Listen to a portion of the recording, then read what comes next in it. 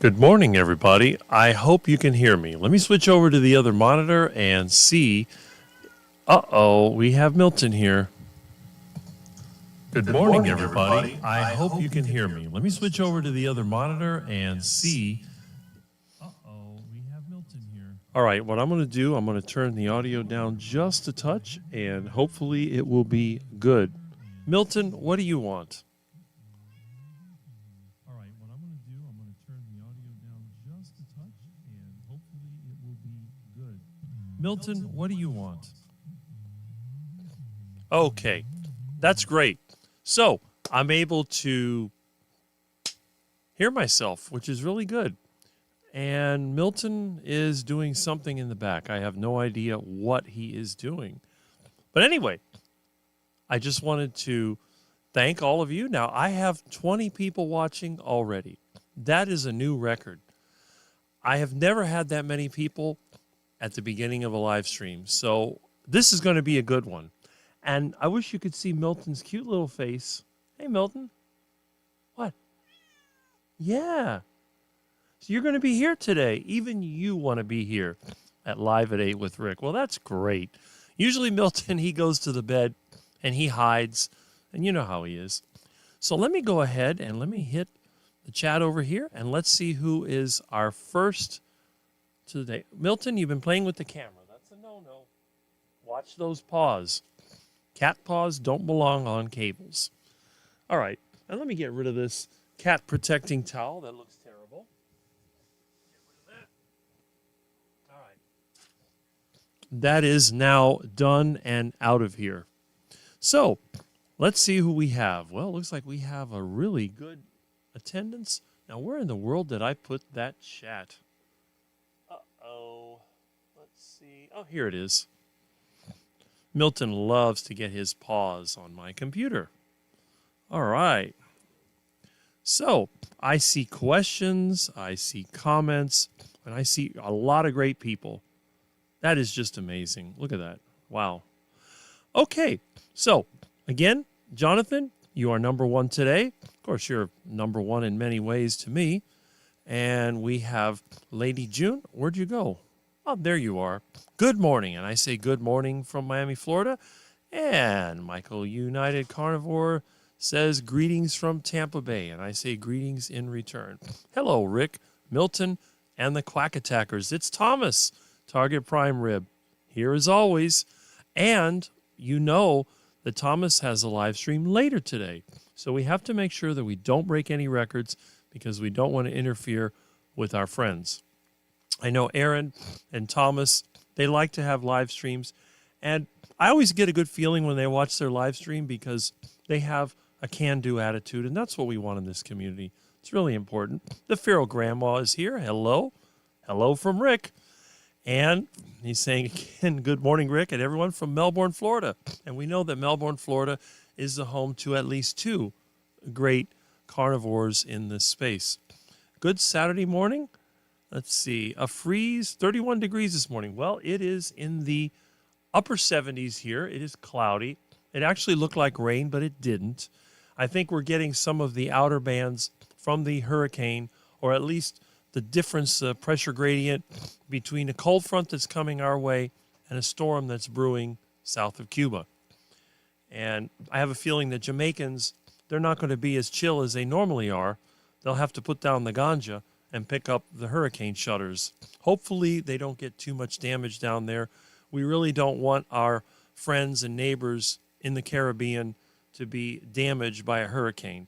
I tell everybody, if you're going to send a major hurricane somewhere, please send it here to Miami. We need one badly. But give these people in the Caribbean a break. I mean, come on. They don't have the kind of money that they have here. Here they have unlimited money. They're constantly destroying Miami. So a hurricane would be the best thing that could ever happen because it would destroy so many buildings and all these developers would be having a wet dream thinking about all the money that they can spend to create more debt to keep the game going. So, you know, if there is a Mother Nature listening, please, if you're going to make a hurricane, send it here to Florida. Hey, if you really want to do something nice, send it a little bit north of us, maybe to Palm Beach County. That'd be a great place. They haven't had a storm for a long time. And they would love it, especially some prominent people, because they really do want to have a new home. And if you don't see my sarcasm, well, anyway. So Terry Girl says, good morning. Weird how they switch. This is sort of a YouTube thing. They're getting rid of the personal names for some reason. I have no idea why they're doing that. On mine, Charger Mopar with parentheses Rick, they took away the parentheses Rick. They've just gone to the YouTube handle. Oh, well, what can you do? And, hey, look who's here. Yes, they changed your name too, but we know who you are. And you're one of our great YouTube supporters, so glad that you are here. Josephine, yeah, howdy, beautiful quackers. Well, hello. My son is visiting. I sent an alarm for this since we stayed up late talking. Well, thank you very much for taking your time to watch a quack. Basically, someone who is a nobody in the space who actually is becoming a somebody thanks to my awesome and elite subscribers. All right. We got some hellos going here and good mornings. And yep, that was one of my images. That was here in Miami, believe it or not. We had a lot of steak houses here years ago. Steak was very popular in the 1950s and 60s. And since I'm a 1950s kind of guy myself, even though I wasn't born then, I do like the idea of steak houses. Let's see. Hi, Rick. I'm just leaving my house now to go to a race. But I'll check back when I'm... All right, well, that's good. Well, remember, this is Saturday. Everyone has things to do. You can always watch a replay if you like, but if you happen to be here, I try to start in the morning. Maybe some people are still getting up. Maybe you're having your coffee.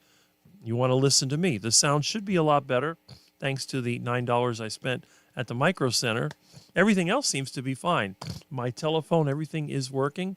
So this is going to be a great live stream as always. Now, I can't live stream every day because I'm not retired.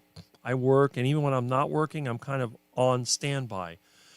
I could have a day where I plan on doing nothing except being home. The phone rings. I have no water pressure. My lights are flickering. I have smoke coming out of my breaker box. My equipment is broken. I need to get work done, but the dozer won't start, or the skid steer has a leak. It's always something. My air conditioner's broken. I have water leaking in. So at any time that phone could ring, and I could be out there in the quack van, going out there trying to solve somebody's problem. So let's go through the hellos here. Yes, Amy and friends, Juliet, and several more of us, George, and who else was there? There was some... Well, Peter was there when he was awake, and it was a pajama party, although I don't have pajamas. I just have my underwear, which is what I was wearing. And I went in there and participated a little bit. I didn't participate much because I was making yogurt. My yogurt is going to ferment until tomorrow morning, Sunday morning. So it'll be 30-something hours fermenting in the oven with the pilot light. I also had trouble with my gas when I was trying to make the yogurt. The fire went out. I had to go back and switch fermentation tanks. So as Amy always says, the strawberry poop gas, it had problems, but I got it fixed and I was cooking. And you know me, I don't complain when I have problems. I just fix them. I do the best that I can. So hopefully everyone appreciates that. Bye, Donna. See you soon. Okay. So let's see. And Gary is here. Good morning. Woke up just in time. Now let's see if I can stay awake. Well, I'm going to do the very best that I can. That sounds good. Yes, I hope so. Ed, Amy says, I need to be with friends. Well, you're always welcome here. Mannix Gaming. Hello, guys. Hello. Excellent. And audio sounds stellar. Well, thank you. Thank you very much. And things are only going to get better thanks to another one of our excellent subscribers who has provided me with resources to go out there and purchase the parts so I can build an awesome PC. I want to get the best PC that I can, something that will last for many years. There's several things I want to do in addition to the live streams. I want to be able to do collaborations. I don't want to sign up for a streaming service like StreamYard or AVMux or whatever. I want to do it directly through YouTube. For some of you who are also YouTubers, we can have side-by-side, do collaboration, just like we did in the old days when you had the Google Hangouts on air. That would work pretty well. So that's in the plans. Plus, I also want to use video editing. Probably, I mean, I have the old program I used to use, but there's also DaVinci Resolve, which I downloaded, tried to use. It crashed my computer every time. So I have not been able to edit videos other than what I could do on the old iPhone with iMovie and just put clips together. But there's several things I'd like to do. I'm not going to go into the whole animations and the whole special effects and the AI, and that's not going to happen. What I'm going to try to do is make a 1950s or 60s style video that's reminiscent of those movies and edit it. I have a lot of subjects to cover. Remember, this is not a carnivore channel. I am a carnivore, yes, but the channel is about my life, where I live, and different things that I encounter. One video could be about environmental issues. Another video could be about energy. Another one could be about food supply. There could be videos on basic psychology. There could be videos on history. There could be a lot of different things. I don't want my channel to be predictable. Every day you go there, well, he's going to tell us about carnivore. Vegans are welcome here, paleo, whatever. I don't care what you eat. You can eat cockroaches for all I care. You can be eating the bugs, and you can still come here. I'm sure I could give you some recipes on how to cook your bugs, and I can definitely give you advice on how to make escargot and all these other things, but that's just the way that I am. Now, what did I do? It seems like I lost my video. What happened to my display? Oh, come on. Oh, there we go. Okay. I think when Milton was playing with my keyboard, his little paw was coming out from under the monitor. I think he touched Alt something and knocked it out. But anyway, let me just double check my sound. Was playing with my keyboard. His little paw was... All right. Sound is still on point. So all of you who were correct, and again, I'm using the same old microphone, the same old mixer, the same old everything. All I changed was a teeny little USB adapter. And I'll tell you one thing. Considering how cheap it was, I would recommend it. It was made by a company, it's a knockoff company called Vantech. We used to have power supplies made by a company called Antec that were expensive, and there was a knockoff called Vantech, and they made power supplies. We used them years ago. I went to Micro Center. I saw that. I had to ask the guy at Micro Center. He didn't even know where it was. But after doing a little exploration, he was very helpful.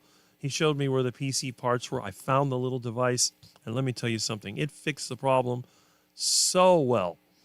So I'm giving credit where credit is due. Amy says he's chewing your mic cord. Actually, Milton left the room. I think he went back to the bed. And who else do we have? We had the whole thing skip on me. Wow. Look at all these comments. John Beatty. Okay. John Beatty Art, another great supporter of the channel. I'm glad that you're here. And we have some more hellos. And Lewis is also here, the cat man. Good morning, Rick and friends. Well, good morning. I'm glad that you are here. I'm super happy about that. And yes, the sound is a lot better. I am very happy. And the best thing is, this is a time of the year when I'm at my best. You know, I have my sinus issues. Once the weather starts to get cooler, it's not so hot all the time, I can open my windows. The mold goes away. The sinus issue is a lot less. I can make videos that are pleasant to listen to and halfway decent to look to, if you don't mind looking at a skinny quack like me. All right, so we have more hellos. One of the great things about my channel and a lot of our channels is that we all say hello to each other. We talk to each other. And the beauty is, I don't care what you put in the chat. You can chat back and forth because the main reason for having a live stream is that we get together. In other words, let's say that you go to somebody's house and he's talking to somebody else, or maybe you're watching a TV show. You're going to talk to each other. You're going to say hello. You're going to shake hands. You know, my fan is starting to speed up. But anyway, you're going to have this sort of camaraderie, communication, whatever. And it doesn't matter who is the one that is the star of the show.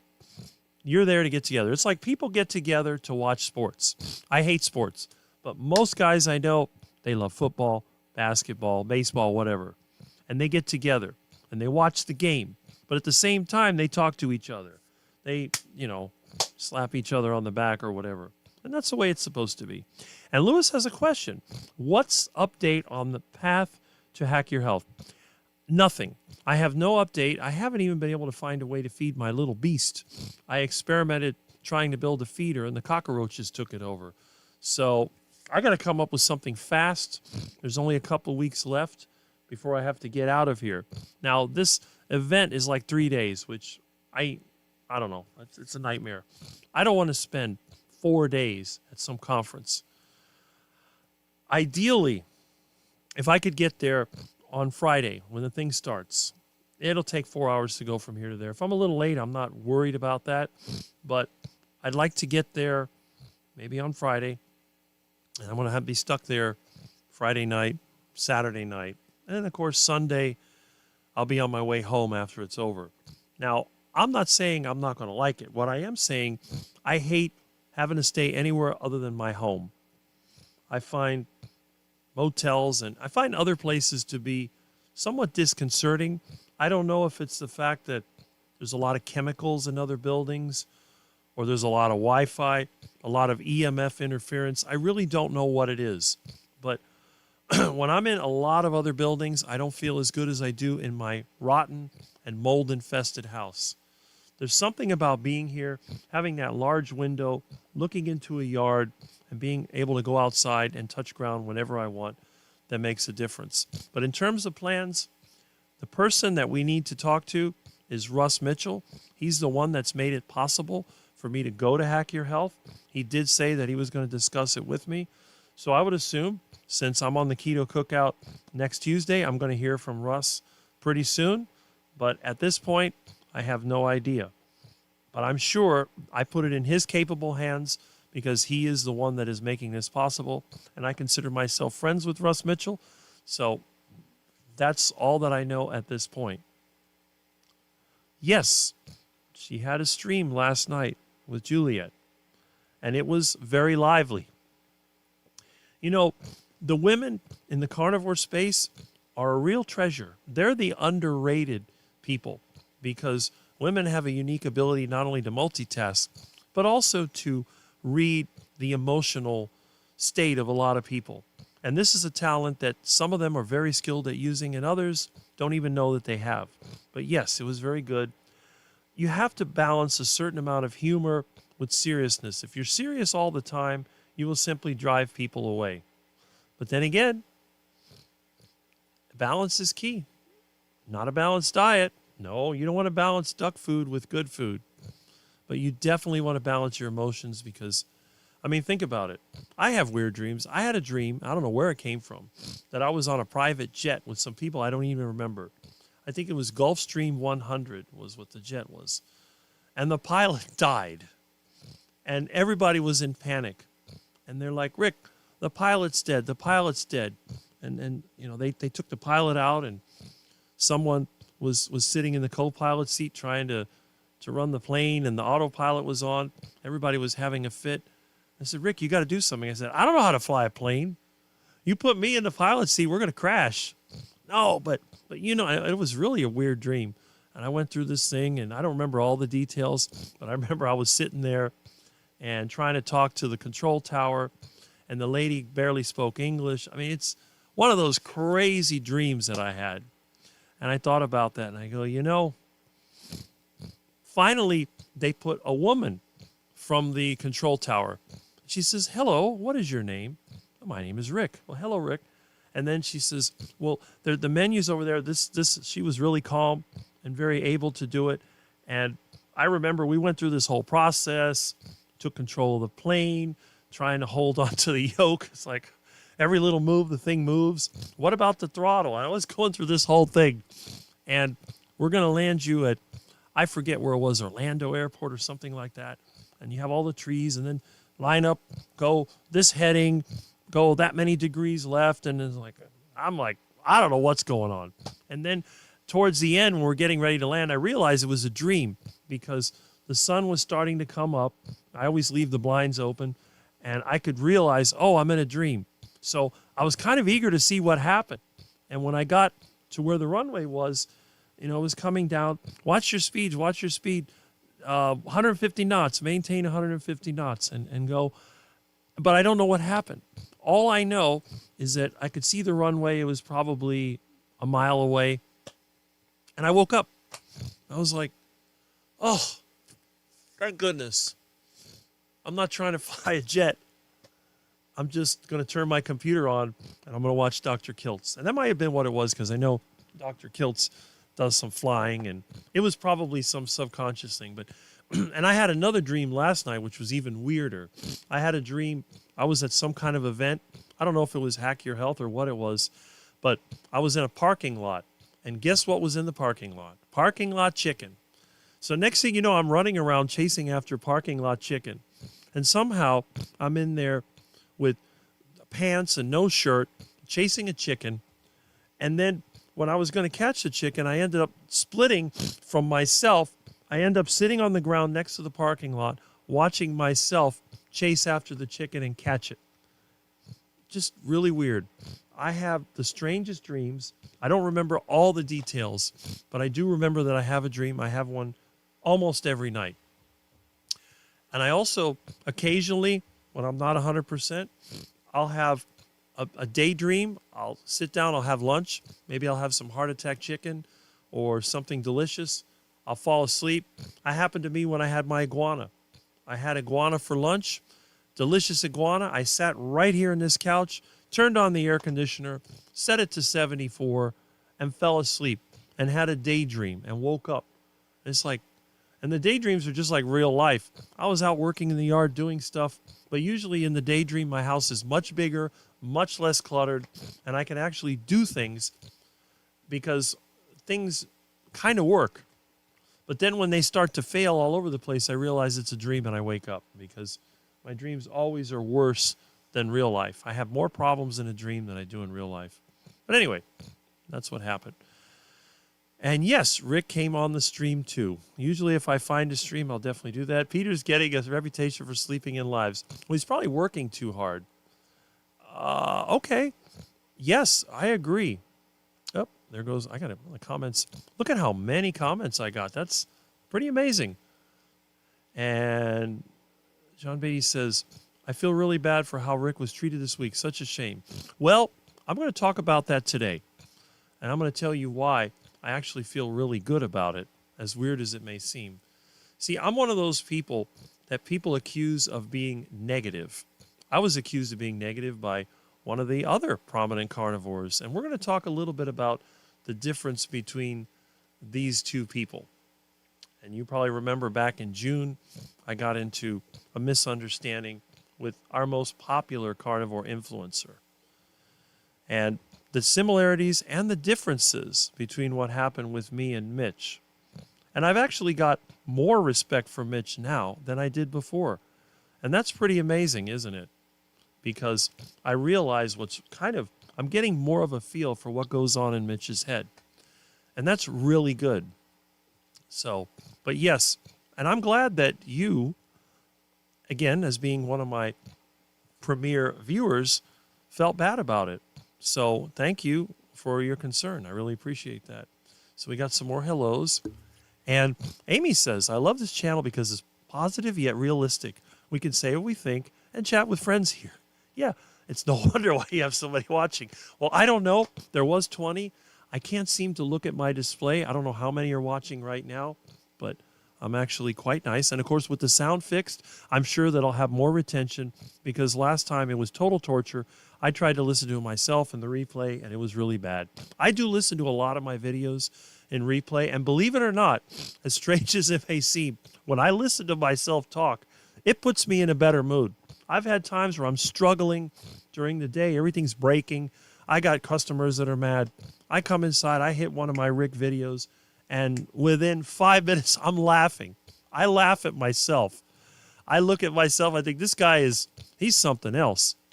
I mean, he's almost 60, and he acts like a 20-something, but that's fine. And Terry Girl says is rude, but it's okay. Yep. There was no need for it. Yeah, I agree. There was no need for it. But again, we're dealing with imperfect people. It's like my van with a bad transmission. I may want to pull my Bobcat trailer with it, but if I do, it's going to blow up. So I have to learn how to use the tools that I have, and that's it. Yes, Amy, that's right. That is correct. And you know what? That is your right to do so. That's one of the great things about the internet. We have a lot of people to choose from. If somebody is not giving us a good feeling, why would we punish ourselves by watching someone that affects us? And that's great. And I'm really happy that we have that choice. And I'm happy that you're here, along with all of you.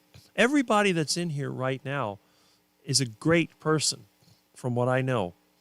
Your regular comments, your regular viewers, you have great ideas, you're helping me.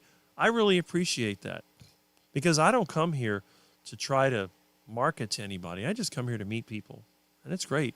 I remember when Sizzler came out. It was popular for its cheap, yucky steaks. Well, I got news for you. Sizzler wasn't that bad. Sizzler here actually had a buffet. They had some fried chicken. They had taco meat and all that stuff. I used to like the taco meat, and it didn't make me sick. Taco meat, for example, Taco Bell meat, makes me violently ill. But the Sizzler taco meat was very similar to Taco Viva, and I always liked Taco Viva meat, even when I ate tacos as a kid. Between what was that place? There was a restaurant, El Torito restaurant. You had Taco Viva, and then you had Sizzler. Sizzler was very popular here in the 1990s, but eventually they went away. Golden Corral is another one that's known for somewhat yucky food. I haven't been to a Golden Corral in a while, but the choice, when you're a carnivore like me and you hate eating out, a buffet or smorgasbord is really the only choice. And if I had my way, if everybody was like me, oh boy, there would be a lot of very frustrated, wealthy parasites that would probably be jumping off of buildings if everybody was like me. Because all the fancy places, all the designer brands and everything would go out of business. Who would buy Hermes bag when all the women were like a female version of Rick? Now, on the other hand, they might be very busy at the Bobcat dealer or maybe the Caterpillar dealer. So instead of Caterpillar being in the industrial area, they might be in the shopping mall. You might go to the shopping mall and I got to stop at Caterpillar.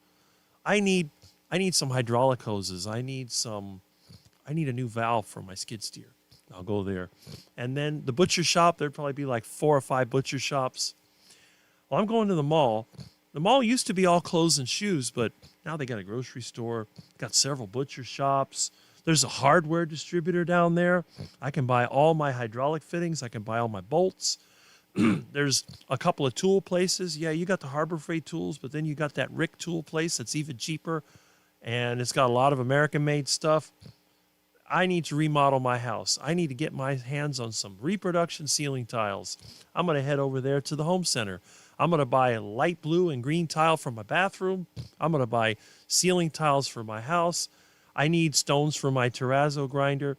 So it wouldn't be like the economy would collapse. It would actually thrive. And then, if everyone was like me, you'd have a government with no property tax. There'd be less income tax. Government would be smaller. I think it'd be pretty good. So, but anyway, I try to maintain the inclusive attitude. Again, I don't care if you're carnivore, a vegan. I don't care if you're Paul Saladino. I welcome Paul Saladino. Now, he would never go around me because he likes to get attention to himself. But if I saw Paul Saladino looking around for fruit, I would invite him into my yard. Right now, we have mamey and avocado. I'd be here, Paul, would you like some fruit? Bring out a big basket full of fruit and watch him devour it. And there is a wild beehive in the backyard, so if you like honey and you don't mind getting stung, you might want to grab some of them too. Okay, did Bonanza Steakhouse Big Fat? Bonanza Steakhouse was here so short, I don't even remember. Of course, I never liked bread. Yes, I fixed my strawberry poop gas, and there is some strawberries in the tank. Yep. And, there's Kelly. And again, we know Kelly. He's starting his own off-grid carnivore channel. I haven't seen any videos from you. I don't know if you're making any or YouTube's just not sending them to me, but good that you're here. And again, he used to be called Broken Carnivore. I guess they changed his name to, I don't know why YouTube's doing that.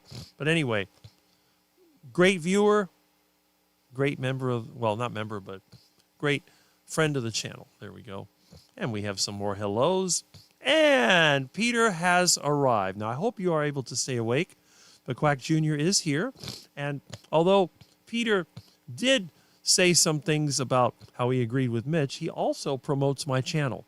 So when he was on Amy's get-together last night, he was complimenting me on my channel, and I appreciate that. So that's really good. I've never heard Peter say anything bad about my channel. So that is really appreciative. So I'm glad that you're here. And Sandy Blythe, good morning, Rick and friends. Good morning, fellow Floridian. We're glad that you're here. Hopefully you're not getting any of this. Well, I mean, rain is a good thing, but hopefully you're not getting all this wind. I've had so much wind, I thought one of my banana trees was going to break. So I went ahead and I put the prop, basically an electrical raceway that I had that's 10 feet long. I put it up against a banana plant, and I put a strap on it, and I have a feeling I won't break my banana plant.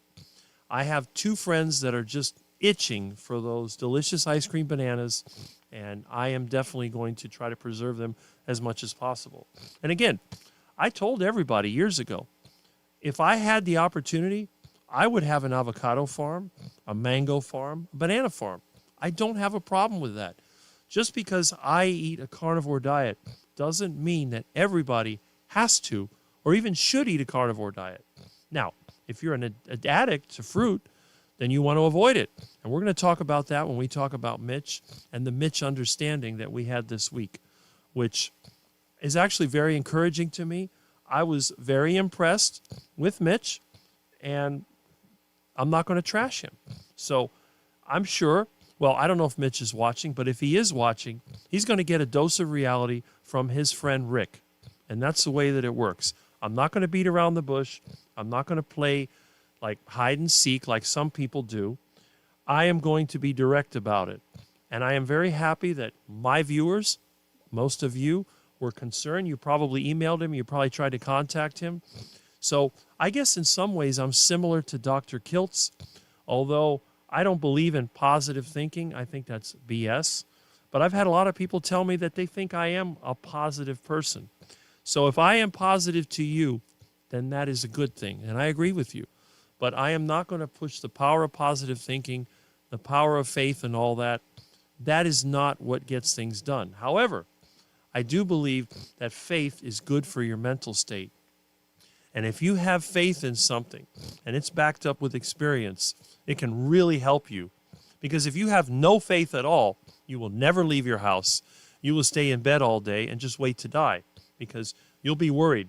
Am I going to get in a car accident? Am I going to be struck by lightning? Am I going to be attacked by an iguana? Am I going to get sick because I ate something and it had food poisoning? What am I going to do? So again, you have to have some faith. You have faith the sun's going to be up every morning. You have faith that you're going to be able to go around and do things. And this is not even mentioning the religious beliefs that people have. You can debunk religion all you want. There's no proof that it exists. There's no proof that God exists scientifically. But, Pascal's wager, what is the advantage of not believing that God exists? There's very little advantage to it. Maybe to some people, it helps ground them and it keeps them from expecting too much. But there's a difference between not believing in God and opposing God. If you don't believe in God, that is your right to do so. We think of that as agnostic. But if you oppose God, if you try to work against him and prove that he doesn't exist, that's when you get into dangerous territory. Trying to prove that God does not exist is a waste of time. I would rather go with the things I know, things I can prove, things that I can do. I can weld something together. I can build something. I can fix something. I can help people to understand things better. I taught school. I taught at the college for 13 years. There are things that we can do that are beneficial. So why concentrate on the things that are not good? Now, what I do agree with is that when people use religion as an excuse to harass or to do bad things to others, that's where I draw the line.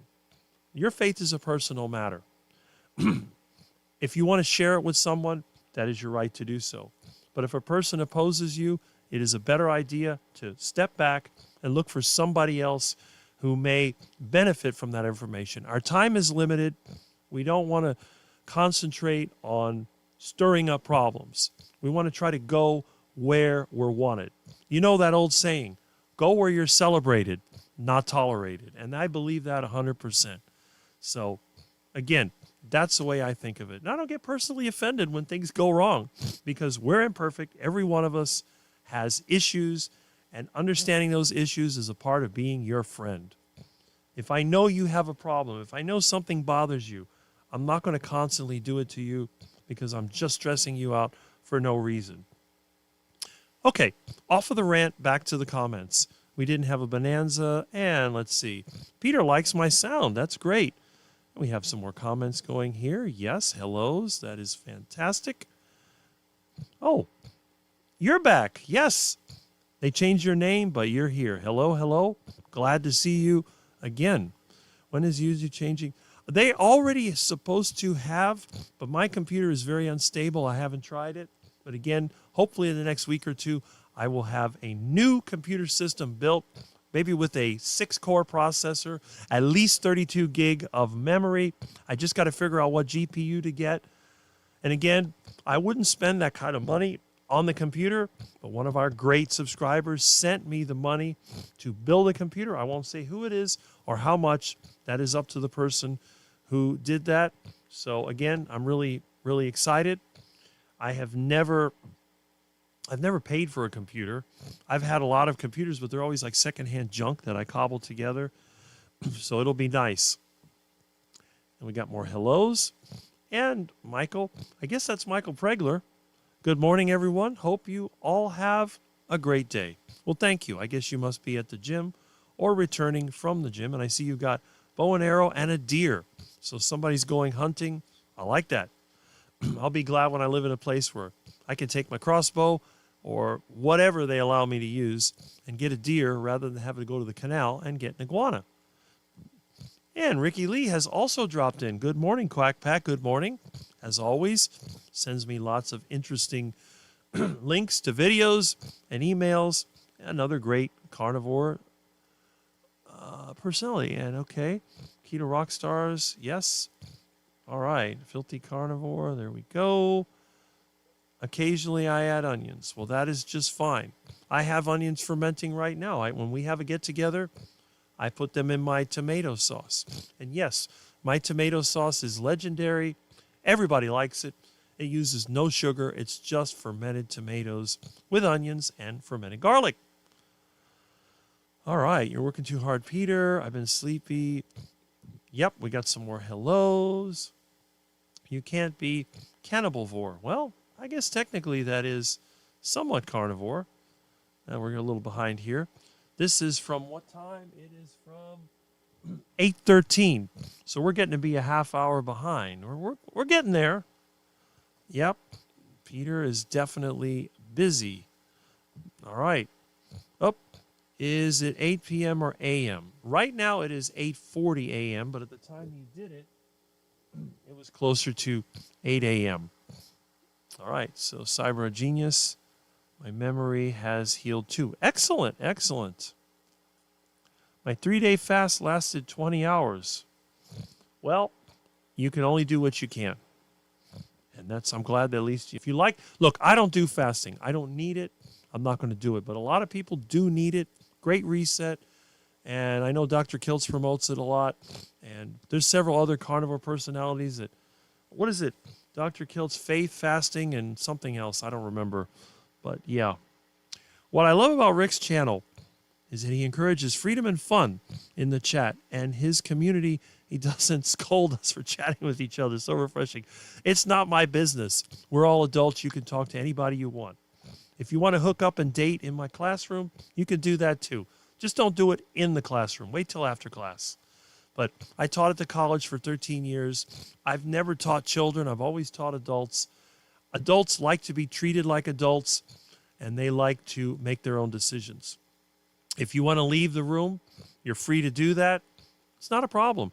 It's like If you're taking a class and you already know what the teacher's going to talk about, do you have to sit there the whole time? I told my students, I'm like, look, I've had people that had experience with the class.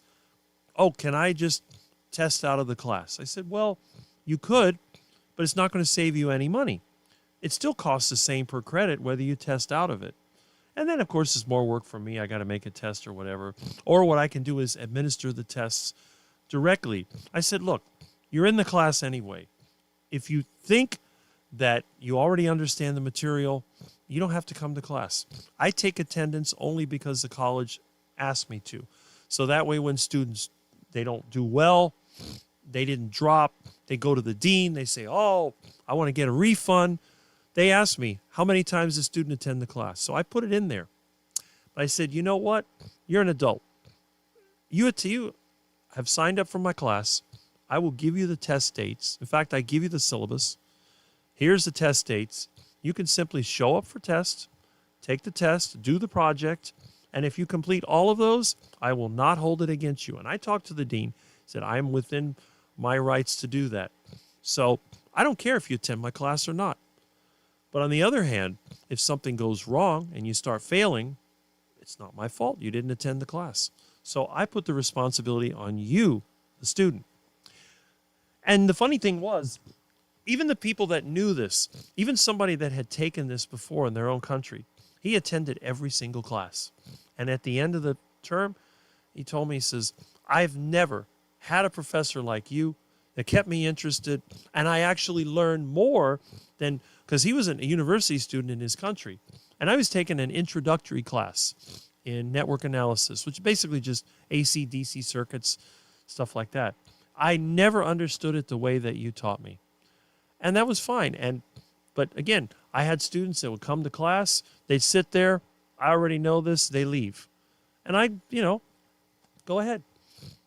They were struggling with another class. I had a student that was struggling with calculus, came to my class. It was a morning class. I think it was 8:30 in the morning. Saw what the subject was, listened a little bit, and left. I had other students that would sit there in my class trying to figure out an assignment for another class. I don't care. You took your time. You paid your money. The college to me was a business, not a daycare center. You don't have to be here. I don't care if you come here. If I came to the classroom and I was the only person here, I would still give the lesson. Now, it would be a lot faster because nobody would ask questions, but I would still give the lesson. I had students have their friends record the lesson. I wish I could reach some of these people because some of those lessons that I give, I told them, if you want to upload it to the internet, feel free to do so. You have my permission to do that because I don't care. I consider the college to be a semi-public place. Nothing that I did in that classroom I would regret because that's just the way that I am. If I make a mistake, I own up to it. And I did this for a long time. It's a shame they changed the program. They went from an AS degree to a bachelor's degree program. They said, well, now you got to get a master's degree. I'm like, look, I already got a bachelor's degree. I've been teaching here for 13 years. Now you want me to go back to college to do the exact same job that I did because some accrediting organization says you have to have this degree. I said, all right, I'll do it if you pay for it. But no, they want me to pay for it. Like, look, I went to college on a scholarship and another scholarship. Why am I going to pay for something to do a job that I'm doing part-time that pays me $45 an hour? Yeah, it's okay. But I only get paid for classroom time. I don't get paid for all the other time. By the time I figure out how long it takes me to teach a class, I'm probably making $25 an hour. I could do the same thing. I could go work for the trash company and pick up dumpsters with a bobcat and make the same money. Why would I do that? So that's why that ended. But it wasn't because I had a conflict with anyone. Students really like me. Other professors really like me because the great thing was they could recommend my class. You had people that were level 2000 classes that they were getting really bad students. The students they were getting were lost. I was doing tutoring originally. So they're coming to me for tutoring. It's like the department chairman at the time, he said to me, he says, can you teach a class? Like, well, I guess I could. You're a tutor. And they actually eliminated the tutoring position simply because they would direct the new students to my classes, the intro classes, and then they would screen them out automatically. The people that signed up for the upper level classes were capable. We weren't getting people like before where you have to have 14 students to run a class. You end up with 18, and then a bunch of them, 8 drop out, you have 10, and then you have to cancel the class. So it worked really well. But again, they changed the program, and poof, that was all gone. But that's where my perspective comes from. You can definitely come in. You can leave. I don't care. I'm going to continue with my talk. I will read the comments as they come in. And as you can see, I'm ranting a little bit more than usual. I'm just here for complaining. Well, there you go. All right. Yes, we come here for camaraderie and community, for being with each other. That is correct. And that is the most important thing. For those of us that can't afford to go to meetups, this is the next best thing. Yep. It's positivity. Well, I don't know. A lot of people think I'm negative. I've had a lot of people tell me I'm negative, but I think it's a matter of perspective. I think that people who are looking for some kind of community are going to find this positive, and that's it. Thing is, I am a realist. I realize that the world is never going to get better. I realize that it is always tending towards disaster. But I do believe that the individual person does not have to be part of that system. You're dealing with a system that is trying to destroy you. But if you get enough people that don't agree with the system, it will change. And think about it. I mentioned this before about narcissists. You have leaders that are narcissists. They want to do all these things. If everybody told them no, they would be completely harmless. They'd be the guy under the bridge mumbling about something while he's homeless. But it's only because people go with them that they run into this problem. And Ricky Lee says, did you make a cooking video on your friend Lizzie the Lizard? I tried to, but my phone took a dump and I lost the video. But that's okay. I will be making another. I will be heading to the canal. This time of the year is usually more active for iguanas, especially when the weather cools off. So I will make a delicious iguana cooking video. It's only a matter of time. I think of it as meeting friends for coffee and some chat in the mornings. QQQ comes up, then good. The person who can answer it will. And that's the thing. You can talk to each other. I'm not going to care. I am not liable for what anybody says. This is for entertainment purposes only. I don't make any money off of this. Therefore, I don't care what you do. You can do whatever you want. Now, if it turns into an insult, people are insulting each other for no reason, then I will delete you. But so far, in 18 years of YouTube, I have never had to block anyone, and I don't care. You can say whatever you want. I am the person that really doesn't care. You can say whatever you want about me. What I do care about is when people take advantage of others. That's when I become aggressive. When I see people playing games and putting out lies and all this other stuff, if I see somebody putting out lies about one of the other YouTubers that I know, if I see somebody putting out lies about Mitch, I will blow up. All right? Even Carrie, if somebody puts lies about Carrie, I'll get angry because that's just the way that I am. If I know that somebody is lying and spreading false information, I will go after you.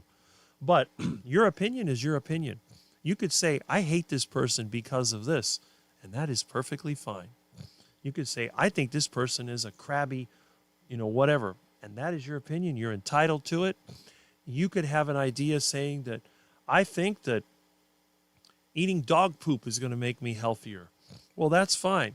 But if you tell other people to eat dog poop, that's when I'm going to go after you. Rick is also quite eccentric and unique. Rick quacks me up. Yes. And that's the whole idea. That is really why I'm here. And another one of our YouTubers, Cindy, is here. Hello.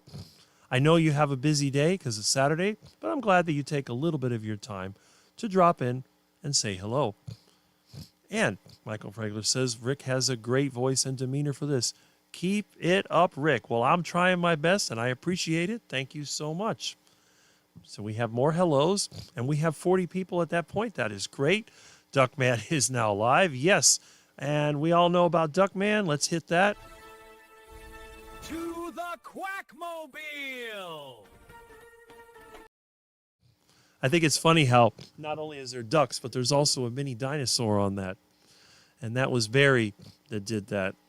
And it was actually Mitch that sent it to me. So Mitch does have a good sense of humor. Good morning. And when we were talking about Russ, yes, and we all love Russ. In fact, I think Peter actually mentioned how much he enjoys a keto cookout. And I've had other people tell me, I love the fact that you're with Russ. I've only had one person tell me, why do you waste time with that crazy man? He's fat and this and that. But everybody else says, we love Russ. We love the singing. We love the reverend thing. We love everything about Russ Mitchell. And you know what? Rick agrees, because I wouldn't be on with him every 2 weeks if I didn't like him and think he's awesome. Russ is the first person and the only person so far to meet me in person, and he knows that I am not an AI-generated quack. I am the real deal. He even saw the van. So, yes. And Russ also had a van, so I guess that's a good thing. Nice work on that. There we go. It was a good time. And again, I skipped through these. I had no idea what I was going to talk about, and bam. Women rule in the carnivore ketoverse. And again, women are an underappreciated part of this community. I am very much for women because all the successful channels, they have a woman associated with it. I mean, look at Carrie's channel. He has his wife, Jen. And she's going to be nice enough to be interviewed by our friend Thomas in January. And think about the others. Everybody loves that Bella gal. That's a woman. Who else do we have? You got the Kelly Hogan. You got that anorexic lady. Marie Emmerich. There's a lot of women in the carnivore keto space. And then we have our friends here, such as Amy, Juliet. These are great women that are in the space. And the thing is, I'm against the whole pay-to-play community. But a lot of people want to be carnivore coach, and there's people out there that want that one-on-one carnivore influence.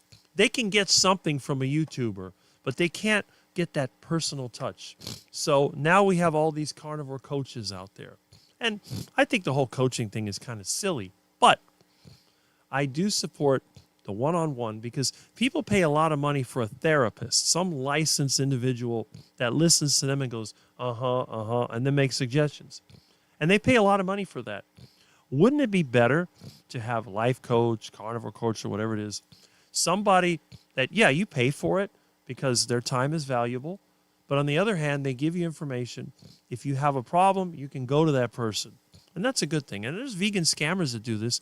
There's that goofball Shane Sterling that has his so-called vegan heroes where they pay $30 a month or whatever it is to maybe get contact with him. So if the vegans can do it, we can do it. And women are the best when it comes to reading emotions and multitasking. Most men, now I'm not quite that bad, but most men are very focused. They like to do things like this. They focus on one thing at a time. I can juggle different things at the same time. So, yes, women are a big part of this community, and we need to support them because without them, we're just a bunch of quacks, basically. Yep. Your live was great, Cindy. That's right. And we got some more hellos. I'm going to go up and make coffee. My vegan son will be having shredded wheat for breakfast. Oh, my God. Ugh. Yuck. Disgusting. At least my vegan friends appreciate fresh fruits and vegetables. But shredded wheat? Are you kidding me? Ugh. That's barely duck food. Poor kid. Yeah, I got that right. Ooh. Okay. He's busy quacking. Anyone know if Rick has a buy me a coffee? No, I do not.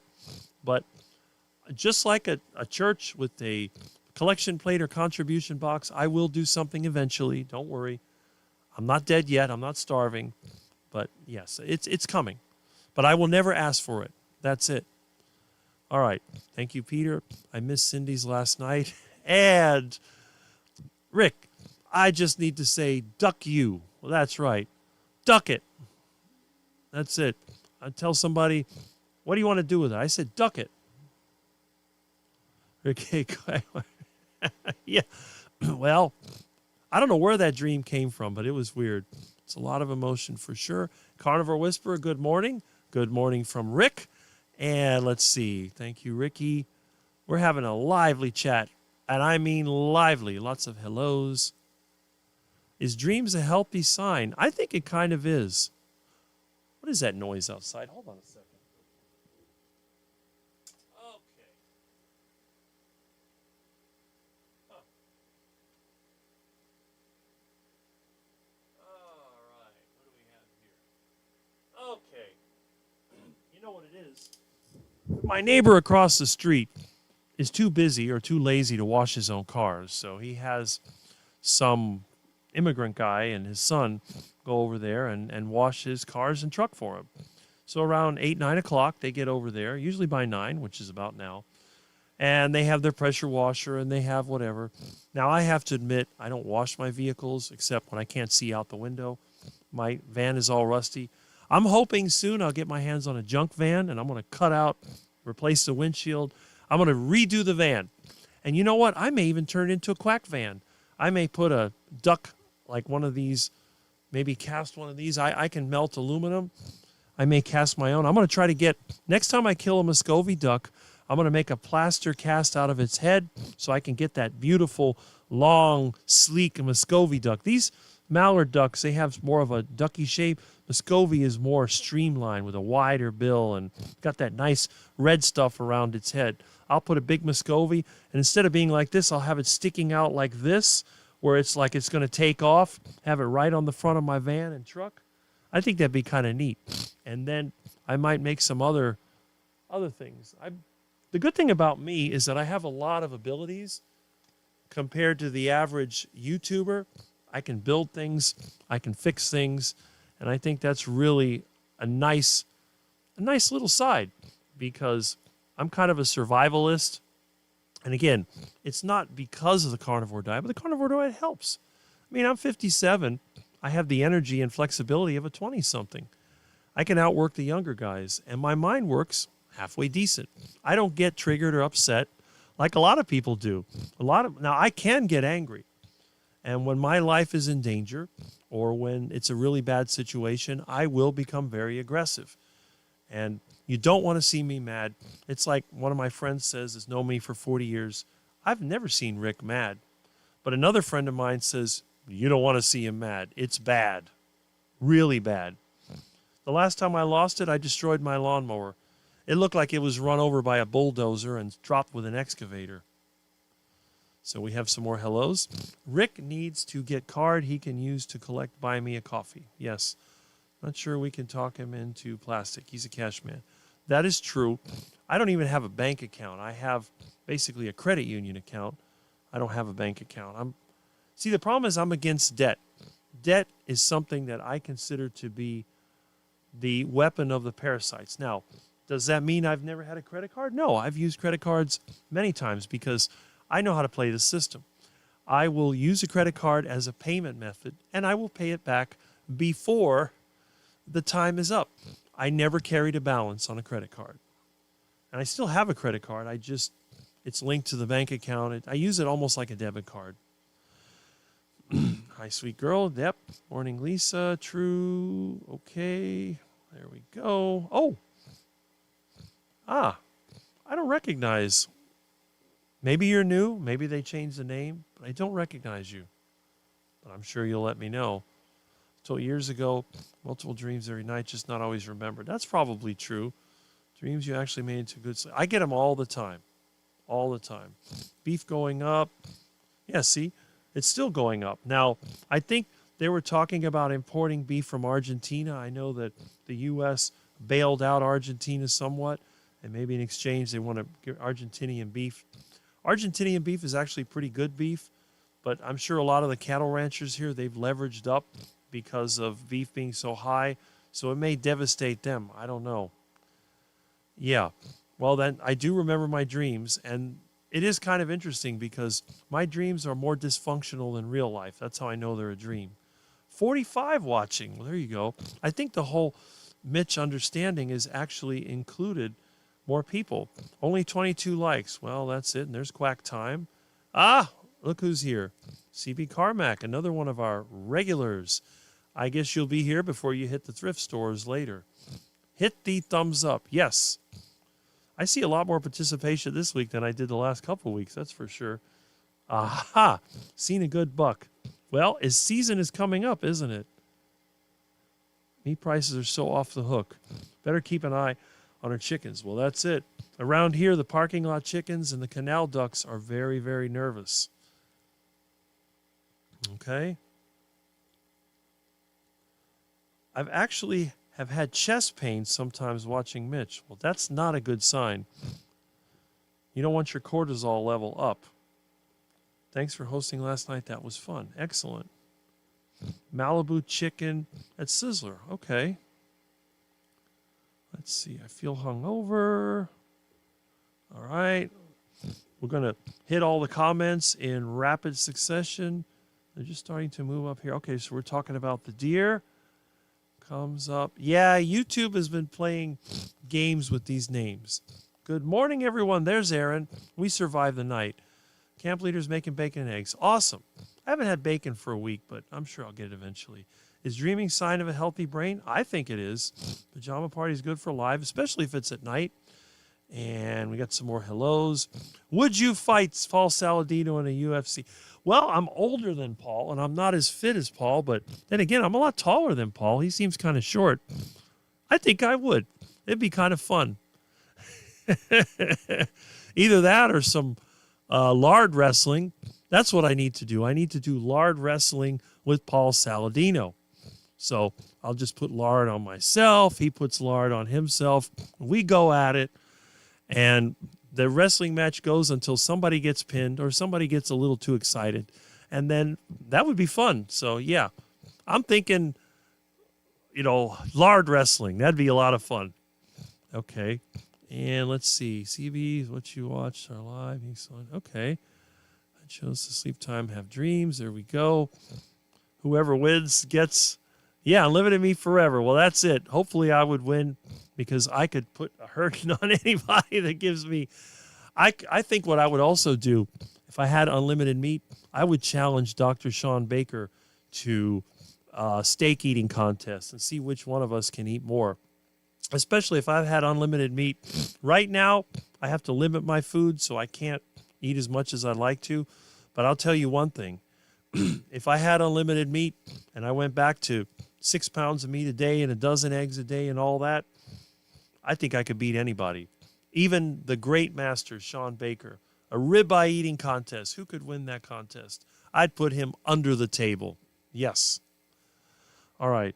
Started watching Mitch to be with you guys, and I liked seeing his progress from his stroke. But now I feel myself saying, why do you watch him?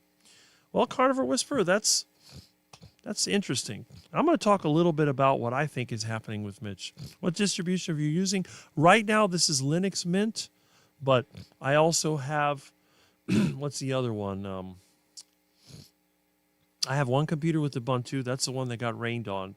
And the other one, what is the other one? That's an old one. That's CentOS, CentOS. I think I've reached the end of the updates on that one, but that's it.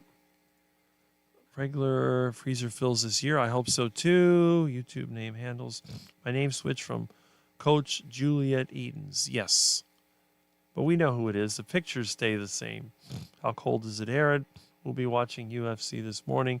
My son has some hack method to watch it. Well, there you go. All right. There's some good fights. Put Linux on my old laptop. Brought it back to life. Yes. Thanks to hearing about Linux here. Well, thank you. I'm glad that you're listening. I like to think outside the box, as they say. I think it's live, some pay-per-view thing. Ricky, Carnivore perfectly suits me. Well, it looks like it's doing well for you. And again, I'm glad that you come here and share your experience. Once I get my new computer and I start doing interviews, I hope that you and other people might want to have a little interview with me. Now, I know every carnivore has a series of interviews. I've been on most of them. There is one prominent carnivore channel that has never interviewed me one-on-one, and we know who that is. I never understood why. I thought we were friends. But anyway, I'm glad that it suits you. Now, it's not for everybody, but if it works for you, why change it? And then again, if time goes on and carnivore doesn't work for you, you could change. No one's going to stop you. There's no carnivore police. And even if there was, I have diplomatic immunity because, well, I am the longest-term carnivore in the United States. I am also the tallest carnivore that I know of and the most quacked. When you think of ducks, iguanas, tall, skinny guys, old cars, leaky roofs, and the 1950s, there's only one channel that comes to mind, and that's mine. That's right, Peter. Enjoy your time with your son. I'm struggling. Okay. I'm struggling with my cheese addiction this week, and Amy was talking about this, and it might be a good subject for a video, the cheese addiction. I have cheese in my refrigerator. I'm not addicted to it. I can take it or leave it. It looks like somebody's calling in. Okay. Hopefully they learn how to use the extension. I had to put that there because of all the spam callers. The spam callers have really been picking up. I guess since my YouTube channel has become more popular, that might be it. Let me see if I still have dial tone. Yeah. I still have dial tone. So whoever called in, you may have reached the spam message. And by the way, I'll put my phone number there. You have to hit 7, extension 7, if you want to talk to me. Linux great for most people. It is if you get used to it. We can say faith here. Yes, you can. And Jamet says good morning. Another one of my great subscribers. Always with some great information, with encouraging, very optimistic. And again, I don't use the term negative and positive because I'm an electrical engineer. Without negative, you have nothing. You have to have negative and positive. I use optimist and pessimist. I am a realist. So you have the optimist over here, you have the pessimist over here, and right in the middle, there's me, the realist. Some pessimism is a protection, and some optimism is a great motivator. So if you get in the middle, you're doing great. That's what the balance should be. Okay, somebody else is calling, and we're going to see if that person can figure out how to get through the menu.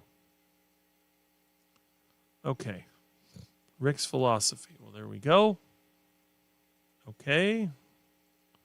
Zero carb philosophy, right? Yes. I made garlic fries for my son. I'm feeling gassy this morning. Well, that's it. Doug would kick me out of the house before he got rid of his cheese. Well, do the best you can. And I'm catching up. Thank you for saying faith. I have faith. Well, the thing is, faith without works is dead. I don't have the willpower.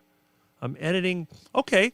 Kelly says I'm editing my next video for my Homestead channel. I'm going to make a video for the Broken Carnivore channel explaining why I have a limp when I walk and why carnivore won't heal the issue. I'm looking forward to that. Sandy looks so happy in her profile photo. I don't know if I'm celebrated here, but I feel accepted. We have no problem with anybody. I don't care who you are. You took your time out of your day. Our time is the most valuable thing in our life. And if you take your time out of your day, that is fantastic.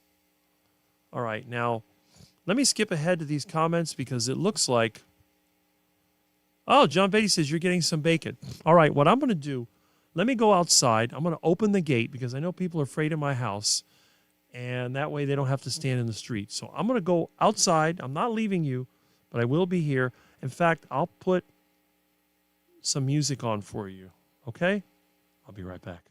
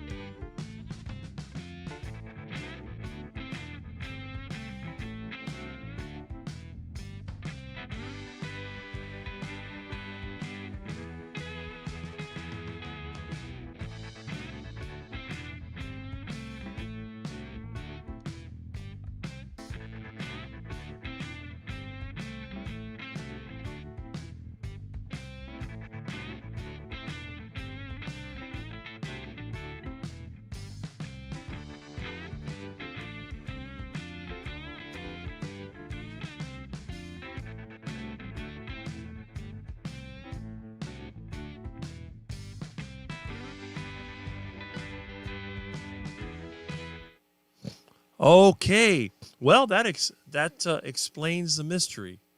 Now, someone was trying to call me. I ended up stepping on Milton because he was sitting by the door trying to get out. So now Milton, oh, here comes Milton. Here we go. Hey, Milton. Are you okay? Come here. You're a sweetie. I like you. You're a very nice kitty. Look at that, Milton. And let's take a look at what our wonderful viewer sent us. We have a box of eggs. We have, look at this, Milton. We have bacon. We have a couple of weeks worth of bacon. Okay, I hope you can hear me. So we have bacon right here, and we have eggs. And I guess as a reference, we have Kerrygold butter. Okay, so what I'm going to do, Milton is over there. I don't know if you can see him. He's right in front of me. Look at this. Look at Milton. Hello, Milton.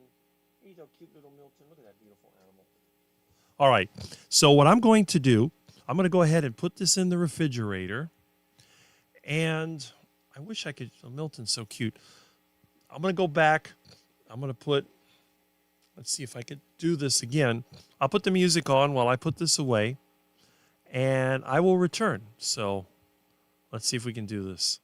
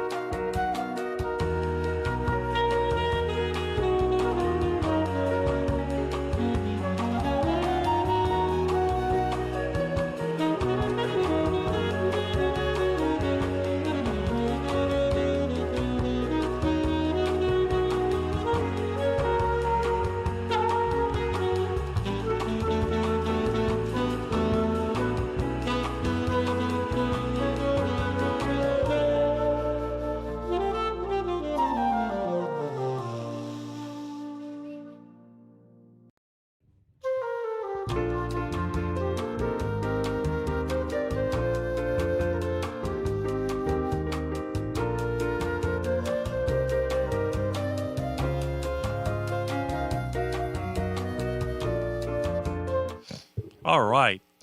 Well, that was very nice. A large box of eggs. A whole box wouldn't fit in the refrigerator, so I took the trays out and I put them on the shelves, and that is fantastic. So now bacon and eggs will continue for weeks to come. Well, thank you very much. And we can thank our friend John Beatty Art, it looks like. Let me see if I can get... Oh, where'd my comments go? Uh-oh. Yeah, I'm sorry I stepped on Milton's paws. Yep, John Beatty. There we go.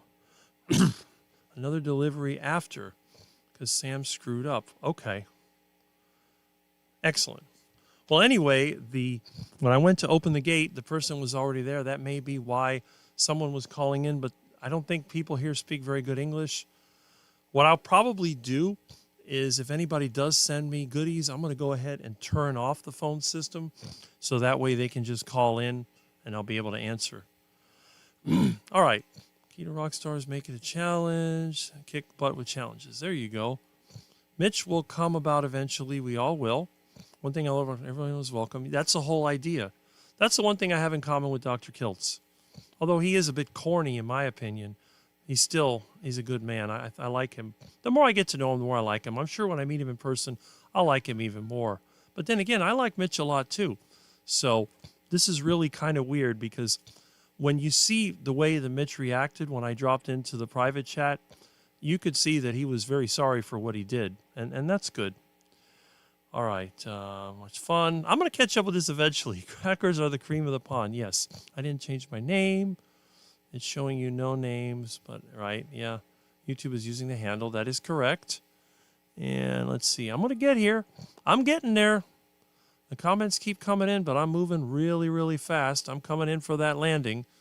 Grandson's almost here. Enjoy, Lisa. Telling Rick how good this meal I had. I added tomatoes and sour cream to my plate of scrambled eggs with a side of ground beef. Well, there you go. See, I don't like raw tomatoes. I can't stand them. But fermented tomatoes are quite good. I've made stew. I don't like... It's interesting. I don't like fruits and vegetables. I have to admit it. I can eat green bananas only if they're fried.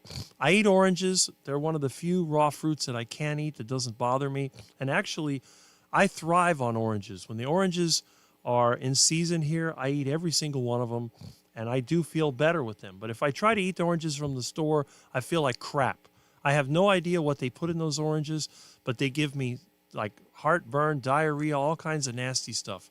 Store-bought oranges do not agree with me. The ones from the yard are fine. Had gas log service this morning. I must be cold over there. It was really good, though. I don't like tomatoes, though. Probably have had tomatoes 5 times in 2 years. Okay. Sour cream, though, is good. 47 watching. Hope we get 50. I hope so, too. And let's see. Great show last night. Thanks, Papa, for joining us. Yes, Juliet is a rising star. That is correct. Not only a rising star, but a great person as well. I look forward to meeting her in person, which I will, the Hack Your Health thing. Or as she puts it, Quack Your Health. Okay, first time in here. I had heavy cream yesterday for my coffee. It was upsetting my stomach, so I've been having black coffee. Okay, Ricky, so the black coffee is better. And obviously, you're not going to have a lot of sugar in black coffee, so that may be part of it. Sunday watches reaction to that comment. Okay. Your date is tomorrow. Yeah, Peter, he's got his date tomorrow. I hope that he enjoys it. I don't date, but, still no cheese for a while. I don't like being bound, and it's good for that. I've never had that problem. Is this date number 2 or a new lady? So we got some questions for Peter over there. We had so much fun last night. Yeah, it was fun. Did you watch Cases Live? And hypoglycemia after putting honey on my cocoa drink. See? I love that Rick has 50 watching. Yes, I'm glad that too. It means that I'm not total quack, whatever, cracked up quack. Spinkle parm directly. Okay, so we're talking cheese. That's good. 53. Yes, tomorrow night. All right. Cardiologist, just because you have a bunch of things behind your name doesn't make you smart. One of the better doctors I've seen. That's really good advice. Mitch was crazy. My mouth was open. Just want to go out and have a nice dinner. And Merla Kelly, good morning all. Good morning from Rick. Didn't know you were watching, but I'm glad you enjoyed. Rick is honest, based on my observation. not positive, negative. That's right. It's called realism. Not optimism, not pessimism, it's realism. Mitch has been morphing into that Walter character. Well, he likes a character, and that's fine. And it may work to his advantage. Who knows? My daughter get a college professor. They get antsy. She breaks them into small groups. So they work on assignment, just chit-chat and get it out of their system. That's right. That's when we were talking about how I used to teach in college. So I'm way behind. What am I? It is... This is 8:48 and it's 9:23. See, Mitch is right. It's hard to keep up with all the chats. I agree. And DS111 is here. Hey there, yes. I like to wake up with a positive, happy attitude. Thank you for a calming, fun, informative channel. Well, Jeanette, I appreciate that, and I give that to you every week. I was disappointed in his non-apology. Well, apologies vary based on the person. Positivity brings positivity, negativity. Let's be positive people. Okay, cats are not allowed in here. They are required. Mitch, turn off the chat. Yeah, Peter made that suggestion, and maybe just post a video. It's a good idea. I agree. I don't care about an apology, but I was impressed that he did not block me or something like that. Well, there you go. This show is redundant. Excuses for being mean. All right, so we're still talking about Mitch, and yes, we love Russ. Russ is great peeps, and Russ is underrated. Why does Russ have less subscribers than everybody else? Why aren't people subscribing to his channel? Good question. And yes, he does. We love Russ. I laugh at him, but he laughs at himself, so we're good with that. The only time that Russ got offended is when I made a little bit of a Carrie joke, because I know that they're friends, and I made a joke about fake Carrie versus real Carrie, that at least with fake Carrie, they give you stuff. So he didn't like that too much. But I think it was harmless. Every month we go to a pet store, 24 cans of cat food. I'm here to pay the cat. I have some deer sausage. Nice. About to cook some farm fresh eggs. I love Bob and Russ. Yes. Fun channels. Now, there's several different Bobs. There's Bob Carnivore Talk. And there's Bob, semi-retired Bob. Okay. Yum, yum, yum. Semi-retired Bob is friends of Dave Mack. And I was Dave Mack's first interview. I think I was Bob's first interview. Back in 2023, a lot of people had interest in me. And I was sort of an up-and-coming YouTuber. And then it just kind of died out because I didn't push it back then. Russ is great fun to watch. Always happy. Like to joke around. I'm also fat. So what? As long as you're happy the way yeah, there's nothing wrong with being fat. And there's nothing wrong with making fun of yourself as being fat. It's like I make fun of myself as being skinny and a quack. I have a body like a vegan. So they might mistake me for a 30-year-old vegan, even though I'm a carnivore. But the thing is, if it bothers you, that's when it's a problem. And you have to realize that people who are mean, they look for your weakness. When they find out that something bothers you, they keep poking and poking and poking until they see you blow up, and they delight in that. They love watching people self-destruct or go into panic mode. That's their thing. And I don't do that. I don't care. You can do whatever you want. It's not my business what you do with yourself. Okay. Let's see if this works. Yeah, it does. Okay, I'm trying to move this around a little bit so my face isn't blocked. Semi-retired Bob cracks me up. He is icy and does not care much for humor. Well, that's true. Not a carnivore coach. I will coach vegans back to health too. There you go. Women have a totally different perspective in life. And the thing is, the coaching thing is not just diet. It's a mental state. There are people out there that just, I don't know. They can't handle problems. And I think the best thing you can do is give somebody the advice to help problems. Is Booby Goats in here? She was. And Michael says, I lift weights with the vegan. This dude is ripped and built. And he's probably taking creatine and maybe some other hormones such as steroids. I got a friend, her son is a vegan. He's got a fantastic body. I think he looks great. Of course, he tried to wrestle me to the ground. I ended up pinning him. So that was kind of interesting. But he's 20-something. When they're young, no problem. They get older, they rely on creatine and amino acids. And, because all the vegan bodybuilders take creatine. That's just the way it is. I've never met one that didn't. We have to remember we're all different. may not agree 100% on everything, and that's okay. Yes, need the coaching because line of thought. Well, that's true. And that's what I was mentioning. Deja vu is a dream that you did not remember when it originated. That is possible. That is possible. You must be referring to retired Rick. He has his Wednesday meetup, which a lot of times I'm working and I can't catch, but I try to when I can. Eating dry shredded wheat from the box. Probably trying to trigger me. I passed him some almond milk. Ugh. If you could tell me how to milk an almond, I'll be shocked. I think Mitch will only read the first part of Tyrick's comments and went off on him. Multitasker. That's true. And Supertune is here. Hello, Quackers. Well, hello from Rick. Morning tune. There you go. Sound is awesome today. I'm glad you like it.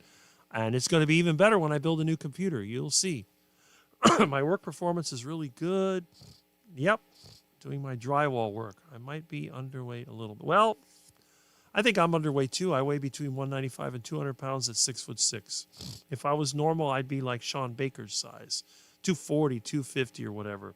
But I'll tell you one thing. It doesn't affect my work. I can work just as well. In fact, there might be a disadvantage when I'm having to work on equipment or wiring that's in a tight space. I had to work on this water heater. If I would have those powerful muscular arms that the carnivores have, the ones that everybody looks at, they walk around with their sleeveless shirt and show off, my arm would still be stuck in there behind that water heater. And with my long reach, strong hands, I can get the job done. I'm around lawyers all the time. They don't realize they can reverse their type 2 diabetes. They don't have a damn clue. Well, if you're around lawyers and they don't sue you, they may actually pay you for advice. Regular people, yeah. And I'm sure in law enforcement, between the donuts and the stress, people are in poor shape. I don't believe you're either overweight or underweight. Eat the way you're supposed to and your body will do. Yeah, that's true. Okay. 52 watching.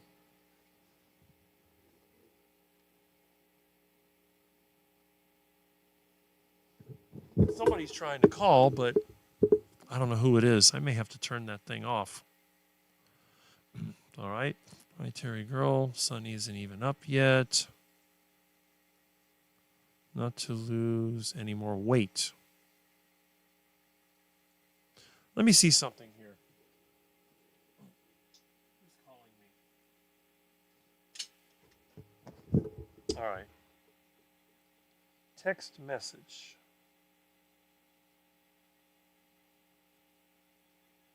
Okay. Oh, here we go.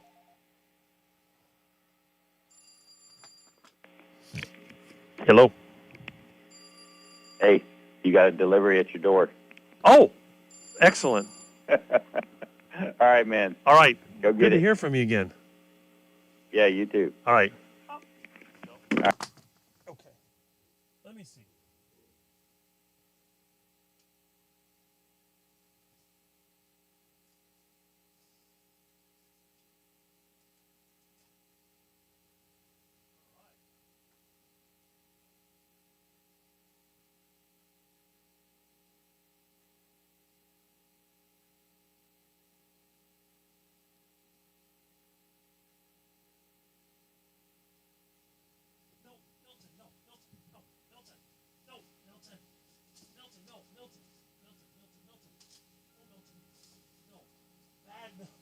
Bad Milton. You're a bad Milton.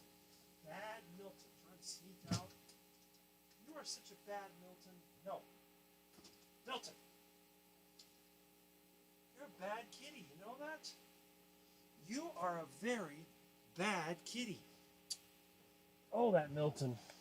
As soon as I open the door, Milton lies in wait, and he wants out.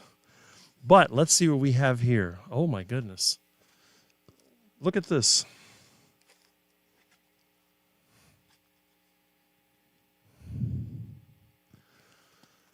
That's awesome.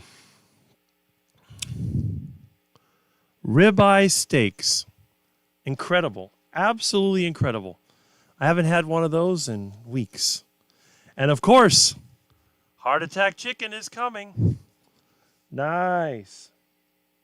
That's great. Well, I'll tell you, there's nothing like a carnivore community. There's absolutely Nothing like the carnivore community. Amazing. So I'm going to put this in the refrigerator, and Milton is over there. He wants out. And we got a little bit of rain too, so I don't know what's going on, but I'm going to go ahead. I'm going to put this in the refrigerator, and I'll leave the camera here. If you hear dead air, don't worry about it. You can probably hear the air conditioner buzzing away in the background. In fact, I could switch the mic if you want to hear background noise. Let me go ahead and do that just in case.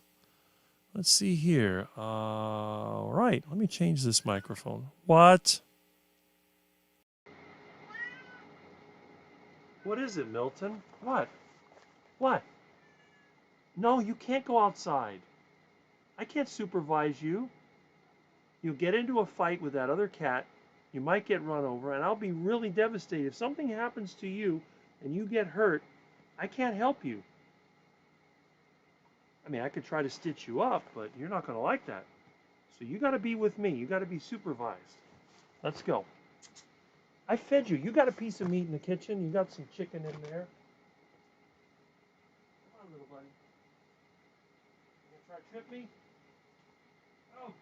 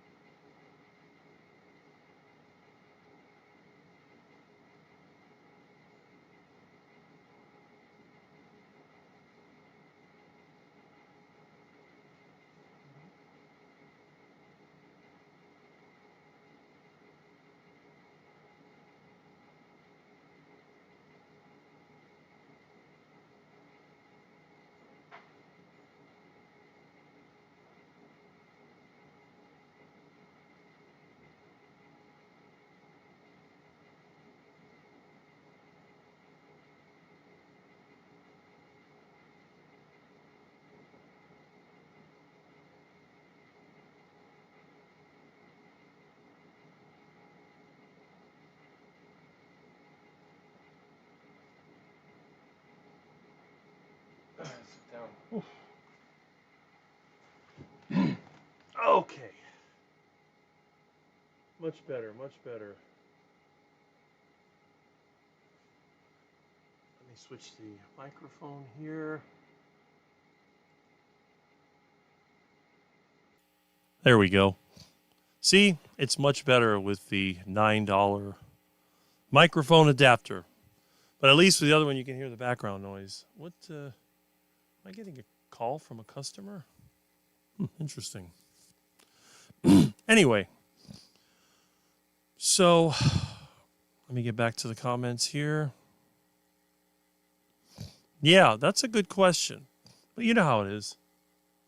Okay. Hold on a second.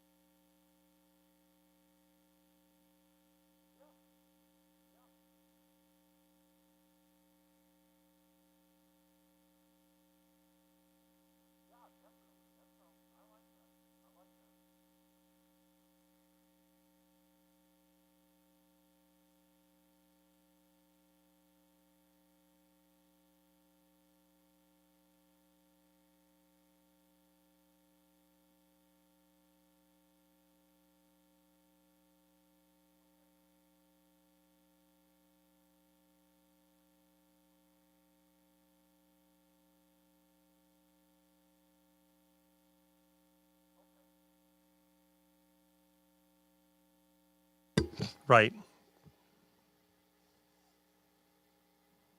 Okay. Sounds good.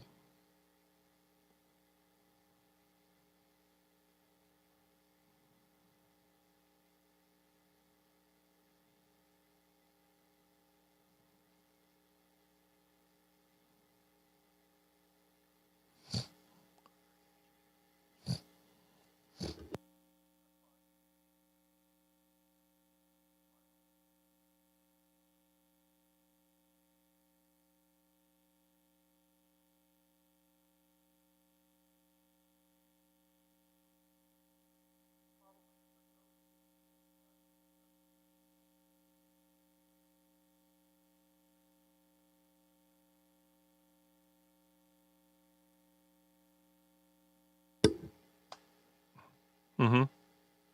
Right.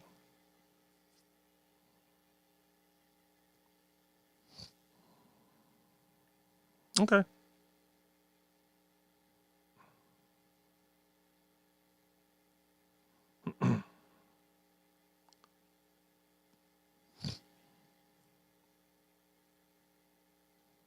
Mm-hmm.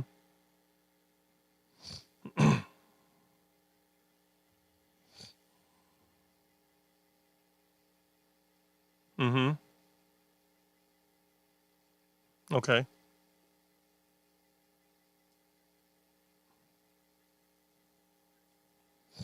That's good. All right.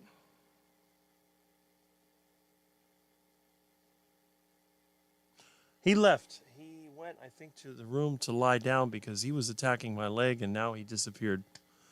Maybe he doesn't want to get covered in grease and dirt and all the other stuff.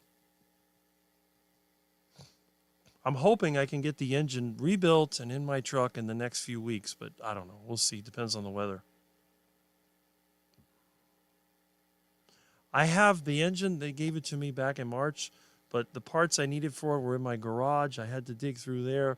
My bobcat broke down. I had to fix that.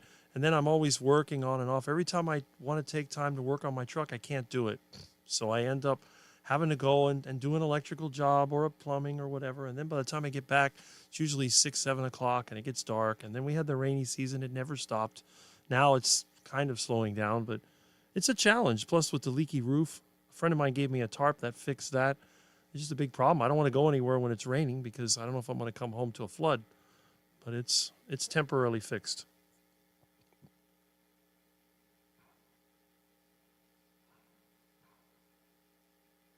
Okay. Yes.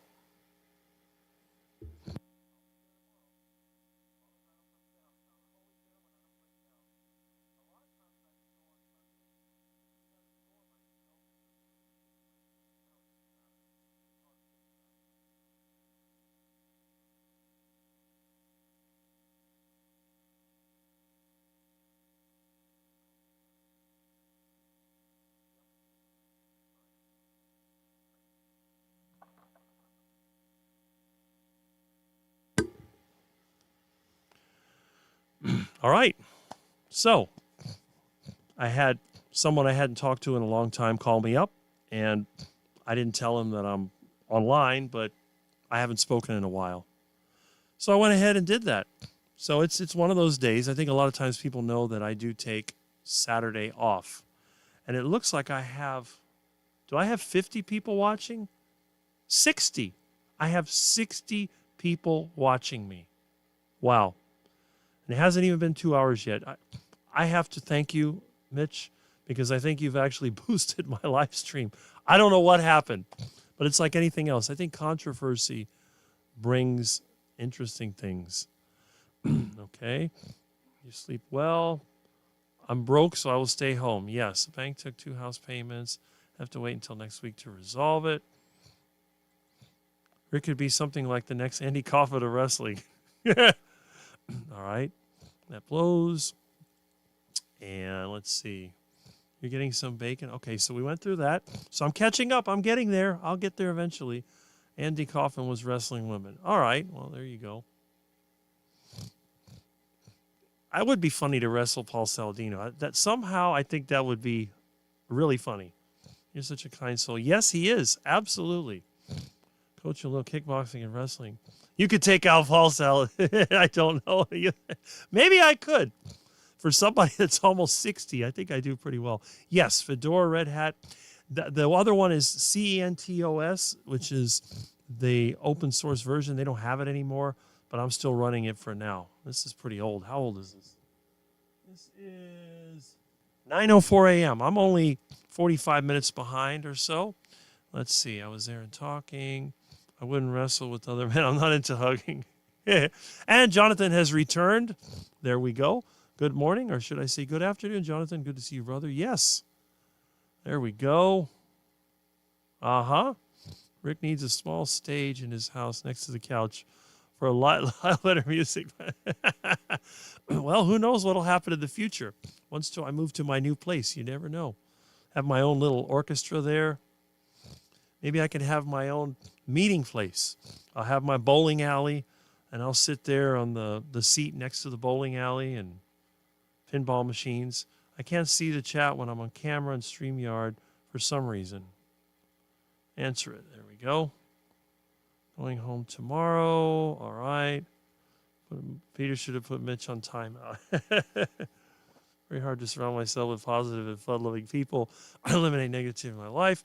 Answer phone. Well, thankfully I did. I love having him around because he makes me laugh. And my comments jumped way ahead. Now I am further behind than ever. Wow, what is that? Okay, I really lost control of this. This is a new record. Okay, we'll get it eventually. Definitely the way to go. We love you. And Milton, a quack and a cat. Yes, swamp cat. Whoops. All right, let me go through here. And wonder if I'm negative. Really just think I do not go for fake decorum with people. That is right. I agree with that. Extreme negativity. Sound quality is better now. Yes. Thanks to that little thing I bought. Rick's channel community of like-minded and fun-loving positive people is growing. Yes, it is growing. I'm impressed. I know you had 63 back then. I may have lost them with all my distractions, but we're catching up. And I think that is a record. It might be. The process of evaluating and reflecting. There we go. Rick is having bacon. Yes, thanks to you know who. More on the way. We should be constantly evaluating Peter and our best lives. Living our best lives. Yes. That was so. Yes, it is. And it's not the first time. Did someone donate the food to Rick? Yes. No walking on eggshells. You can walk on eggshells like I do, but that just crushes them into better mulch for the composting. And good morning. Now I'm hungry. Well, I don't blame you. My appetite has been super stimulated. I've been blessed by many. Just trying to help out another. And I really appreciate that. You're doing a good thing for a good person. Yep, right, Gary. Bacon and eggs, my favorite breakfast. Oh, man. When I see people eating cereal, I feel sorry for them. Bacon and eggs is just, oh, it's so good. I look forward to it. At night when I go to sleep, I look forward to breakfast. I know a lot of people eat one meal a day. I have three. 3 meals a day works for me. Andrew Lewis, yes. I feel so comforting here, Peter. If I do a replay of Amy and Juliet, I hope you see my comments. 15 dozen eggs. There you go. Awesome. No wonder the box wouldn't fit in the refrigerator. I had to take the trays out. Now, I have a bunch of egg, individual dozen eggs, so I will take them out and put them individual. I'm not going to do it now while I'm on the chat. I'll do it later. Yes, you are the man. Thanks so much. Yes, Peter, you're a good guy. Rick definitely earns the tithe. Well, if you want to call it that. I love these old ads. Wonderful times. I like the ads for Sears houses. Yes. I like Rick's music. Well, I'm glad you do. Almost worth him leaving us for a while. Russ is so amazing. I love him, his terrific channel and Keto Cookout show. It's hard for me to make all of his shows due to my work schedule, but I try my best to be there. Well, Peter, we're glad that you do. That's right. I'll sit here and be my dad. I don't think I'll ever catch up. Used to drive more safely. Well, there's always been crazy drivers, especially around here. We used to joke about Little Havana and how bad the drivers were. All right, let's get Rick's channel #1 place. It'll be on a Saturday. Yes, Saturday morning is going to continue as long as I can. Yeah, it does. I'm putting some fake in the You like the music. It's easy on the ears, yes. Is he making bacon? No, I'm not making bacon yet, but I will soon. Someone doesn't feel comfortable watching a particular channel. They might want to reevaluate which channels make them feel good. I definitely feel comfortable here. Well, I'm glad that you do. Fellow Floridian, I bet Rick could eat all the bacon in 2 meals. Yes, I could, but I limit it. I limit it to about 6 strips of bacon, and that way it lasts me for a couple of weeks. And that works really well. Relaxing elevator-style music. That is correct. I had a girl do a left turn in front of me. She's lucky when my eggs fell over, they didn't break. Yeah, right? I wouldn't be happy about that. I just saw my schedule for next week, and he's putting me down 1 p.m. to 6 p.m. one of the days. Oh, so I could do my... Well, that's what work does. They always want to mess with your schedule. I shouldn't worry, but I am. Subscribe to your channel if you had one. Your journey gave me inspiration. Well, there you go. Jamette likes your story, Peter. Hope your blood sugars are well. I worry about my teenage daughter being out there, maybe not reacting till there's bad moves. My time is limited and very valuable to me, and I'm reevaluating my channel spend. Yes, I agree. Rick's show is the opposite of panic and anxiety. His voice is so soothing and calm. He's very positive, encourages community and friendship. I'm a realist, and I realize the power comes from the network, not the individual. When you have a narcissist trying to run a nation, it always ends in disaster. When you have a team of people who are trying their very best, you'd be surprised at the amazing things that you can do. So I'm really happy that we agree on this. I worried about that when my youngster one started driving. It is scary out there. And you know, I don't have that many problems, even though I drive in Miami. I think they're just afraid of me. Tammy, good morning. Good morning. Glad that you're here. Amy, me too, sweetie. I want a negative channel. Okay. I don't like verbal abuse. Well, you will not, and I mean not, get verbal abuse from me. You may get constructive criticism at times, but you will not get verbal abuse from Rick. You will not find profanity here either. It is not my style. I was raised by very strict parents, and if you said profanity, you got your soap stuck in your mouth. So we're not using profanity. I don't even use it. I've gotten into such a habit that when I get mad, I go, quack it, duck it, darn it, cracked. I come up with all these things, and people look at me like, what? Decibel level doesn't go up here. I hope that's a good thing. And let's see. Morning, Tammy. I have driven over 1 million miles in my lifetime. So we go anywhere. Yeah, we get home safe. That is very true. Strong and level-minded. We have good morning. My daughter is still at the level where she does not even notice that there's a small warning light on the dash. I watch the gauges all the time. I listen for funny noises, and I smell for something burning up because my vehicles are old and raggedy. How brown you cook plantains? I don't cook plantains brown. When I cook plantains for my friends, I cook them as little as possible. I get the beef tallow hot. I put the plantain strips in there. I let them cook until they slightly turn yellowish. Then I flip them over, let them cook a little more. When they're crispy on the outside and soft on the inside, that's it. And I hate ripe plantains. Those are the ones that turn brown. The green plantains, they don't turn brown until they burn.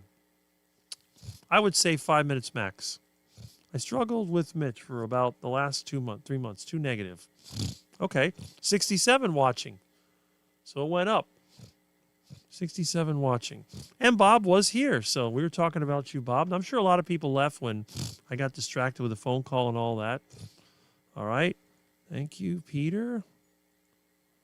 I am very good. Never crashed a car. The only time I've been hit is when I'm not moving, except for once. Righteous Brothers, I've lost that loving feeling. I just went to Dixie and picked up a 6-pound. Oh, $5.99 a pound. Okay. I live where there's snow and ice in every year. Okay. Nicest, most encouraging people. I'm asking too much. Yeah, exactly. T-Pain Golf. I know that you took on Mitch's wrath as well, but that's okay. It will continue to be fun for us while you're fishing the pond for a new girl. Rick, you have common sense. Yes, I agree with that. You're welcome here. That is correct. Everyone is welcome here. They will code 61 with that brine. The season of snow is right around the corner. Yep. That destroys your cars. I don't mind sharing my dating experience with my friends. Well, there you go. I hope your date is successful. As Hawkeye Nixter says, hope your date goes well. Not long now. There we go. Saw you in a fight with someone in a chat. Okay. All right, so it's Highway 61, I guess you're meaning. Carnivore Gauntlet. It increases to 20 Rick's viewers. She falls in love with you. Don't fall in love with her.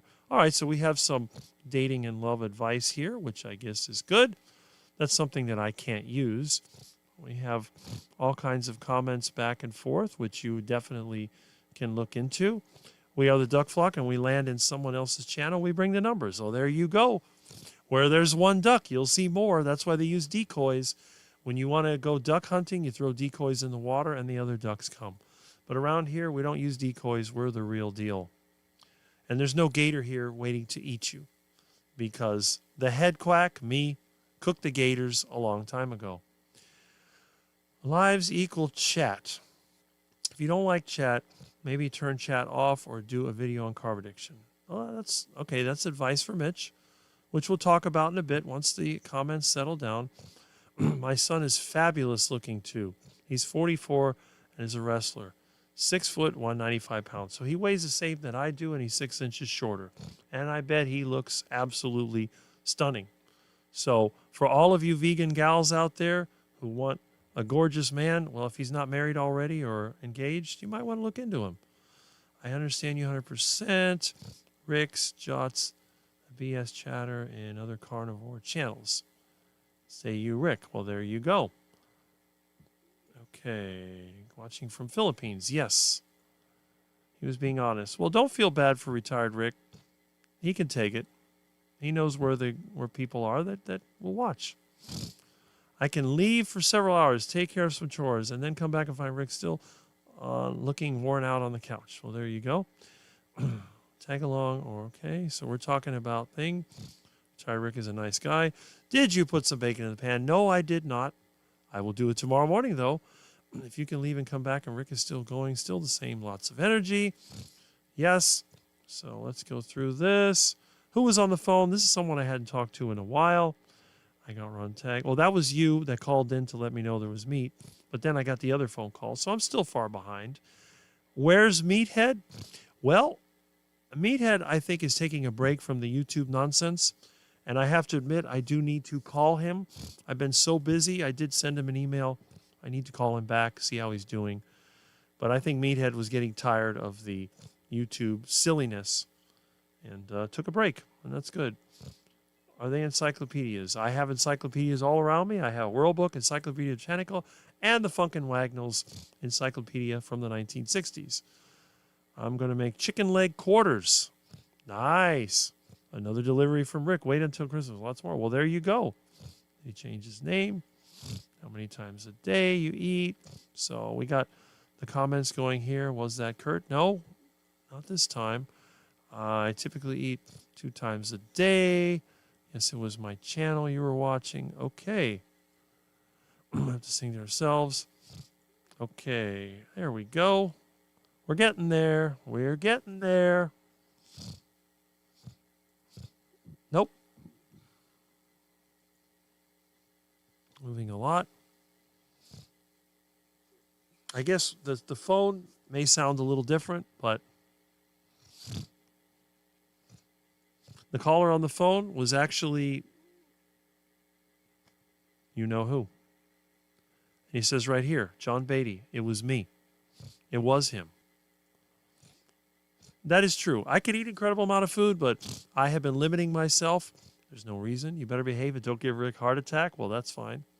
I think it's just the way the phone sounds, but needed that. You're awesome, Rick. Well, there you go. All right, phone ringing. I let Rick know the other had been delivered. Yes, I worked at a super large furniture store. Okay, so that's it. I guess there was a confusion about the voice, but I saw the phone number, and it was John. Okay. There's a lot of walking. And there's Dustin. Quack, quack, quack. Don't forget, 7:30 Sunday morning, Dustin's channel. Okay, so we've got that straightened out. And again, John, he does this regularly, every couple of weeks. He seems to send me some really good stuff. And he's not the only one. There's several other people here that have sent me some, not only great food, but also financial amounts to buy food and to buy a computer. So that's really, really good. I really appreciate that. And I am going to catch up. He's going to love eating steaks. Yes, I will be. It's been a while since I had a ribeye. It's been months. And the last time that somebody sent me ribeyes, they were so good. I was having ribeye cravings for days after that. And I have to admit, I did give in to my cravings. I went over to the canal, and I grabbed a big iguana, and I cooked him up. But I'm having really bad duck cravings, And usually around this time of the year, I'll have a delicious either roasted or deep fried duck. There's about 4 large male ducks that I go by every day when I ride my bike, and they're relatively friendly. I've almost got the fattening area cleaned out. Maybe today or tomorrow I'll get that done. And that's it. What are you guys' symptoms of coffee withdrawal? All right. Good question. He got steaks? Yes. Willing to hear about yesterday. Live stream says members only from yesterday. Okay, which live stream is that? Still doing coffee. Okay. You must be talking about Mitch's live stream. I might give up coffee. I think it's causing me trouble. Glance at the clock. Probably cut us a shirt for a job. You mean short? No. No, I don't work until the afternoon. Okay, time to drop the Cleveland Browns. All right, and then we say morning to Dustin. So we'll get through these eventually. This movie will be back soon off to the market. We'll enjoy. And let's see, might need to increase your salt. Okay, funny to see that phone. I've been seeing people listing rotary phones on Marketplace. Well, you can actually connect your rotary phone to your cell phone using a device called the Cell to Jack, which I actually seem to have lost. It's in here somewhere. Milton played with it and I lost it. All right. Let's see. What do we have here? Before carnivore when I was eating duck food. All right. Cup of coffee at halftime. I'll get this eventually. Let's see. I count my large Yeti coffee as 1 cup. Same thing used to happen when I was a limo driver. All right. And it was extreme. There you go. How did you guys went to carnivore? Well, my story is online, but I'm sure everybody else will answer that. Before I knew it, I had a bunch of health issues healing. Well, there you go. I will never catch up with this, but I'm going to try. Food was making me sick. Okay. Dr. Berg, keto, then Dr. Berry. Yes. A lot of people started with chiropractor Dr. Berg. YouTube for elimination diet. So what happened with retired Rick? I'm sure somebody will explain that. He only goes to the live stream to interact in the chat. Okay. All right. There we go. Lots of terrible drivers. Who doesn't like the taste of veg? I don't. I think vegetables are disgusting. I love squash, though. Actually, somebody made a recipe for spaghetti squash. I think it might have been Saladino.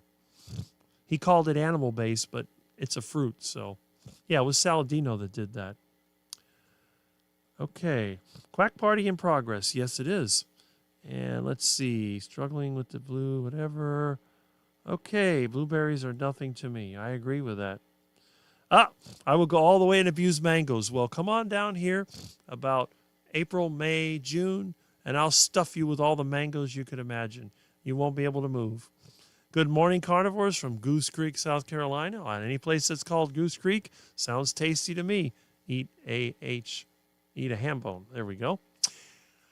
Sometimes we need a break from YouTube. I agree. You like banana plantains. Well, some people do. Turns to mud in the digestive tract. All right. Let's see. Watching from Philippines. Well, there you go. Morning, quackers. Good morning. And Peter has returned. I eat steaks now like Rick with my bare hands. Well, you're a caveman too, aren't you? All right. You see my comment to you was cute. What are you guys' top 3 foods? Well, everybody knows mine, but feel free to answer in the chat. Hello, Annabella. Hi, Rick and Milton. Hello. Milton's been in and out. I think he senses the excitement. Beef, bacon, and eggs. Beef, bacon, and eggs. Yes, typo beef. That is correct. And let's see. There's something about eggs. All right. And did I reach the end of the chat? I don't know. Maybe I did. No, I didn't. Actually, I think I did. All right. I had a mango on Christmas Day. I'm grateful it didn't make me buy a mango for Christmas again. Make me sick. Okay. Did a new short on making ice cream with yolks. Dr. Kiltz did a new short. All right. So I have caught up with the chat. They say I couldn't, and I did. And how many people do we have here? Do we have over 60? Let me check. We have, wow, we have 50, looks like 55. Let me just double check here how many we have. We have 55. So stay alive, drive 55. I can't drive 55, whatever. So anyway, let's see. I love steak, bacon, and lamb shanks. I agree. I watched Random Harvest and loved it very much. Okay, now that we have caught up with the comments, I want to talk about what I call Mitch understanding. Having a Mitch understanding. And I'm nothing new to the field of controversy in this space. What really got me going, and I think the first time that anyone, well, other than Russ, started sending me food and goodies was after my first misunderstanding. Do you remember what happened in June? A certain very popular carnivore got mad at me and blocked me from commenting on his channel. He never told me about it, and I didn't realize it until I went to his channel, and I said hello to everybody, and nobody said hello to me back. And within 15 minutes, I figured something was wrong. So I went to the other computer, thinking my computer had messed up, as it always does, and I sent messages, and I looked at the list, and I didn't see my other messages. So I thought, well, that's strange. Then I went to my other computer, and I sent something back. And by the way, mangoes are free here. They're not expensive in my yard. But what I did, I said, why are my comments not going through? And then I figured it out. I've been hidden from all the other users. And I got mad. Now, since I couldn't communicate with the individual, what I did, I sent him an email. And of course, I got no response from the email. Then I made a video. And while it was happening, I made a video that I've been blocked and whatever, and I was angry. And I uploaded it. And you, my subscribers, were also upset. You probably wondered, and even Peter, I remember when I was in that chat, Peter said, where's Rick? Where's Rick? Other people said, where's Rick? And I think the emails came in, and if you don't know who I'm talking about, maybe somebody can say who did this to me in June. Well, he eventually responded to me with an email, kind of a short one, and said that he would come on my channel in like a month. So it really wasn't that important to him, other than the fact I think that people were getting mad. But eventually the matter was resolved, and he called into the phone, and we talked about it. But in that case, it happened. It was more of kind of a backwards, kind of hidden thing. It took weeks to resolve until it finally was resolved. Then, this week, on Thursday, Mitch decided to change the format of his channel. He decided that maybe he would get rid of some of the silliness, he would be more serious, and he would concentrate on the carbohydrate addiction. Now, I believe that this was caused by the blueberries and cream incident. Somehow, he got the idea of purchasing, I guess, frozen blueberries and some heavy cream, and he was going to make ice cream. And he was probably afraid that because of his carbohydrate addiction, that eating blueberries and ice cream, and it's, that's what was happening. And DS111 says, it was Carrie from Homestead How, and it was hilarious when he confronted Rick because Rick did not budge. Well, that's it. If you haven't seen that, you can look back. Look for a video I did on my 18-year university. My 18-year anniversary, I don't know, I'm thinking about university, on YouTube. And Carrie called in. And it was really kind of interesting because it was almost like an old radio show. And you could see the reaction I had. It was fun. I had a great time with it. And it really helped because it increased my viewers. It increased my subscribers. I think it was a really good thing. And I actually thank Carrie for that. In one of his live streams, I mentioned, I want to thank you, Carrie, for helping getting more interest to my channel. And there are no hard feelings. I learned a lot. It shows a lot about Carrie's personality. And I realize that Carrie obviously has had mental issues, and he needs to be treated in a way that does not trigger him. And that's what I did. There's no reason to go out there and attack somebody that's really at his core trying to help people. I mean, honestly, I don't think Carrie's a selfish and a person taking advantage of anyone. But anyway, that was out of the way. But when Mitch tried to change his channel, I think he got a little pushback. And they said, no more quacks, no more ducks. Someone had said, where's Rick? Or Rick's still here. And I said, the quack is still here. Or something like that. And Mitch took it the wrong way. Now, I haven't been able to access that. I don't know. Maybe I looked at it. I didn't see the comment. But I'm not even going to worry about it.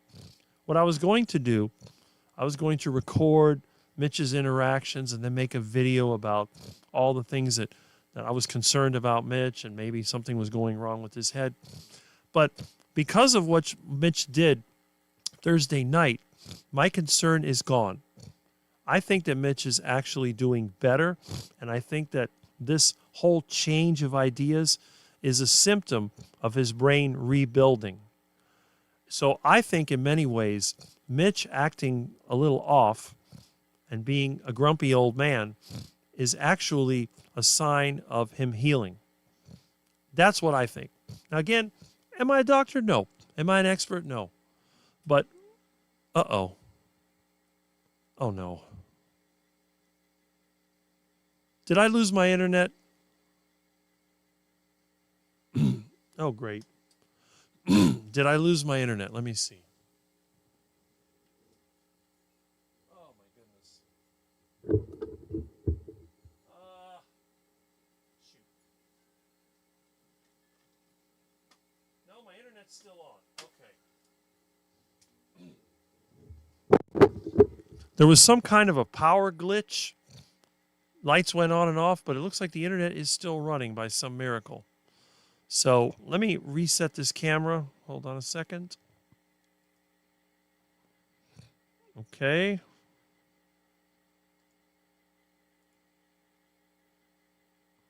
All right. There we go. Sorry about that. I need to get a battery backup. That's another thing I need to do. There's just so many things that need to be purchased, but I'll deal with that later. Maybe I'll be a big-time YouTuber and they'll start sending me this stuff to test out.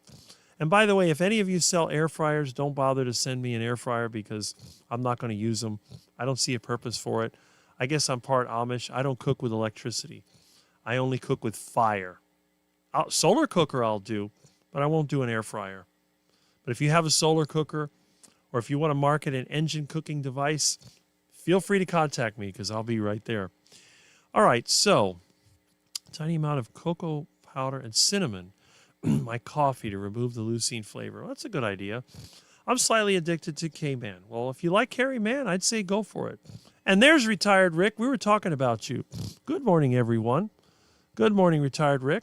You can feel free to share all your thoughts here in the chat. And boy, these chats are really coming in. It looks like I have 53 people. I think my viewer count went down. Or did it? Yeah, it went down a little bit. That's okay. I've been up late writing. I'm finished for the night. Well, that's great. How did the hunt go? It was definitely the real Carrie on the live phone call. Yes. Yes, it was the real Carrie. That I know. And I never did copy his phone number. Actually, I couldn't because there was no caller ID, so I really don't know. I mean, whatever. Carrie never actually gave me his phone number like he does to a lot of his friends, so I have no way of contacting him. I do have his email. Came up for breakfast, Illinois, got Wi-Fi here, so I thought I'd check in and say hello. Well, I'm glad you did. And yes, we were talking about you. They are running good. It's trying to rain here. Oh, good. So the animals are out and about. It was a real Carrie on the phone. I was talking about the fake Homestead How account. Yes. And that was actually quite fun. Wherever you are, fake Carrie, I don't know why you disappeared. I hope that you will be here or comment again. I really enjoyed. We had a lot of fun with that. We really did. And I thought it was ironic that people were complaining that somebody was copying Carrie and asking for money, and that never actually happened, but it was really funny. I hope it was good. I wanted to see if he could have an addiction food in the house and have the strength to not eat it. Yes. We're talking about Mitch. I see and hear you. I'll tune in to watch replay when I get home tonight. Bye, everyone. Well, bye. Glad you were here. You're still here. Somebody's referring to Cindy there. When you request to be in someone's life after a discard, they will talk and treat you any kind of way. That's a past trauma I refuse to go through again. All our traumas matter, not just the abusers. You're still alive, Rick. Yes, I am. Still here, yes. I would worry about fiber in the blueberries causing digestive issues. You can chat here. Yes, you can. Okay. You are still here. Camelbury, though, I fixed that. And let's see. You're fine. Yeah, that little power glitch. That's why I like Booby Goats, too. However, you have to be somewhat kid-friendly in her chats. Rocky will be reading soon. Well, there you go. That's right. And you're here. Okay, so I did get knocked off. I like Aaron's live, too fun. The kids are cute. Yes, they are. Aaron is lovely. That is correct. Love the rural setting. Good morning, Julie. And DS111 says, Charger Mopar, you are not Carrie's friend. You are his frenemy. It is a very interesting relationship. Carrie never mentions me anymore. It's almost like he doesn't want me to exist. I wonder what's going on there. Has he ever interviewed me face to face? Not that I know of. But they had me on the 24-hour live, but that's, I think, because of his friend, JT. Remember JT? JT is somebody I really like on YouTube. I don't know why he's not active anymore. I always enjoyed when he invited me to his live streams. He was a lot of fun. He did silly things like saying, let's go. But I always liked JT, and I wish he would come back. I don't know what happened between Carrie and JT. This might be something we need to look into. I've tried to email him, but I got no response, so I don't know what's going on. Time to ease out the back door. Trouble has arrived. Yeah, retired Rick. There you go. Okay. Peter's still here. There we go. So we're catching up again, and I'm going to go back to the story with Mitch. Now, we're talking about Carrie, who was the first one to block me from the carnivore community. It took him a month to restore me back, and I participated in his chats, and of course I've toned it down. I don't criticize his pay-to-play group or his movie anymore. There was a misunderstanding. People thought that I was telling him not to make the movie, and I never said that. I believe that he should make the movie and get it out there whenever he thinks it's ready. The only thing I said is that I don't think the movie is going to change anything in the long run. It's going to be a sort of a cult classic where a few people watch it, use it as a reference. It's going to be very nice. And you know what? The story of Bill Knott in itself is worth watching. And then you have Jeff DeProsperous, who was a friend of Russ, and he documented his life. Carrie has put a lot of work into this movie. He's dedicated his time at no cost. And I really congratulate him for that. And I hope that he sends me the movie so that I can look at it and critique it, and I will give my honest opinion. Knowing Carrie and how much he cares, I think he's going to do the very best that he can. He's going to make a great movie. It's going to tell a lot of good stories, and I do believe that it's a positive for the carnivore community. Do I think it's going to change the world? No. I think it's going to be a box office flop.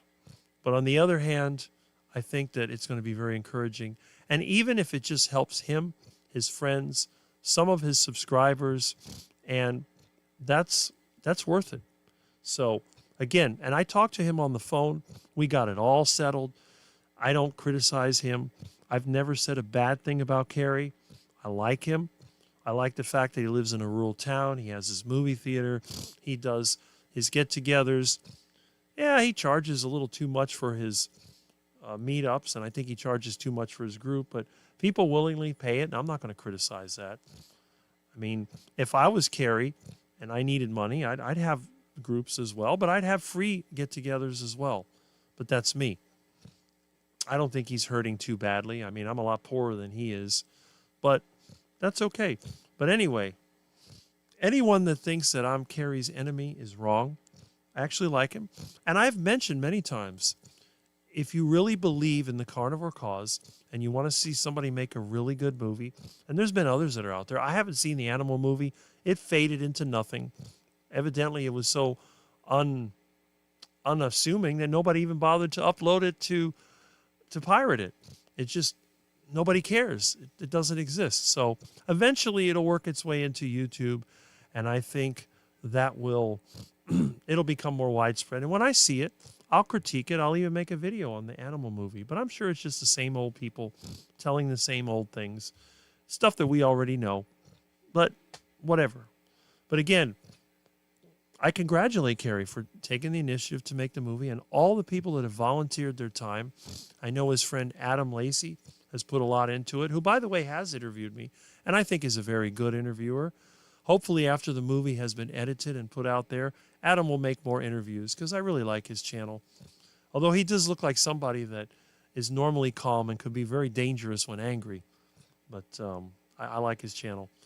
And I'm honest. I'm not talking behind anybody's back. I'm right here on the internet telling everybody exactly what I think. What I tell people that I deal with on a regular basis and what I tell you is the same. And that's really good.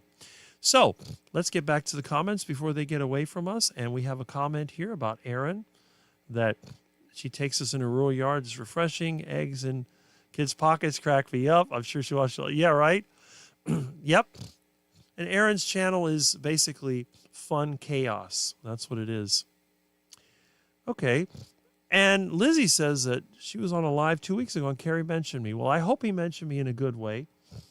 Again, I like Carrie, and I look forward to meeting him in person. I'm supposed to be at Hack Your Health. I'm going to see whether Carrie comes up to me or I go up to him. And I like Carrie. I really like Carrie. Now, I've had a lot of people email me saying that they think that Carrie is trying to make money off the carnivore thing. And I'm like, I don't know. I don't think so. If Carrie wanted to make money, there's a lot of other ways that he can make a lot more money, especially with his personality and family and good looks. He's been going to the gym. So he's trying to get into that, influencer space where he's like some of the people that we look to now. I see he's been trying to take the Dr. Baker challenge. So good for him. And the thing is, considering the health issues that he had, the mental issues that he had, the depression, the anxiety, and all that, this is really good for him. And that's great, because what would happen if Carrie would not have discovered carnivore? He may have done the homesteading thing, but that fizzled out. He would never have met all the great people that he met. He would never have made all the new friends that he met. And he may be right now suffering overweight, feeling terrible. So I'm so happy that he found this lifestyle, because it's helping him and his family and the people around him. Who knows how many people in Montello, Wisconsin, that may attend his theater, that may go to his farm or may do different things, and they're benefiting from his example. They can look at Carrie and go, wow, I like this guy's attitude. I want to be like him.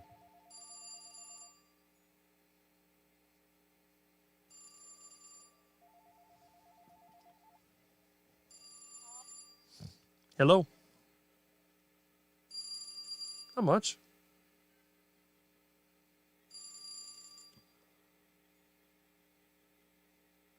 Oh, that's not good. What's that? Mm-hmm.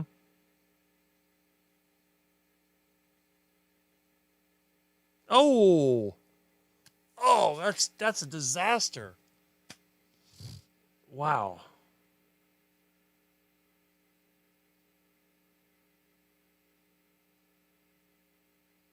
Yeah, it is. Oh, that's not good. Huh. Wow.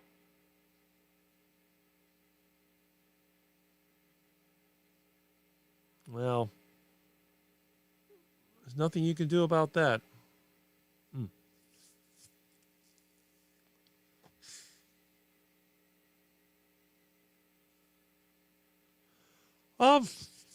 Just basically on the internet, doing a live. Okay. Bye. All right. Well, another one of my friends. That's the one great thing about my life, even though I live alone. Not one day goes by without at least one friend calling or dropping by. So I don't have to worry about being the guy that's all by himself, that dies and nobody remembers, because if I don't answer the phone from my friends, they'll be here in a few hours. They'll be knocking on the door. They'll be looking in the window. What happened? If they see my van here, they'll be worried. If they see the van is gone, they'll assume that I'm out working. Or if they see the bike gone. So I have some great people. And not only do I have great people in real life, I have you out there watching me. And Lizzie says, I was on a live about 2 weeks ago and Carrie mentioned you. Well, I hope it was in a good way. I hope that Carrie said, well, you know, Rick's been carnivore for 42 years, and didn't say, that Rick guy, I don't know. I can't stand him. He's so negative. Oh, my goodness. But no, I'm glad that he did. So I guess I haven't been forgotten. I shouldn't say that. All right, so we have Jabet saying, Dr. Chafee says hi to you. Yes, Dr. Chafee Yum. I'm not sure what that means, but I guess you find him attractive. And Dr. Chafee is another one of those long-term carnivores that has a soothing voice. But unlike Rick, he's very good looking. He has an amazing body.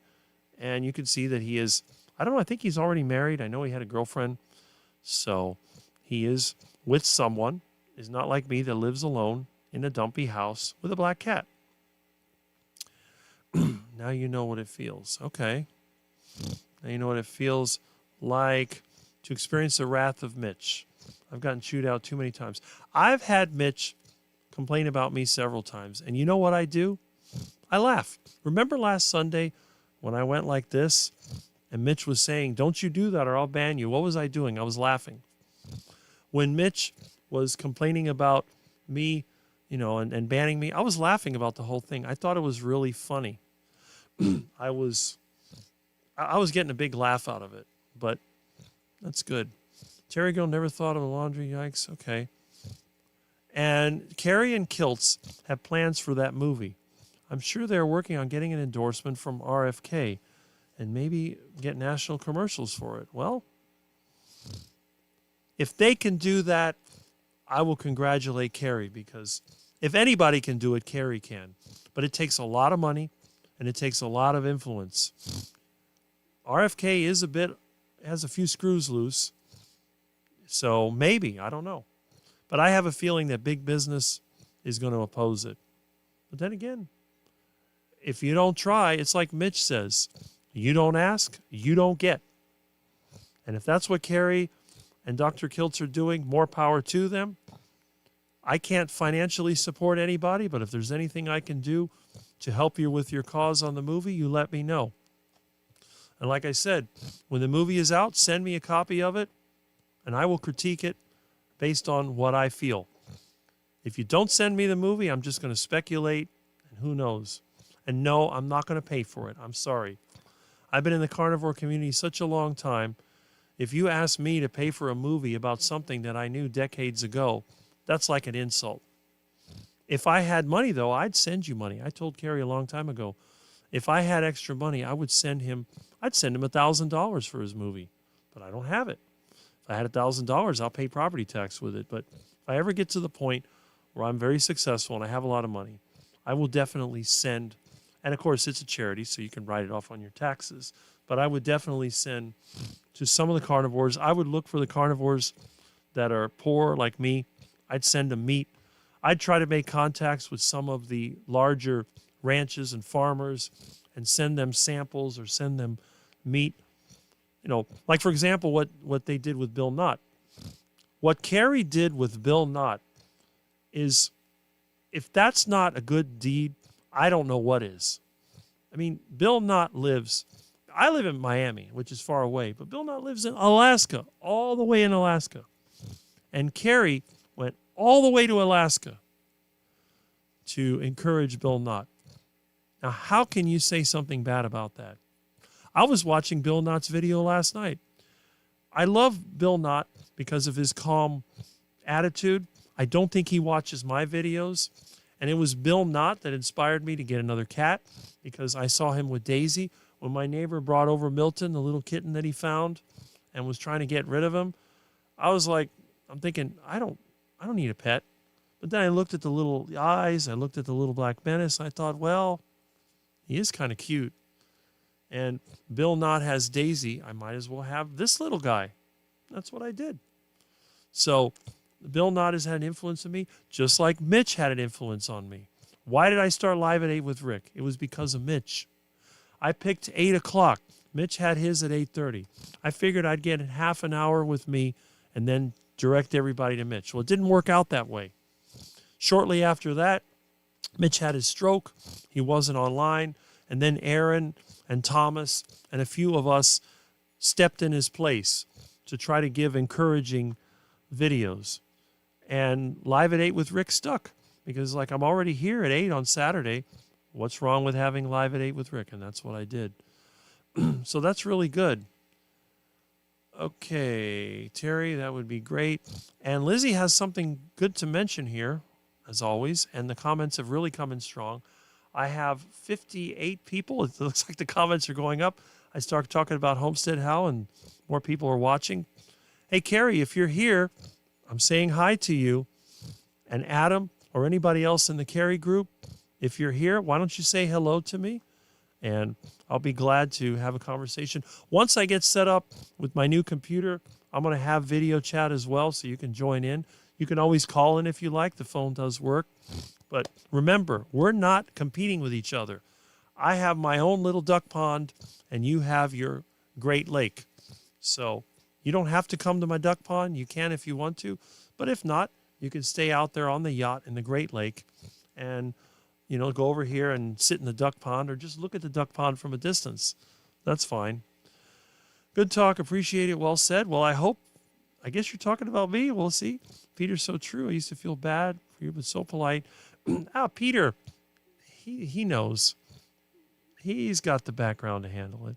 I think you are very just, Rick, in your assessment about the documentary. I agree with your sentiments. Well, I'm glad you do. And again, I am not trashing Carrie's documentary. I'm praising it. But I'm praising it with reality. If you set your hearts on that documentary changing the world, you will be disappointed. However, if you're just trying to document the stories like Harry says that he's doing, you're doing a great thing. You are giving us a history that we can go back on. You're giving us the experiences of real people that we can refer other people to. I tell people about my life, and they're like, there's no way in the world I want to be a tall, skinny quack that lives alone with a black cat in a decaying house. But if you look at someone who suffered with, look at Lash. I haven't seen him lately. All the skin condition he had, he wants to set up his carnivore retreat. If I had the money to do it, I'd help him do it.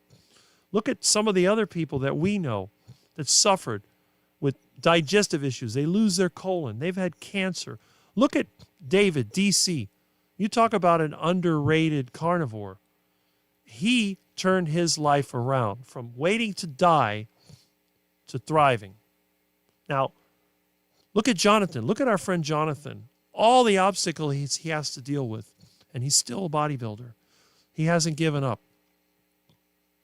These are inspiring people. And it's a shame that their story really hasn't been told that well, other than by themselves. I'm not an inspiring person. I'm comedy relief. I am here to show you that you can do everything wrong and still succeed. I tried to give myself a heart attack and I failed. But I discovered by accident. A lot of the great engineering and chemical discoveries took place by accident. I think superglue was discovered by accident. A lot of things are discovered by accident because a person thinks outside the mainstream, tries something, and sees what happens. And that's it. Okay, there we go. I'm a pirate, so whenever I get the animal movie, I will send it to you, Rick. Well, I appreciate that. You let me know, and I will critique it in my Rick honest way. Good point. And they have the money to promote Carrie's documentary. Okay? Now, if I had that kind of money, I would promote the documentary. I would try to secure ranches where I could get meat for some of my carnivore colleagues, but that's different. But again, whatever you want to do, it's up to you. My freezer is officially packed again. 0 room. Well, for more meat. I could clear it out for you. Let's see. You up? I'm slowly moving around slowly. All right.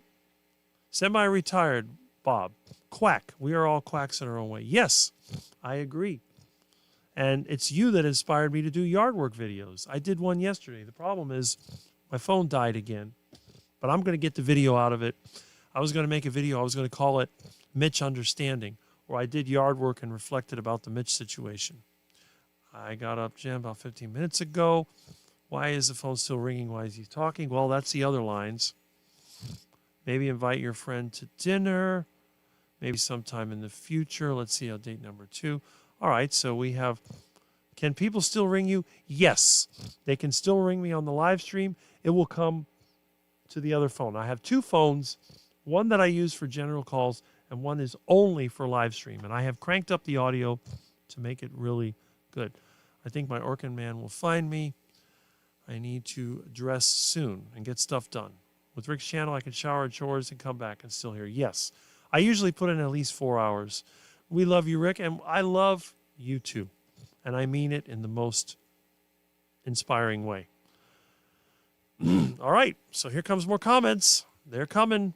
Makes the show look like fiction if the phone continues ringing. Well, okay. Dr. Anthony is a darling. That is correct. And I know women love him. They love Anthony Chafee because he's very attractive. They're not going to line up for me. I'm a quack. But on the other hand, even a Muscovy duck, which most people think is ugly, some people love. I love Muscovy duck. I think they're beautiful. Most people look at them and they go, ew, look at that warty head. Oh, they're so fat. Ew, they're ugly. But I look at a Muscovy duck, I go, Muscovy duck. Come here, Mr. Ducky. Delicious duck. The mysteries of Rick, yes. Oh my gosh, early days. Mitch would be mean to Peter. But Peter weathered it. So did we. Doesn't make, okay. That's Mitch's personality. You're never going to change that. Story about the girl date on the blonde had me cracking up. I make some blonde jokes too, but what are you holding? A duck head and a napkin. It's a turkey leg. Okay, so it's not a duck head. Get it? Okay. Does look like, felt like a... All right. I never even noticed what that was. Oh, well. We need to make our doc titled Swelling Humanity, Devour of a Whopper Human Diet. That'd be funny. Make fun of it, Swelling Humanity. Or Swelling Humanity, eating duck food or something, or getting quacked. Oh. All right. Well, speaking of Bob, it looks like Bob sent me a message for a live stream tomorrow. Well, if you're here, Bob, I say yes. I will always join you on your live stream. When I see a lot of these comments, I have to bite my tongue and hold back because I might say something that offends or grosses people out. Well, that is true, but it doesn't offend me. Okay. Wow, it really picked up. It goes in cycles. Anyone hear how Kip is doing? Feel sad for the guy. Well, I hope he doesn't follow through with his gastric bypass. I've tried to comment on he doesn't respond to my comments anymore. I think Kip's going to do what Kip's going to do. He knows best whether it works or not. I told him how I feel. I think that the surgery is a terrible mistake. And our friend Cindy, who has had the surgery, tried to warn him, but I don't know. She's going to ask about Kip too. I don't know. Women talk about their kids. The men talk about their cats. To be mad about that is ridiculous. Bill, not great guy. Yes, I agree. Kip is trying for a baby. Swelling humanity. Yeah, right? That's funny. What age did Mitch start carnivore? He said it was about 3 years ago. You can see his story. About 75, yeah, something like that. I think he's 78 now. Is that what it is? What age is he now? He is 78. Okay. David is so amazing, kind soul. Beast may watch that doc if it gets enough ads. Advertising is a key thing in our country. Everything here is on social media. Even here on social media, everybody needs a plug or a name drop for success. I do too. I hope he will rethink his weight loss surgery. Kip still plans on the surgery. I think that's a mistake. I don't think Kip is watching me, but if you are, talk to Cindy. Don't make a mistake. Talk to somebody that had it. That's what I heard. A couple of words of chats. Okay. Supported documentary, just like I have. Okay. Maybe because of location. Okay, no super chat icon. I don't do super chats. I don't discriminate based on money. I find that wrong. Discriminating on the base of wealth is just as bad as discriminating on the base of religion or race. My first impression of Mitch, I feel like he has anger issues. Yes, he does, but that's part of his personality. Accept it or not. On your short, Milton looked so comfy, and on your bed, well, Milton does what Milton wants. Oh no, poor dear. School breakfast and menu changed to healthy, whole foods. Now it's mainstream. The kids and parents would easily adapt. Yes. If, for example, now, you wouldn't want me to design your school because it would be just like stepping back to 1955.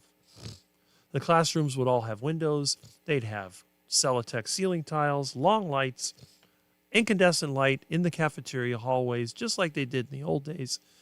It would be very, very retro. But just like in the old days, you would have pots cooking in the kitchen. One of the things that'd be cooking in there is Rick's Heart Attack Chicken, deep fried in pure lard. You would have another pot with Rick's beef stew, ground beef and water.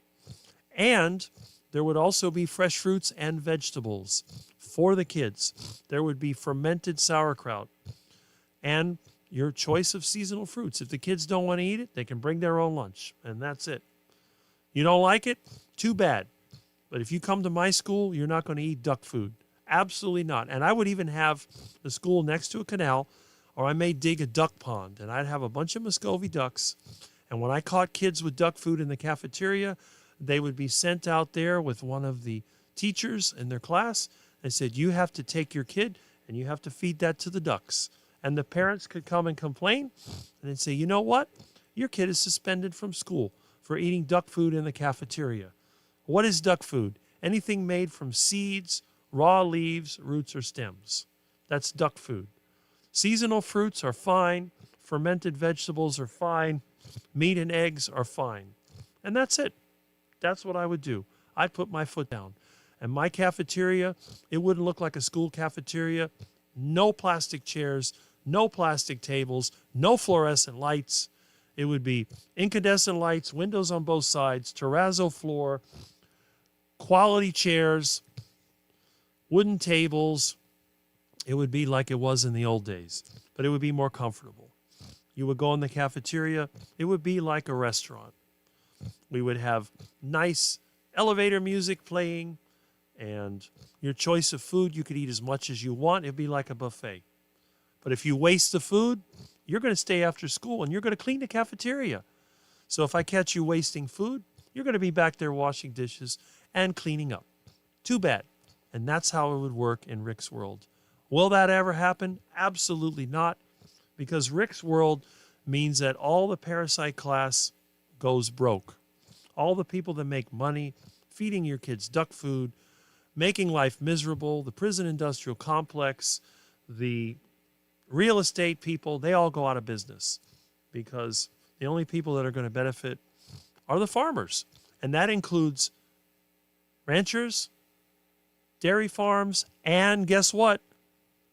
Your fruits and vegetables, you're going to do well too, because not everyone in Rick's world is a carnivore, but everyone is going to be eating whole foods. And if your body can tolerate vegetables, they don't cause you problems, I encourage you to eat vegetables. Very, very important. If you're a carnivore like me and you do badly on vegetables, you don't have to eat them. So instead of parents telling their kids, you have to eat your vegetables, they'll be feeding their kids meat and dairy, whatever else.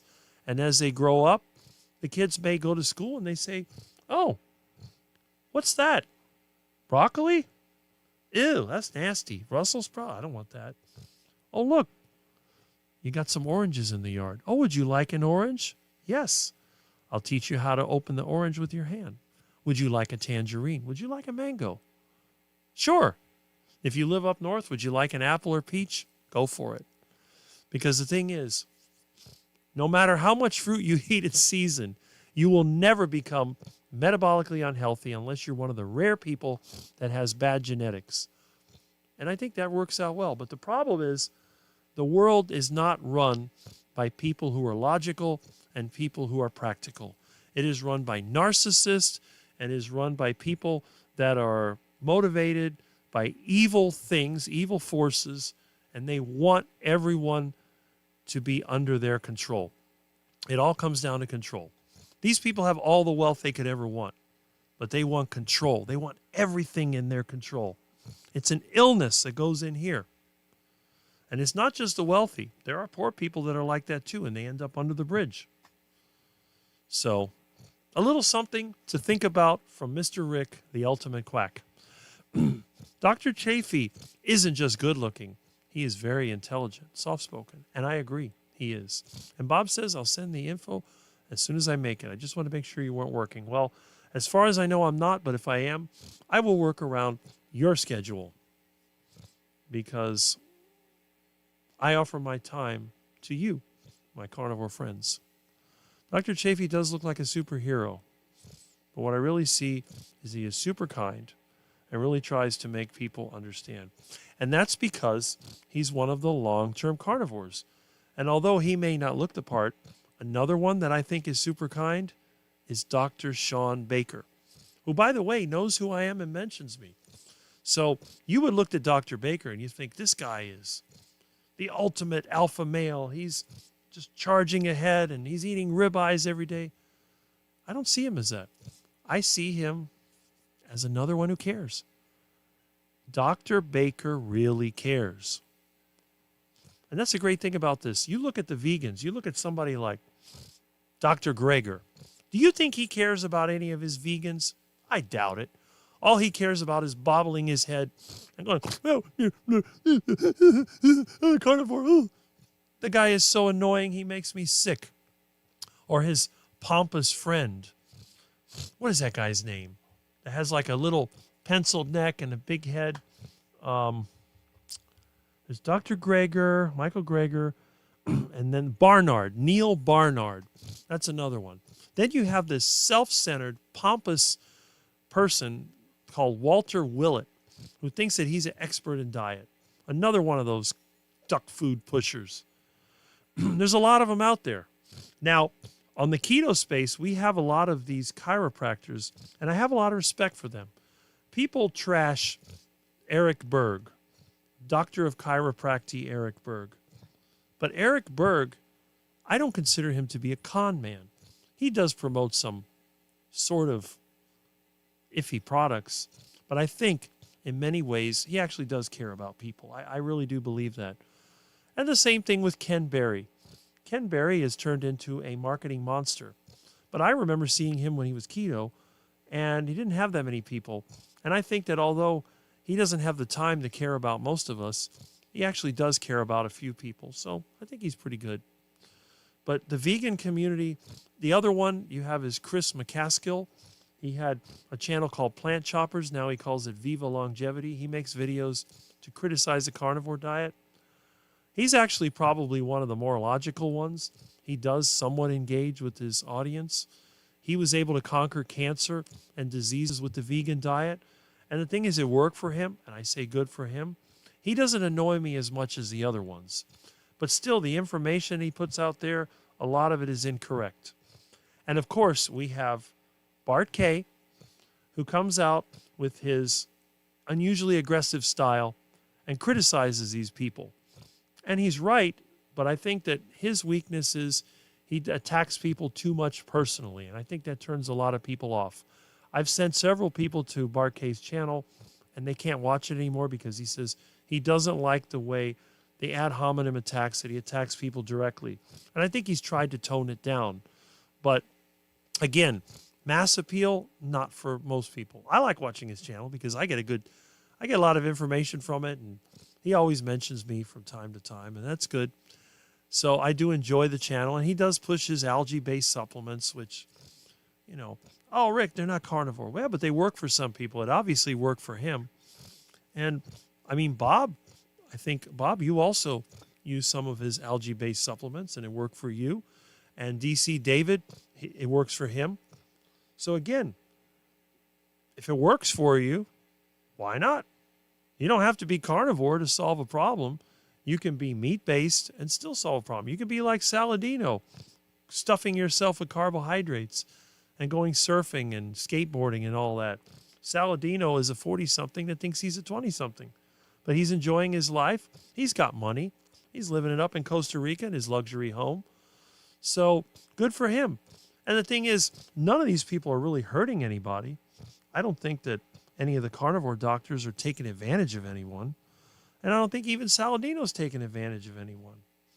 He's getting money from some gullible people, but I think other than that, he's doing pretty good. There's nothing illegal about selling overpriced stuff. As long as people know what they're buying, that's fine. Hope you don't get that stupid lap band when we're talking about,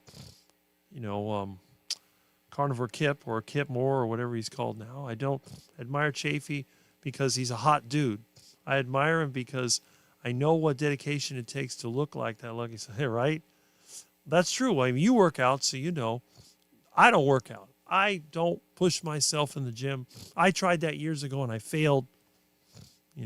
I've had several friends that worked out. Of course, only one of them still looks good, but still. And I'm not saying that you shouldn't. I do believe, especially if you work an office job, joining a gym and eating better is the smartest thing you can do, in my opinion. I hear a car. What do we got here?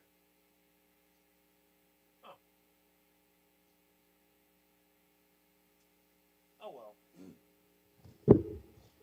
I got to fix my doorbell. That's another thing. I'm going to put a doorbell on the gate. People are afraid of me. Kip doesn't always listen to people. I hope he'll find some sort of solution. Well, he sure don't listen to me. Ed, let's see over here. I would be gay for Dr. Chafee. Huh?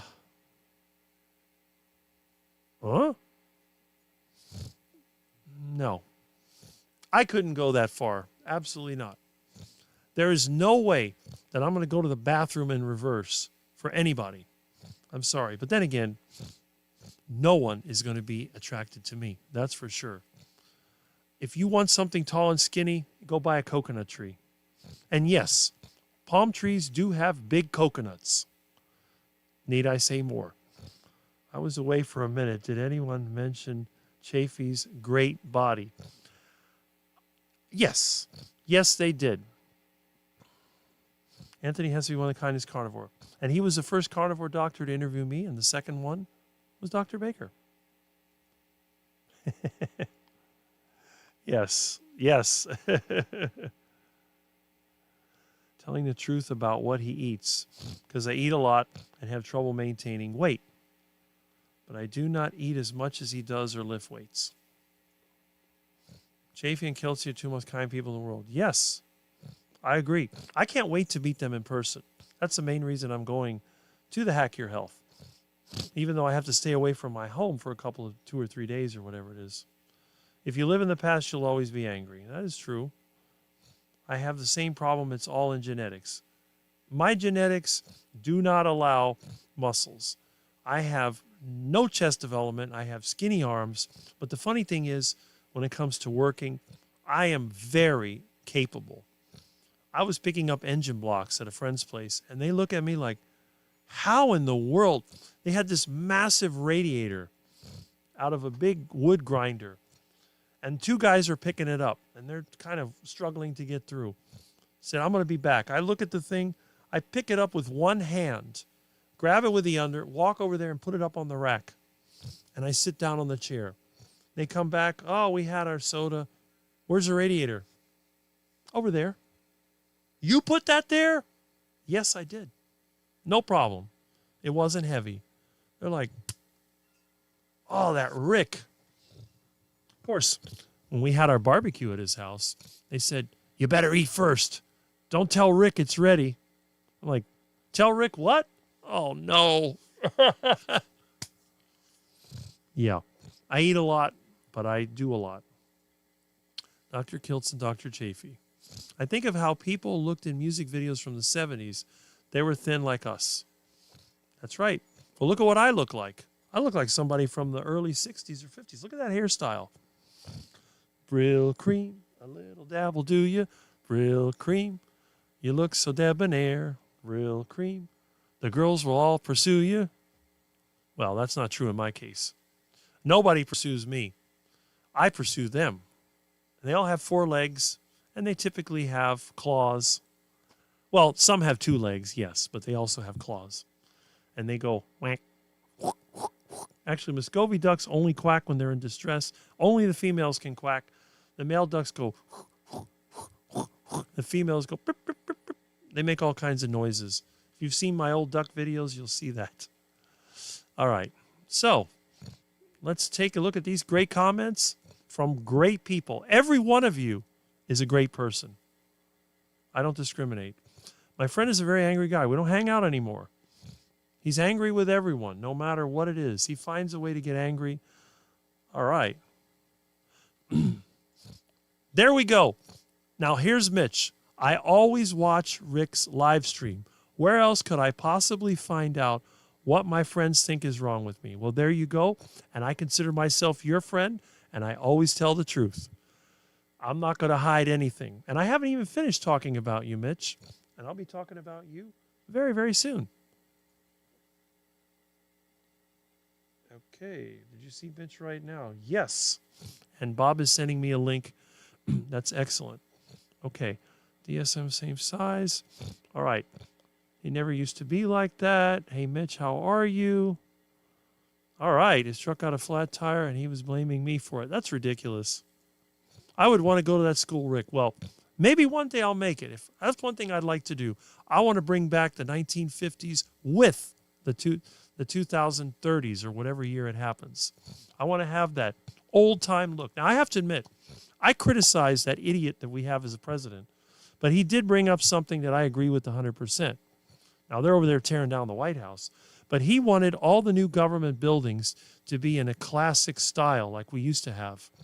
The neoclassical style. I agree with that 100%. I am sick and tired of these ugly government buildings that look like a giant septic tank with a few windows on it that look like a prison.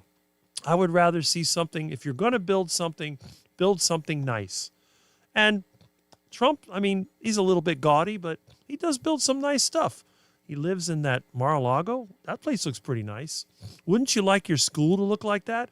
I don't want my school to be a box with a few windows on it and whatever. I want to have gardens, maybe some decorations, maybe some columns, maybe some just little here and there. Real life fixtures, not that fluorescent crap. I'm sick of that stupid LED fluorescent crap.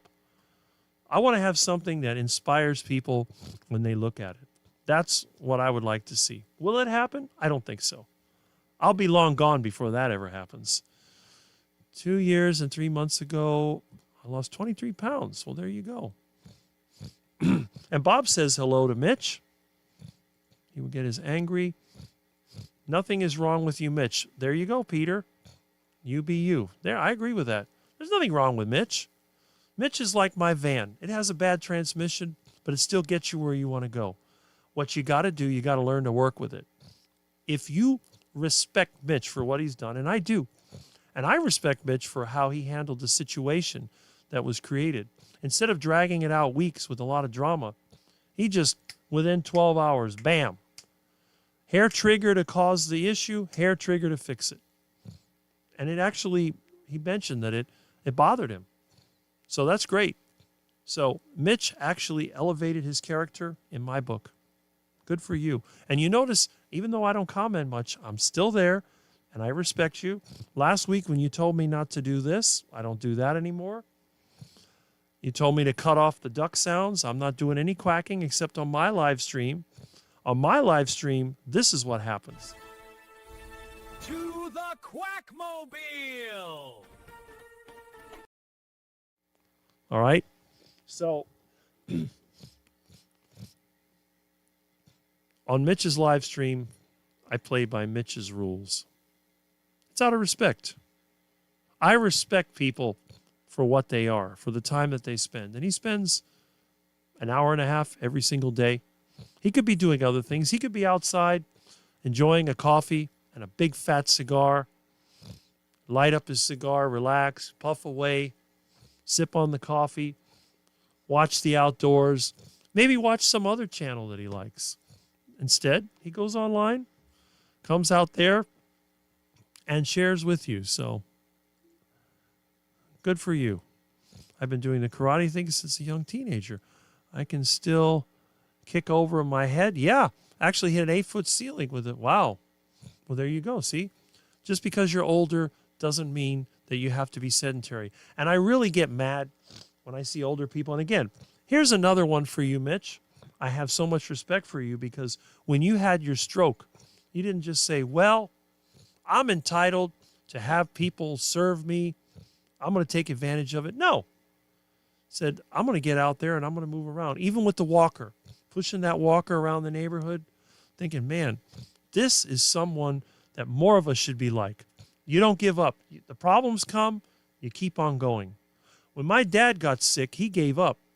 I wish he would have been like Mitch. I wish that Mitch would have been online because there's a lot of similarities between Mitch and my dad. I think if Mitch would have been in 2010 when my dad started having problems, I think my dad might have lived into his 90s. I think my dad should have lived to 94. Now, he would have been dead now, but instead of having to suffer and die at 82, he could have lived longer. And if my dad would have lived, I would not have had to move in here. I would have continued to build my house, and I think my life would have been completely different. So, but again, it's frustrating to me. It's the reason I started going online, because I debated. It's like what I went through with my parents, mom and dad, I think they suffered unnecessarily because of wrong information. But again, Mitch is almost like the person, the engineer, the professor, or whatever, has a lot of knowledge, who can be a little difficult to deal with, and you get offended and you give up and you miss out. So that's my view on that. And we have people saying hello to Mitch, and that's great. Rick should have been a daddy. I've heard that many times. I've had people tell me, you should have had kids. And I kind of agree with that. You should have been a politician. You should be president. I've heard this over and over and over again. And again, I'm not going to argue with anybody's information. You know that guy, Mitch. Oh, hey, Mitch. He's a daddy Milton. Well, that's true. Yes, that's true. Yeah, that's one of them. I won't talk about it here, but that's just one of those manipulators. Just do premieres so we can chat and not disturb you. So we're getting advice for Mitch. Rich needs a foster child for Kashikwana. Rick is a daddy to Milton. There you go. Dr. Sean Baker. Yes, that's what I was saying. Dr. Sean Baker is a caring person. Oh, Mick. I forgot about that sick. The one with the red beard. Oh, that's one of those people that I would love to just, get a hold of. I would like to slap him on the side of the head with an iguana the next time that he brags about how well he did on the vegan diet. Well, look, Mick, the vegan, it works for you. Great. And I am very happy. You don't look too bad for a vegan. You have a decent body. Your face is kind of but you look okay.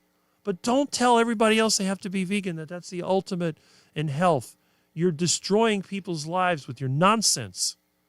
That's what I get mad at. So, and again, I'm a carnivore.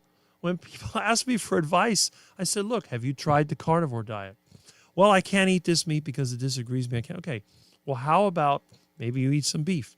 Maybe you eat more seafood. How about going from raw vegan to maybe pescatarian, lacto-ovo vegetarian? Remember Jack LaLanne? I try to reason with them. And I have pretty good results. My raw vegan friends are drifting away from the raw vegan. And I think that's really kind of important because the older you get, and this has been proven scientifically, your ability to absorb protein decreases. And look at Mitch. Look at how Mitch has recovered from his stroke. Not 100%, but he's getting better. And look at all the blow-ups that he's had. He hasn't had another stroke. I had people telling me that they thought he was going to stroke out, but he hasn't. He's fine. So I was concerned. I was concerned when I made those 2 videos. But after I saw him on the private chat, I realized I got nothing to be concerned about. He's doing what he wants to do. And I support that. And I salute you, Mitch. I tell you this over and over again. I miss hanging with my bro. His anger got worse.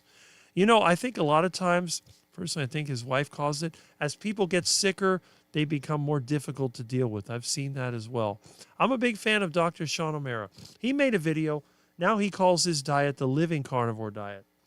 And then to try to get interest, he had one part of it where he's advertising something with his shirt off, showing his pecs and his arms. And you can say, well, you know, Dr. Sean O'Mara looks pretty good too. So if you're a fan of Chafee and Baker, O'Mara, he's like the silver fox of the carnivore community. He doesn't dye his hair. But again, O'Mara is smart. Not only is he a doctor, but he's also an attorney, from what I understand. You know, he has JD or Juris Doctor, so he must be an attorney. The guy's smart. His speaking isn't 100%. He's not a born public speaker, but he does share information. I like his channel. I've actually had him respond to my comments. He doesn't do it anymore, but in the beginning he did. So that's pretty nice. This guy speaks with honesty on his voice. All right. I don't know if that's me or somebody else, but I would have to agree. All right. And the comments are here. And I guess we're getting more viewers again. Wow, look at these comments. It's incredible. Dr. Eric Berg isn't against carnivore. Well, that's it. See? I saw that. A vid totally trashing him was awful because of the Scientology. Yep. Dr. Eric Scientology. Right. I believe Scientology is a scam, but evidently some people like it. It's like any other social club. It's a pay-to-play club. They call themselves a church. I call them pay-to-play, but I don't know anything. I knew somebody that joined Scientology just to meet women. It didn't work out for him, but he did that. Dr. Baker is like the Hulk, yes. Chicken fried in lard is absolutely irresistible, and I'm going to be making it for lunch, although I still have some in there thanks to you sending me more chicken. We're going to have heart attack chicken every single day. What do people believe in Scientology? I really don't know, but there's a lot of videos on it, and I don't want the Scientologist over here sabotaging my house, so I'm going to leave it at that. I still like Ken Berry. He is informative and funny sometimes. Well, I'm sure Ken Berry's a nice person. I just can't access him, so I don't bother. I go where I can interact with people. If I'm going to be a spectator, I might as well watch sports. I am not a spectator. I will not engage in a chat where I am not known. If a chat does not mention me by name or acknowledge my comments, I will not go there, period. His son did warn his dad was a Scientologist. I remember seeing that. Amy should make him an Avenger. Well, there you go. Chicken fried in bacon grease when I did. Yeah, that works. That's basically heart attack chicken. Yep. I tried vegan. It made me sick. I remember that. I remember you saying that. I can't exercise but when I can, I go for long. Oh, there you go. Well, you have all those issues to deal with, but that's okay. Is he getting another meat box? No. It's just somebody was lost. I can never be vegan. Ribs are too good. Yes, I agree.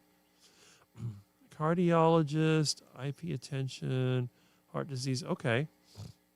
You need it. Well, I have a doorbell. It's broken now, but it goes. Ooh. And what I'm going to do, I have the conduit here. I've been wanting to do it. I may do it today.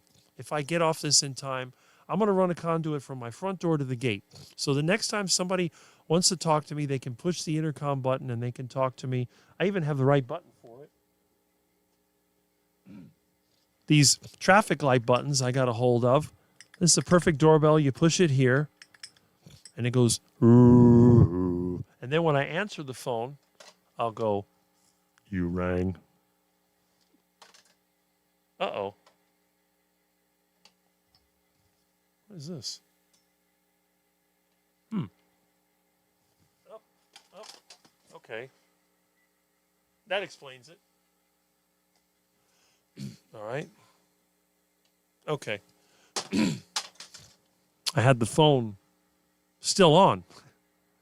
Anyway, so that's coming. It'll be part of it. And then when somebody rings the doorbell, like if somebody sends something, it'll go, ooh. And then I'll pick it up and then you can hear me talk. So we have several things that are planned. This is a very unique live stream. And that's it. Okay. Anyone of you know Granddad Joe? No, I don't. But if somebody does, I'm sure they will mention it. His son is mentally sick, whether from the life or otherwise. I don't know. Okay. Well, let's see. Don't touch that one, Rick. Yes. I am a male and would rather be a lesbian. Okay.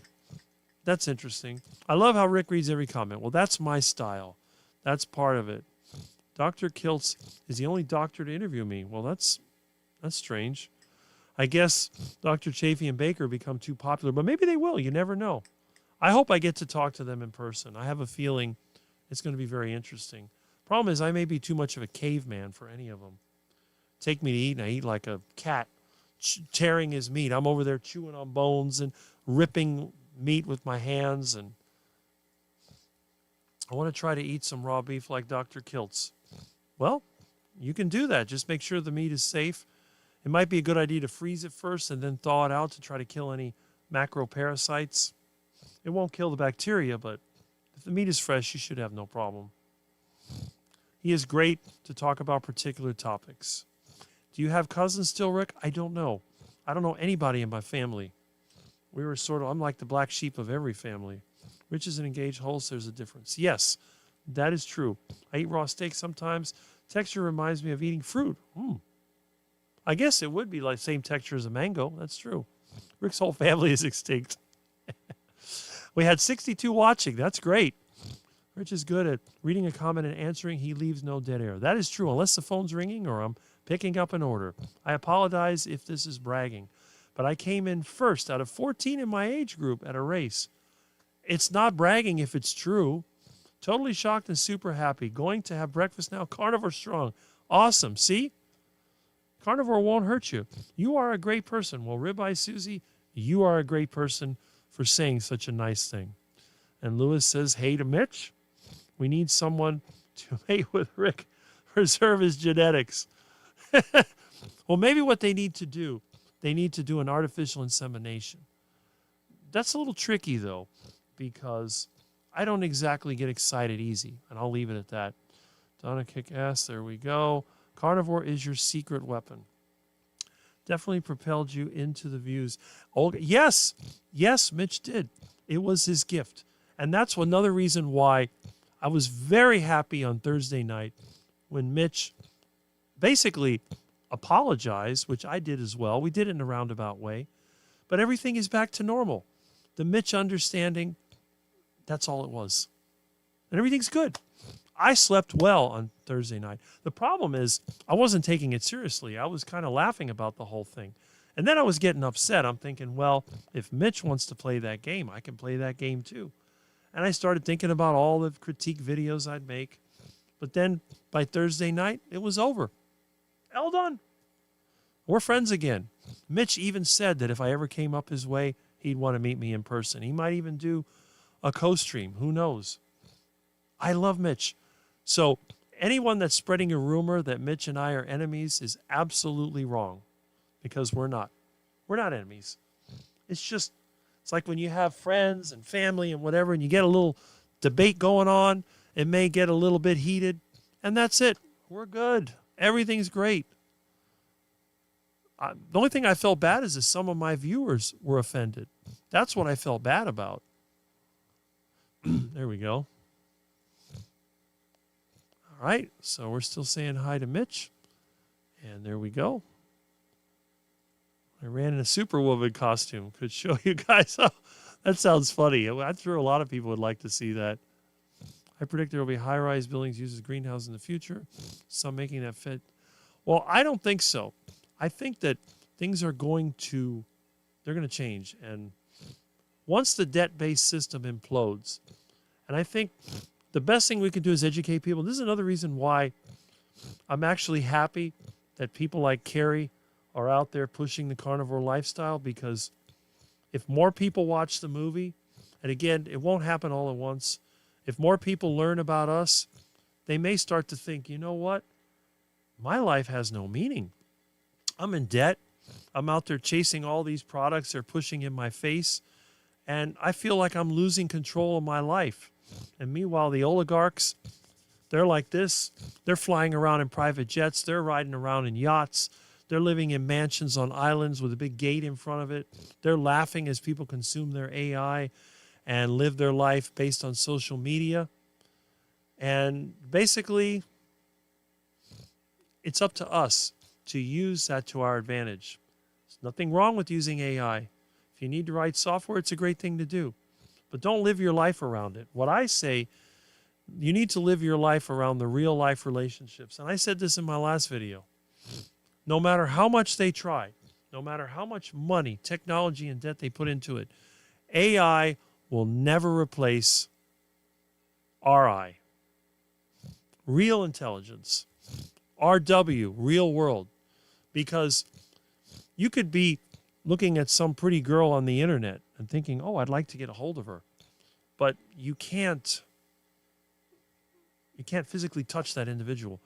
They will never get to the point where automation and artificial intelligence is the same as the real world. The problem is the real life is imperfect.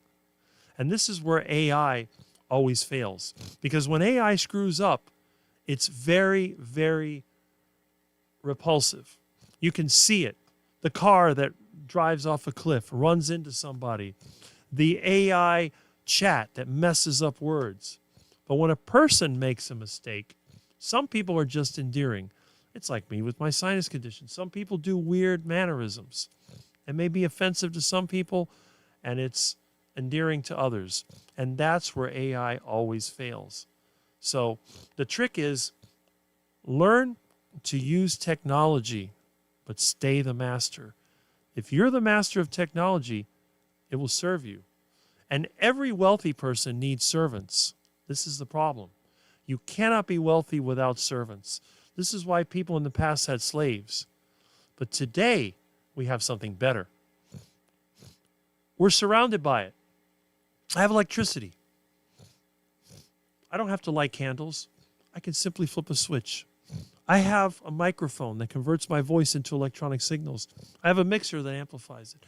I have a computer that digitizes it. We have internet. I have air conditioning. It's 80-something degrees outside. It's almost 90 degrees. And I'm wearing a shirt.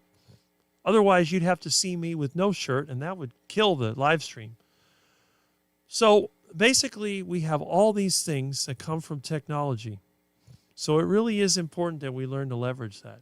It's like me. If I want to dig a hole, I could take a shovel and struggle and struggle and struggle.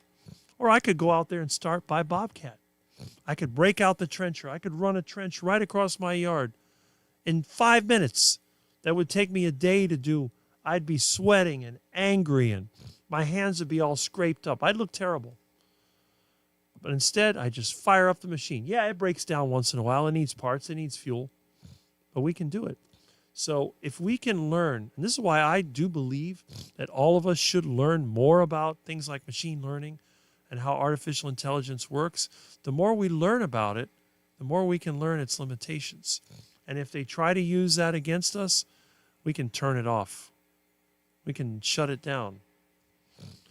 If a machine is out of control and it's plugged into a wire, you can simply pull the plug. I've had times when we did house cleanups, somebody's on the floor polisher, they try to stand on it, they start spinning around. You just pull the cord out and that's it. If you know how to stop the technology from getting out of control, it's good. Anyway, we're going to run out of food if everyone is carnivore. Not if we do things right.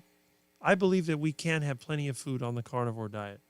I love that cartoon. The Quackmobile is awesome. Well, we have to thank the person who did it. It wasn't me. We are Quackers for you, Rick. Well, thank you. Rick, play the other one. I don't have that uploaded to OBS, although I do have it. I know that you sent it. I'm going to have to upload. I'm going to make a library out of that. It's just I had some computer issues. We will all have to move to Texas to get some beef. Or we might have to eat other meats. Or we might have to do what I did, add fermented foods to your meat. To the Quackmobile. So funny. Love it. Yes. Do some of you do cigars? Some of them do. I don't. Play the Avenger vid. Yes, I have that, but it's on. You can look it up on my YouTube channel. I'll definitely. That was Amy's creation. Smell of it makes me relax. Oh, you must mean cigars. I don't like cigars. I find them. It's like burning leaves. It's like when I was burning trash yesterday. That's what cigars remind me of, burning trash. But some people love cigars. Some people really, I've known several people in business. They get stressed out. They go outside the office. They light up their cigar. They sit over there on the bench. And it's like their whole attitude changes. They're on edge. They're mad. They go outside. They get their cigar. They have their little torch lighter. They're puffing on the cigar. The smoke cloud's coming up. You go back 5 minutes later. Hey, Rick, how you doing? You were tearing my head off 5 minutes ago. I'm fine now. They get to smoking their cigar. They'll spend 20, 30 minutes smoking that cigar. They're different than the cigarette smokers. The cigarette smokers are constantly smoking the cigar. It's like Goofy with the no smoking video. Then they feel better. Then after 15, 20 minutes, they're agitated again, pull out another cigarette. But the cigar smoker, he's over there. I've seen women smoke cigars too. Puffing on that cigar. And within 20 minutes, it's like everything's fine. Go back to the office, do their thing for hours and hours, they're fine. And then usually after they smoke the cigar, within an hour or two, they're eating. I don't know what it is about cigars. Maybe Mitch will explain it to me one day, why people like cigars so much. I've known people that lived into their 90s smoking cigars. Whatever. But it'd be interesting to see how many people here like cigars. Now adding more B1, well, that's good. I don't smoke anything, but love to try smoking meat. Oh, there you go. I could do that. Smoke a brisket. That's much better. Smells a lot better than cigars, too. My brother do cigars. The smell of it seems to be relaxing to me. It might just be because it relaxes other people. I smoked meat for 17 years. A meat bag. Quit cigarettes in 2008. Well, there you go. See, and you were addicted to cigarettes. You got rid of them, and that's great. I was going to ask Rick to play his Avenger video. It's so awesome. I will do that for you. And let's see. LOL. Okay. Hello to Mitch. Tough room. Rick, for you eat the iguana. Yes. I ate both of them. That poor iguana. Casey on Vegetable Please is a weird character to watch. Definitely a vegan, brain gone haywire, but he's entertaining in a strange way. That is true. I had a gecko in my house. They make a noise. They go. I had one here, but Milton ate him. Milton wasn't feeling good after that. I named a gecko Harry from a Doctor Who character. Well, there you go. My first cat we named Harry, and I'm not sure where we got the name from. It might have been from there. I thought I was caught up with the chat, but I'm not. All right. And Edith Hambone says, have a great day. Well, I'm glad you're here, and I hope you enjoy the rest of your day. All right. So I filmed a cooking video yesterday. I had some tech issues with it. Ribs. Yes. I get my MRI next month. Mitch, oven, slow cook. Yeah, I remember that video. Mitch always had some delectable cooking videos. That, I think, is one of the first videos I saw Mitch in when he was cooking. Mitch is creative in the kitchen. Chef Mitch, always liked that character. Send us some news, Annabella. Getting a bunch of scans in a couple of weeks. St. Louis style pork ribs, but not Smithfield. I don't like that brand. Aren't they owned by the Chinese? Smithfield pork chops, not very good tasting. Well, maybe they're cutting corners. Need to make an update video. That's a great idea. I've always wanted Dr. Anthony to interview me. Well, have you emailed him? Hopefully he will. I need to get some chores done. We'll be listening. We'll keep on listening. I'll be here. I've seen people washing chicken a lot. I've chose not to. Depends on how you cook it. If you're going to boil your chicken or fry it, you probably don't have to. But if you're going to roast your chicken, I would definitely wash it. The danger of washing chicken is that you may splash bacteria all around your kitchen. So if you wash your chicken, make sure that you sanitize your sink so you don't spread salmonella or other nasty bacteria. Now, in my kitchen, I usually wash the ducks or iguanas outside. So whatever salmonella there is, I try to use bleach to kill it off. 63 here. Wow, got a lot of people. All right, Ricky, there we go. I think that fixing the audio went a long way to fixing this. I like that name. Susie, not a single relative, not that I know of. The last uncle that I knew, we were kind of enemies, and he died of brain cancer. Cancer runs in both sides of my family pretty commonly, but, people just tend to die. They tend to die in their 70s or 80s. That's when my family dies. Only my grandfather lived to 94. He was the one that didn't care about anything. He was junky. He didn't care about anything. My mom said that I reminded her of him in many ways. But he was a little man. He wasn't tall like me. Yes, wash the chicken, but not your hands. Be like Rick. Okay. Hello, Rick and everyone. Hello, Linda. Glad you're here. I'll change my mind to Chuck Roast Ricky. There you go. Let's not talk about artificial insemination. Makes weird pictures in the mind. Well, there you go. What's the most amount of eggs you eat? I used to eat a dozen eggs a day. I had 6 today in my OMAD meal. I was eating a dozen eggs a day for years. Remember, I was dead set on that heart attack. They told me that 1 egg was like smoking 2 cigarettes. So I decided, well, there's 20 cigarettes in a pack. What if I had 24 cigarettes? That's more than a pack a habit. So I'll eat 12 eggs a day. It's like smoking 24 cigarettes. Well, it failed. I You would think I'd be sick of eggs by now, but I love eggs. I eat 4 eggs a day right now. I changed my picture to a whole turkey. The other one was scary. Well, there you go. Okay, well, I see the turkey there. And heart attack turkey is delicious. I got 2 family packs in the freezer of thighs. And thanks to John Beatty, I got more thighs here. So it's heart attack chicken. I still have some leg quarters in there that were 68 cents a pound. So I am going to finish those, and then I will eat the new heart attack chicken thanks to my wonderful subscriber. Mitch's channel lately is like sitting at a Thanksgiving dinner and no one can talk about important topics or they lose their cool. Did you get into a fight before high school? I never got in a fight in high school, but I got in a lot of fights in junior high. That's how I chipped my tooth. See? This tooth actually was chipped all the way to the bottom, but I think my teeth have grown a little bit over the years. Some of the other damage in my teeth, the lower ones, it's from the plant-based diet. The bottom teeth are crooked, but when I started the carnivore diet, the upper teeth were still growing in, and I think that eating all that meat straightened out my upper teeth because they were pretty bad. I have a picture of me when I was younger, and you can see these teeth, they grew in the same way as the bottom ones, but since they came in later, that was it. Okay, had a cousin who was also 6'6". He got bullied into fighting a lot. It was sad. He was not a fighter, but his size made him a target. When I got to high school and I was growing, it had the opposite effect, so I guess I was lucky. And here's Ellen. Good morning, Rick, and chat friends. Well, good morning, Ellen. I'm glad that you have dropped into my chat. My dad, who was never there for me when I hunted him down at age 21. Son, you're lucky if you go your whole life with 1 or 2 real friends. And I have more than that.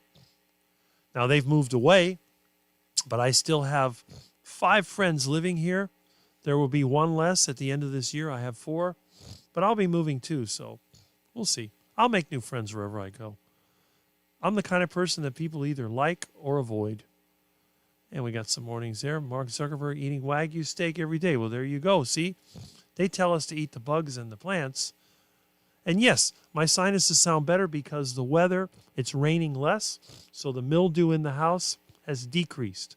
Once I get to the winter time and I can open the windows, the sinuses will be much better. But this side is still swollen, and actually in my ear, if I put a Q-tip in there, there's like a defect. It's right on this side of my head. The only way to get rid of it is through surgery, which I refuse. If people don't like the noise my sinus makes, they don't have to listen to me. Good morning. Good morning. Yes. Are we still in a shutdown? Not getting paid. I think we are. I think we're still in a shutdown, but I really don't know. It does seem like your sinuses are doing good today. It's the change in weather. It's very windy and less humidity, and the mildew, the mold, is not as active. When the wind blows like that, it blows through the attic and it blows the spores away. So the mold just scatters in the outdoors. So yeah, it is a lot better. And you've seen me make videos in the past. Whenever I make a video in the wintertime, like with Dr. Chafee and that, don't have it. When I made the video with Dr. Baker, it was summertime, and I think they edited it out. So, but it's definitely a seasonal thing. Okay, my granddaughter's taking robotics classes. Well, there you go. Very important to understand how this works. Girlfriend, over 30 years. Recently, she was sad because relationship she was in ended. I told her it could have been much worse with me. Well, there you go. She also speaks full Mandarin, so she can deal with China. Well, that's good. Cigars stink. There you go. Mouth cancer risk. I have an American friend who smokes cigars. I've never smoked. All right. Maybe cigars make people mean. It's possible. It's nicotine. It's an addiction. They let people smoke in the casinos. That is true. That's why I don't go there. I used to like Mitch smoking a cigar and feet in the grass. Look relaxing. Well, there you go. That's it. Smoking dries out the mouth, which is inhibiting saliva production, which allows oral, and it jumped. Oral bacteria to take over. True. Smoker would like to gamble. Enjoy the free secondhand smoke at the craps table. Well, there you go. George Bird smoked cigars, and I think he lived to 99 or 100, didn't he? He had 2 iguanas, yes. I caught one by the canal, and I caught one in my yard. The one by the canal, that was the one you see on the bicycle. The one in the yard was over there by my sugar cane. Probably trying to eat the sugar cane. So I grabbed him, and I threw him in the file cabinet. That was the second one I showed you. They were both large iguanas. He doesn't have them anymore. He loved those movies. Okay. I like the smell of cigars and smoking a pipe. Auntie died from lung cancer. She didn't know she had it. She stopped smoking maybe 40 years ago. The cancer was everywhere, yes. Doctors didn't tell her she died the next day. Wow. I agree with you. Thought about doing some interviews after my surgeries. Well, there you go. Mitch's Wild caught cod, pork rind, crumb-crusted, fried in bacon grease is the best. Haven't made that in at least a year. Again, another one of Mitch's great recipes. Wash your chicken with melted butter, right? My brother died of lung cancer at 59, heavy smoker and a beer drinker. Carnivore has definitely changed me into a cook quickly, yes. If you like cod, try that recipe. In 40 years, your auntie's lungs have been totally renewed at least 6 times. That's what cells do. Hi, Rick. How do you prepare iguanas? 2 ways I do it. One way is to boil the iguana. I've made a video of that. And the other way is what I call heart attack iguana, which is iguana deep fried in beef tallow or lard. You can look through my videos and you can see them. I'll make more in the future. I cook every day now, and I am wary of restaurants now. I can only eat 1 egg. Plate of deviled eggs, I can eat a bunch. So weird. Still died of lung cancer. To me, shows how deadly cigarettes are. Yes. And also, people that smoke cigarettes tend to eat badly. So it's kind of a two-punch knockout. Notice my teeth are stronger now. They are. I chew ice all the time. Never heard them. You got lovely consistencies. I can't eat boiled eggs. When I was a kid, I couldn't even eat ice cream because it would cause my teeth to hurt so much. And now I chew ice cubes. It's crazy. But not after 40 years. Okay, so lung cancer, metabolic health. Right. I agree. They make the whole house smell like sulfur and inside the fridge too. I try not to make them. Okay, you're referring to the menu. I can be a fussy eater. Poached eggs are my favorite. We are in shutdown. My air traffic control not getting paid. Keeping us safe in the sky makes me mad. Well, they'll get paid as soon as this is over. If they have to cut people off from food stamps, they're going to revolt and they will make a deal. You'll see. Changes in our country do hurt, but they're temporary. Air traffic controller friend. Okay. Come and stay with me. I got tons of fresh air where I live. Well, there you go. And I have fresh air, my friend, traffic controller. All right. So we have, I think I may have caught up. It looks like I caught up with the chat again. I don't miss anything. I go through every single one of the chats. If I miss one, it is purely technical. So let's get back to what I was talking about, Mitch. And if you're still listening, Mitch, let me just say again that I have a lot of respect for you for manning up to what you did, explaining your situation, resolving the conflict, and getting back on the straight and narrow path. If you offended your viewers, that is between you and them, and it is up to you to make any changes necessary. Some viewers may not come back to your channel, but you may attract some new ones. Controversy seems to bring interest, and I do believe that you will get more people, at least for now. And Mitch, you don't want to stagnate. You want to make some changes. If you want to get rid of the comedy, you're welcome to do that. You want to get rid of the chat engagement, you're welcome to do that. I wouldn't do that if I were you, but I'm not you. I know that you have stress, you have a lot of things going on, and you probably do not need more aggravation. Okay, so we have 58 in chat right here. Thank you, Rick, for mentioning. Yes, I'm still here, Rick, pumping on my cigar. That's it. See? Smoke that cigar and enjoy your day off. That's what we're here for. Let us do the talking. Let me do the quacking, and you do the puffing. So keep smoking that cigar. And for anybody that thinks that Mitch is going to kill himself smoking cigars, that's his right to do so. I don't think he will. But if he wants to smoke a cigar, let him smoke a cigar. And if I had the money, I would send you some money so you could buy cigars. Now, on the other hand, I have a little tobacco garden as well. I always thought about, I've done this with a friend of mine. His dad was from Cuba, and he owned a cigar factory with the torcedores, all making cigars. They had their little, I have one of those things that he gave me. He actually showed me how to make cigars. So can you imagine, I learned a little bit about cigar making from a 90-something-year-old guy who smoked cigars from the time that he was a teenager. He told me he smoked his first cigar when he was like 14. And he smoked cigars, and nobody cared in Cuba. Over there in Cardenas, which is where my dad was from, that was mostly like, older people smoked cigars. But everybody, Cuba's what? Sugar and tobacco.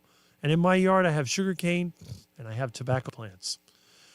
So he showed me how you harvest the tobacco. Certain leaves are for the wrapper, certain leaves. And again, English wasn't very good, but between the broken Spanish that I know, a little bit of English, how you roll the leaves, you make like little tubes out of it, and then you bundle them together. Then you have, your wrapper leaf, you have to put like one, and then it was like you cut it a certain way. Then they use like, I don't know if it's a vegetable oil or what it is. It looks almost like a vegetable oil. It could be lard for all I know, or beef tallow. And they put it on the tobacco, and then you roll it, and then you have this wooden mold that you put it in. And then as you make your cigars, you put them in the mold, and you clamp it down, and you let it sit there. And then eventually you trim it. And there's a whole process to it. Then you take a little bit of leaf, and you put some of that sticky stuff on there, and you glue it on like a cap. So I learned a lot about how they make the cigars, how long you have to hang the leaves, how they pile them up. There's actually fermentation involved. I'm like, wow, I had no idea it took that much labor to make a cigar. And then these people that are really into cigars, you can give them a cigar, and they can tell you kind of where it's from, maybe what season, what kind of tobacco. I'm thinking, it still smells like burning leaves to me. But hey, there's a whole community of cigar aficionados that love cigars. I may be the only one that's an iguana aficionado. I can tell you what canal the iguana came from just by eating it. My friend that's moving away, they went iguana hunting in Coral Gables. There's iguanas over by his house. So he brought me 3 or 4 iguanas in a box, and I ate it. So he says, where do you think the iguanas are from? I said, this iguana is from Snapper Creek. It's over there by Fairchild Garden. This iguana is from Redlands. Redland, where you live. Because this one tastes more like chicken, and this one tastes more like fish. Okay, so let's see. T-Pain Golf. Leftover sirloin roast means steak and eggs today. Yummy. Well, there you go. Annabella Sweetie. TikTok vids. There you go. Good on you, old guy carnivore. Yes. All right. Good morning, afternoon, my friend. Well, there you go. Can people smoke duck? Well, you can smoke a duck in the oven or in the barbecue, but if you try to smoke it yourself, it's going to be hard to light and it's going to keep going out.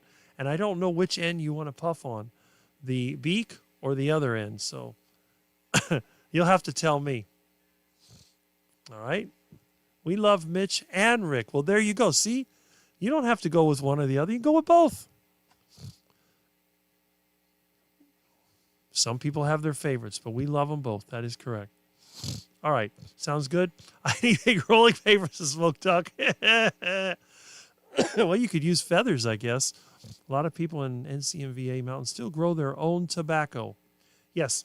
And I grow 2 varieties here, Virginia and Rustica. Virginia is the one that's used for making cigarettes. I use it for making my pesticide. And Rustica is the strongest one. That's known as Indian tobacco. That's the native one. It has smaller leaves, and it is really, really toxic. Now, the hornworms love the Virginia tobacco, but I love hornworms because I give them to the ducks, those big green caterpillars. The Rustica, they don't really eat that very much. The Rustica tobacco, depending on the season, if it's a dry season, it ramps up its nicotine production, and it can even kill tobacco or tomato hornworms. That stuff is very potent. But again, I grow it as a pesticide. I will show you, when I show the backyard, once I get the junk pile out of there, I'm going to show you my little tobacco garden.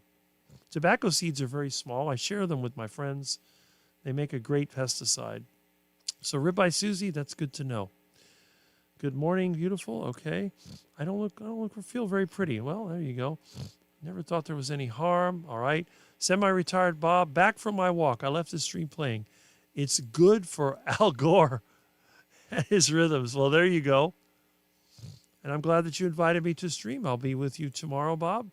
How are you doing these days? People's names are slightly different. Well, that's YouTube for you. YouTube isn't easy. My almost 900 proves it. Yes. Haha, Bob. Morning, Mitch. 900 videos. There you go. Infinite wisdom, door handles. Okay, yeah, that's YouTube. I hear somebody outside. Let me see. Okay. That's somebody for the neighbor. LOL Rick. There we go. Which plant is profitable to grow? Well, it depends on your market. Mary Jane. Well, that depends on your market. Cigars stimulate the sucking reflex, which is soothing. Why babies use pacifiers. Mitch and I have talked about this. Well, that's good to know. At a New York strip tonight. Excellent. Excellent. I'm hoping I'll get to 700 subscribers soon. I hope so, too. And thanks to one of our great subscribers, I have ribeye steaks in my refrigerator, and I'm going to enjoy that. Oh, that's going to be 2 delicious, and I mean delicious dinners. I'll be like a rich person. I don't have a private jet. I don't have a limousine. I got a van.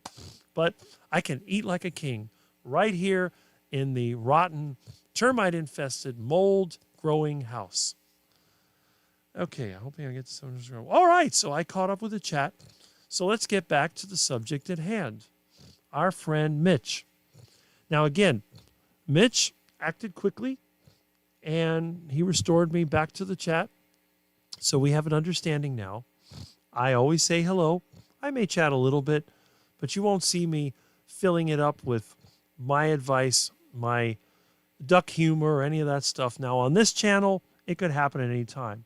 Somebody actually requested the Duck Avenger. I'm going to put that here. And look, Mitch is still listening. See? Hi, Ellen. Well, there you go. So glad people... Yes, I am too. It's really nice. And Midnight Vince says hello. So let me switch over to the other scene, and we're going to look at the Carnivore Avenger that we're talking about. And you can watch this too. So we'll go over here to the other scene, and my computer's been working pretty well, but a new one is coming. Even Mitch had suggested that I should set up a donation for my computer and that he would kick in 100 for it.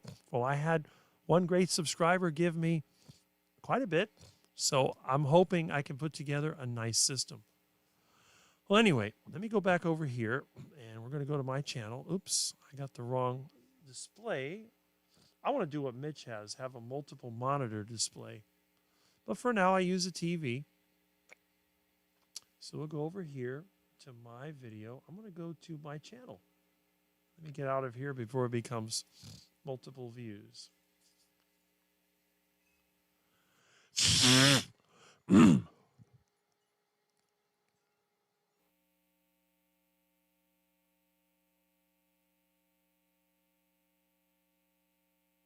Live at 8 with Rick. Okay. Let's see. All right. Shorts.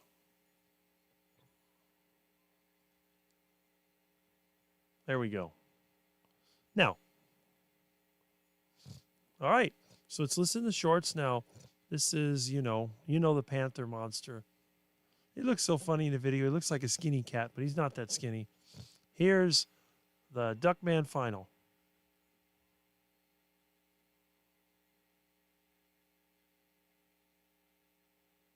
Where's the sound?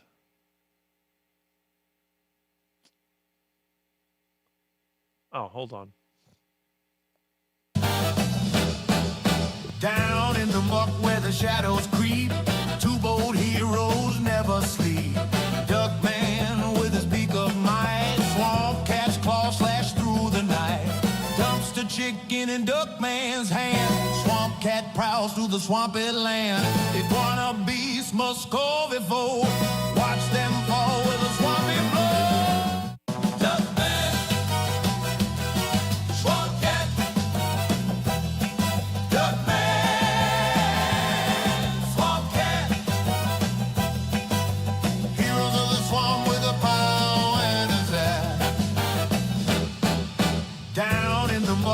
Shadows creep, two bold heroes never sleep. Duckman with his beak of might, swamp cat's claw slash through the night. Dumpster chicken in Duckman's hand, swamp cat prowls through the swampy land. Iguana beast must score before, watch them fall with a swampy blow. Duckman.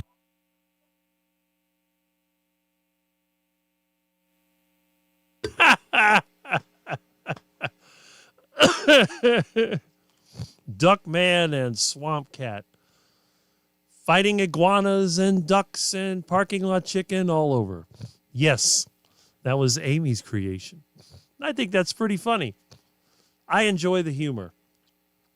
Obviously, the body type is a little off because I am a lot taller and skinnier, but it's Rick biting the head off the duck.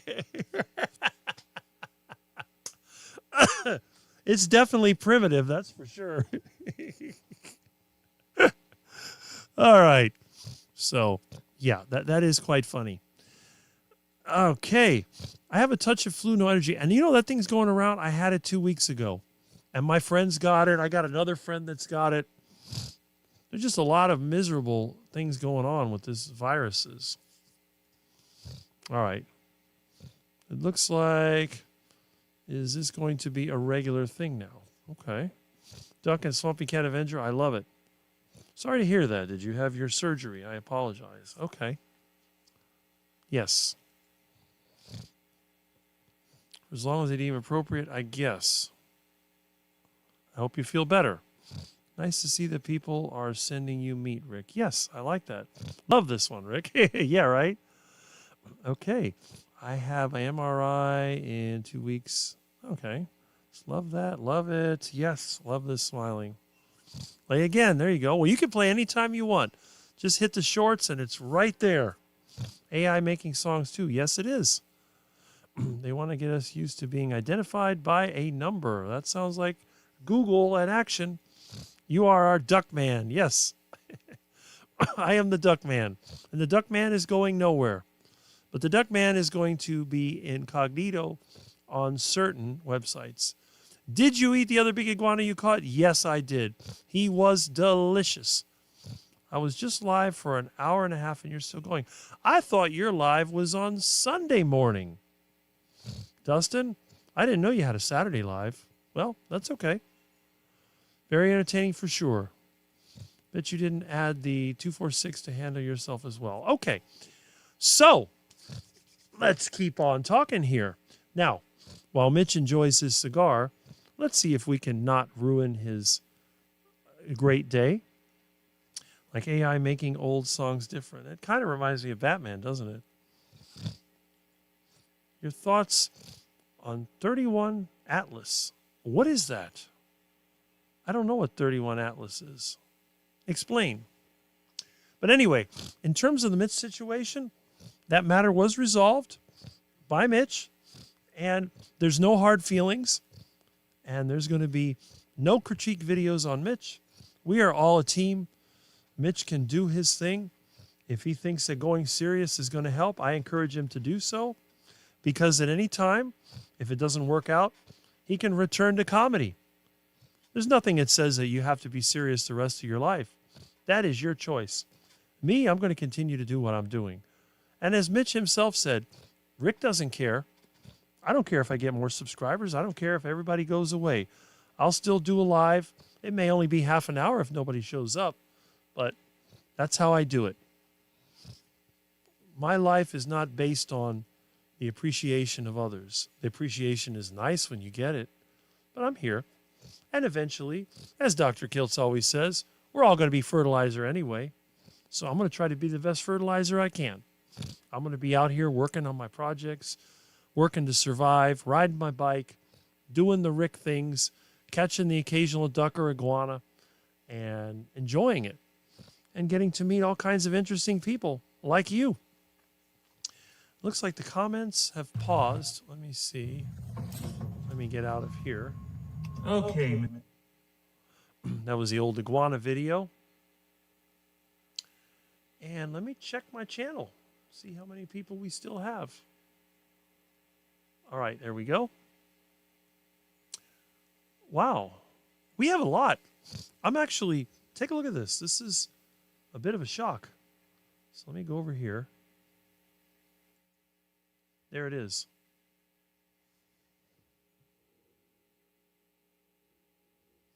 We still have 51 people watching, and it's almost noon. This is a new record. We've never had this many people watching. So again, I want to give a thumbs up to Mitch, the old guy carnivore, for boosting my participation. Thank you very much. We love you. We do. I know I do. And in a good way, not a bad way. So thank you so much for being an important part of this community. And I hope that you're enjoying that big, fat cigar. I hope you had a delicious coffee this morning, and you're going to have a delicious carnivore meal. Maybe steak, maybe a ground beef bowl with eggs or bacon or some other good stuff. I'm thinking about heart attack chicken right now.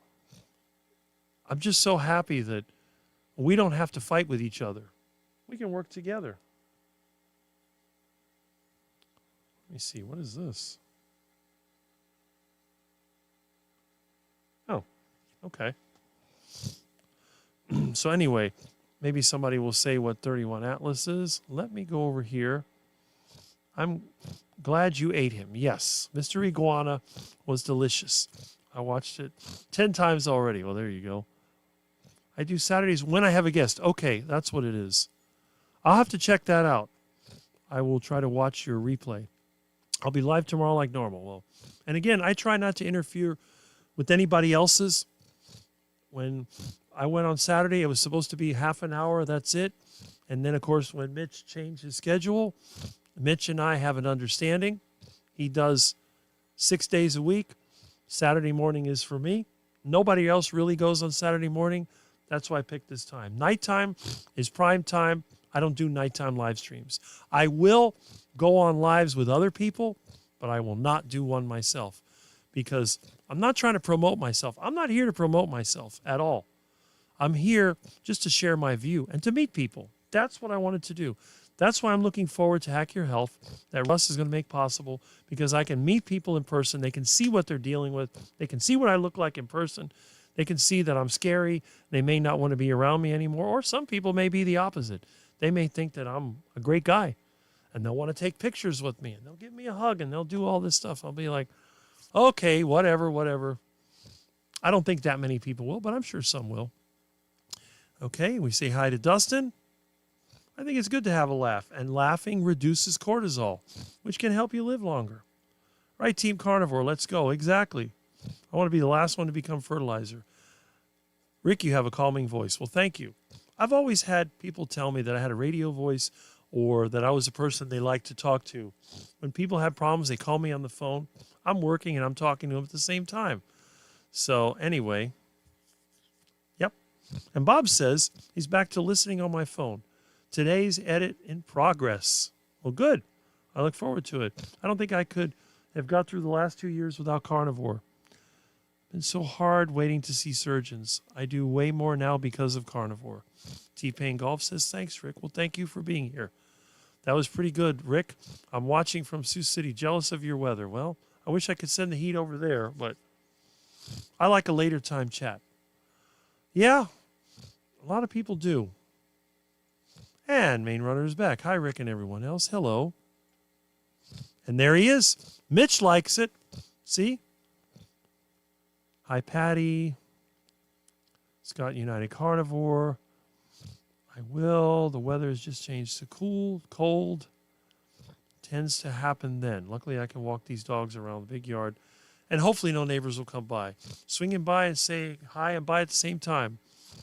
Walking with backpack. Well, Bill Cook, glad you are here. And let's see. I was told online that eating carnivore was a Band-Aid solution for reversing diabetes. I don't need any medicine now for diabetes. I had trouble even with keto with my diabetes. So grateful for carnivore. See, Annabella? Carnivore can help so many people. It doesn't help everybody, but it can help a lot of people. And if you're serious about it, you need to continue.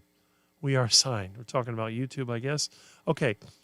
3I Atlas is the third interstellar object confirmed to have passed through our solar system. It is acting alien-like. It is behind the sun now and will be here end of November. Well, I have to look at that. I was not aware of that before. Thought about you like every walk this week. Yes, Bob is famous for his walks, just like Rick is famous for his ride and talks. It's 3I Atlas. Okay. Interesting. Thank you, Rick, for the live stream. Well, I'm glad to be here. Getting 1% better every day. That is semi-retired Bob's famous saying when he ends a video. And we all have our characteristics. And I think that's what makes us a real community. When you think about every one of us, you're going to associate something with them. For example, when you think about Mitch, old guy carnivore, what do you think about? You're going to think about an old guy talking about his view on the world. You're going to think about a cigar. You're going to think about Chef Mitch. You might think about a morning live stream every day. There's a lot of things that you will think about when you think of Mitch. You'll think about somebody who's going to tell you what he thinks and not hold back. That's Mitch. But when you think about somebody like, I don't know, Dr. Chafee, what do you think about Dr. Chafee? Longtime carnivore, muscles, good looking, calm voice, knowledgeable doctor. You think about that. When you think of Dr. Sean Baker, big muscles, athletic, calm, but at the same time determined. Everybody has their characteristic. What happens when you think about Rick? You might laugh. First thing you'll think about, quack, iguana, lard, parking lot chicken, 1950s, Dodge Chargers, greasy hair with a part. There's a lot of things you might think about. And I like that because everybody has their characteristic. And that's very important. Okay, I think some people get mad for you being disciplined. Well, people can feel free to discipline me all they want. I can agree or disagree. We're all adults here. We can make the determination on our own. Have you been interviewed on a stream?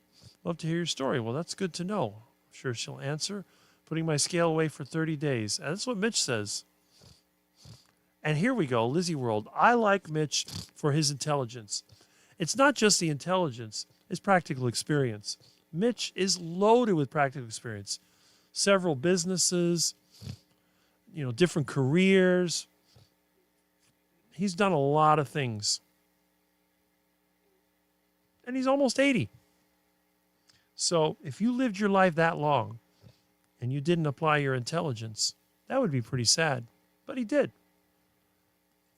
have to take an elderly neighbor to the store with a car soon.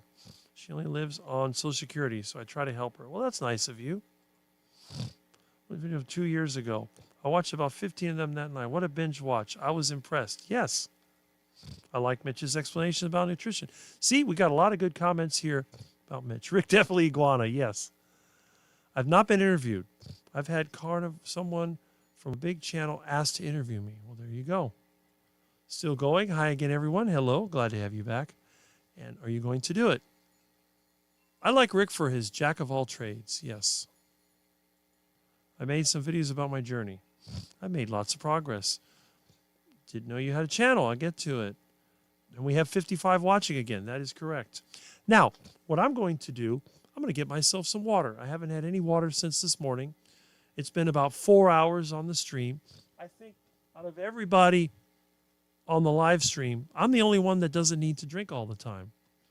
People drink water. People drink coffee. Rick, do you take any supplements? No, I do not. I take no supplements at all. I'm going to go ahead. I'm going to get myself some water, and I'm going to play some music for you while I'm out.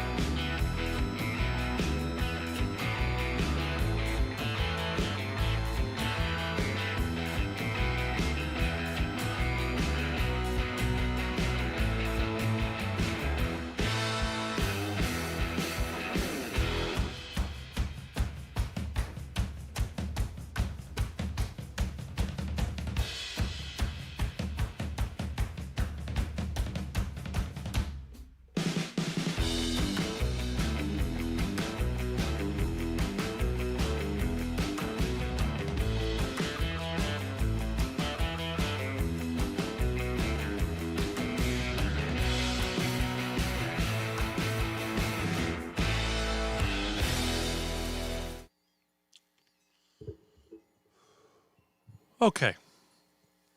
So, I'm going to go ahead and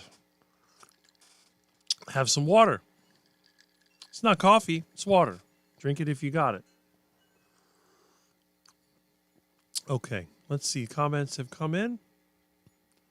Probably in the new year, I need to get a computer. I don't feel like an interview until my leg is fixed. Okay. I'm in a lot of pain.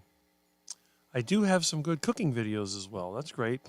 I enjoy learning from people. I'm not very smart. Rick reminds me of my dad. He's 82. He loves to argue too and way smarter than me. Well, there you go.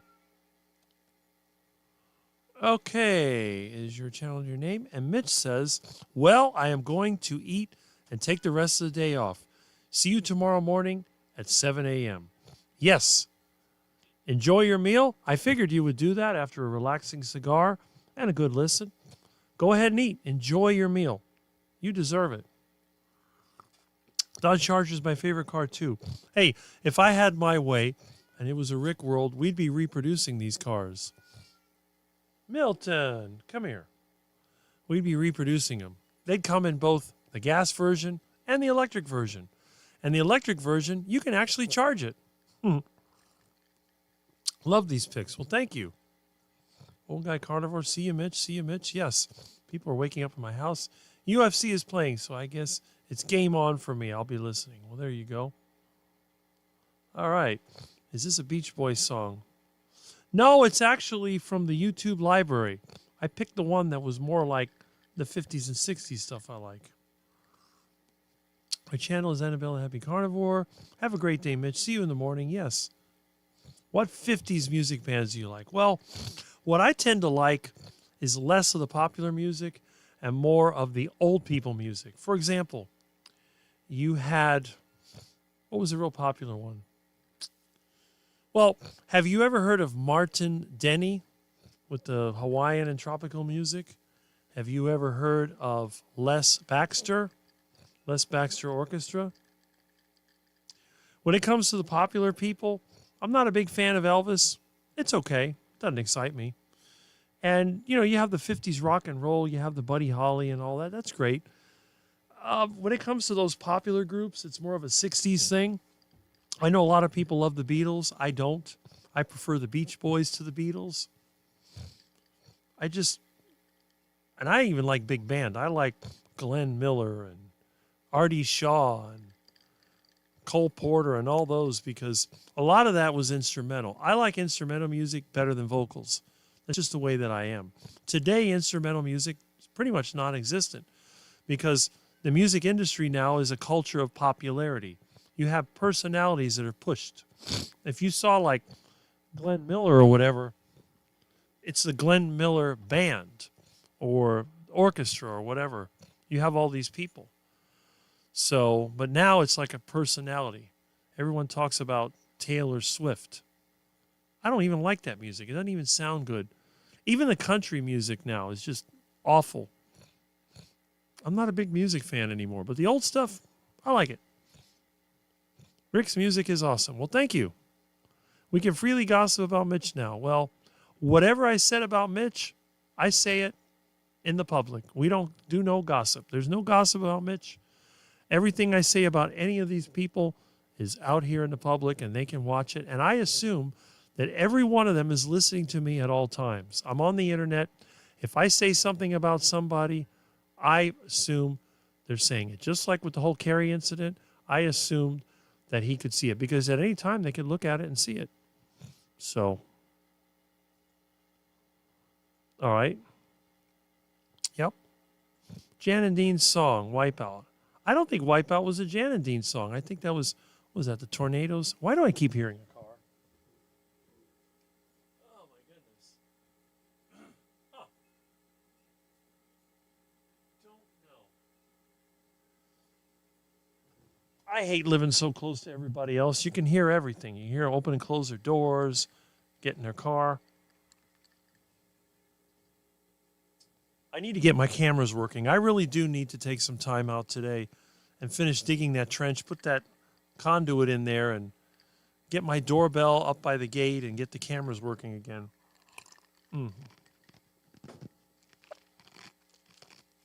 Thank you. There you go. I was eggshelling it.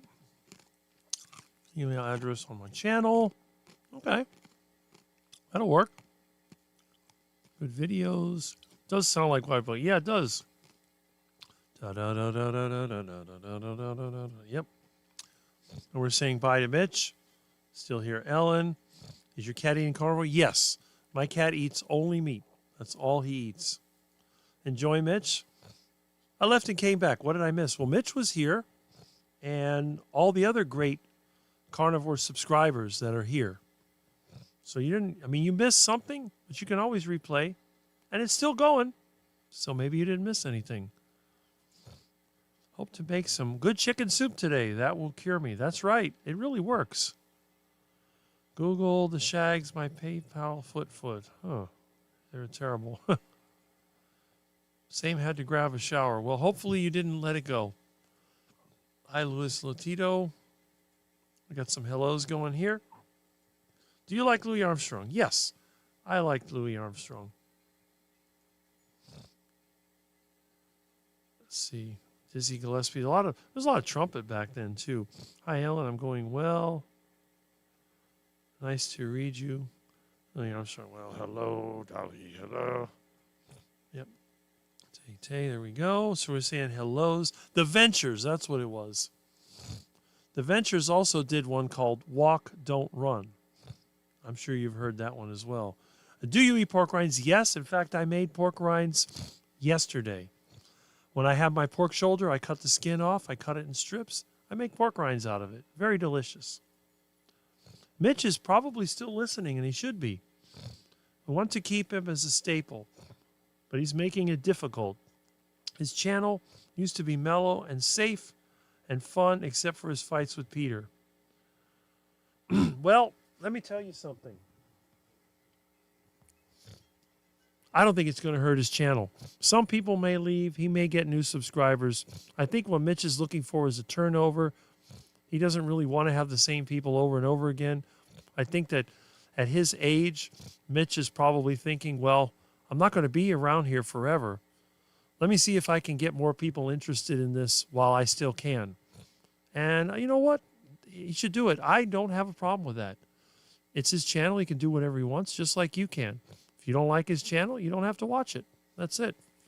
You can watch other channels. You can watch Homestead How if you like that feel-good stuff. If you're a quack, you might want to watch Rick. I heard that Rick guy is a little bit off. Actually, a lot more than a little bit off. He rides around on a bicycle. He grabs iguanas by the tail and cooks them up in his kitchen. That's not good. All right, Rick is going to live to 120 years. I hope not. I think I'll be dead in my 90s. Massive heart attack. Neighbors with wind chimes in my kryptonite. Well, I have wind chimes here, as you probably have seen. Milton and Mitchfitz was informative, and TY. Got to take elderly lady to the store. Well, there you go. Glad you were here. Good morning, Rick. Good morning, Larry. Good to see you here. My neighbor has a chime that sounds like cowbells. I swear they're moving a hair down my street. I used to know somebody with that. Maybe I'll put one of those on my house. Some form of torture. I gave a bottle of wine and asked if they could take it down at least at night. Okay. Does have a lot of fresh blood coming to the channel. Yeah. Out with the old, in with the new. That's what he's looking for. That's what he's looking for. I saw a squirrel eat a baby iguana on a video. Well, that's unusual. I didn't even know squirrels ate iguanas. I've seen them eat bugs. I guess the new people won't get the pleasure of the bacon and eggs vids. Well, the thing is, again, with Mitch's channel, he may have feel like he fell into a rut. Maybe it's time to change things. And I agree. Why not? Go for it.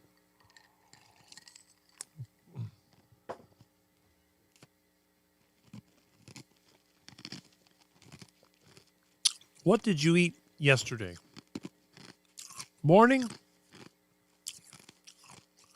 Pork chops, eggs, and cheese. Lunch? Heart attack chicken with pork rinds. Dinner? Shrimp and snapper that a friend of mine gave me. That's what I ate yesterday. I love wind chimes. Question, do you have any iguana cooking videos? Yes. Look through my channel and you'll see me with a sink full of iguanas, cutting them up and cooking them up.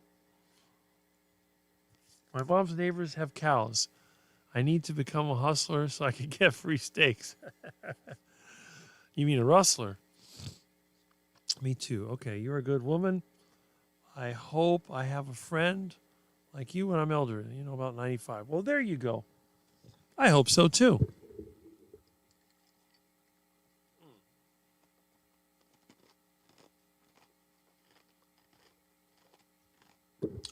All right. So let's see. How many people do we have? We have, I think, 51, or I forget what the count is. How dare you? My wife always looked at me like I was crazy, man. Rick, are you allergic to anything? Yes. I am allergic to several chemicals. For example, certain carpeting, certain paints, and I'm very allergic to cigarettes. If I go in a place where people smoke cigarettes, my nose will get irritated. I'll actually get sores in it. I'll start sneezing uncontrollably, and I become extremely aggressive. I got into trouble one time. Somebody blew smoke in my face, and let's just say the police were called, and thankfully I did not get arrested. We'll leave it at that. Tastes like chicken. Some iguanas do. Some taste like fish.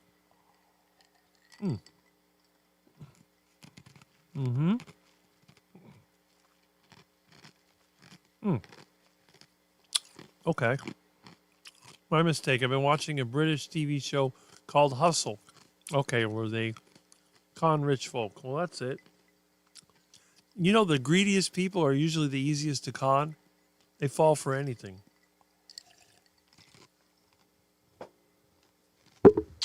A lot of people make a lot of money by doing dumb things. And I think it becomes part of their personality. So they end up getting scammed. There you go. Okay.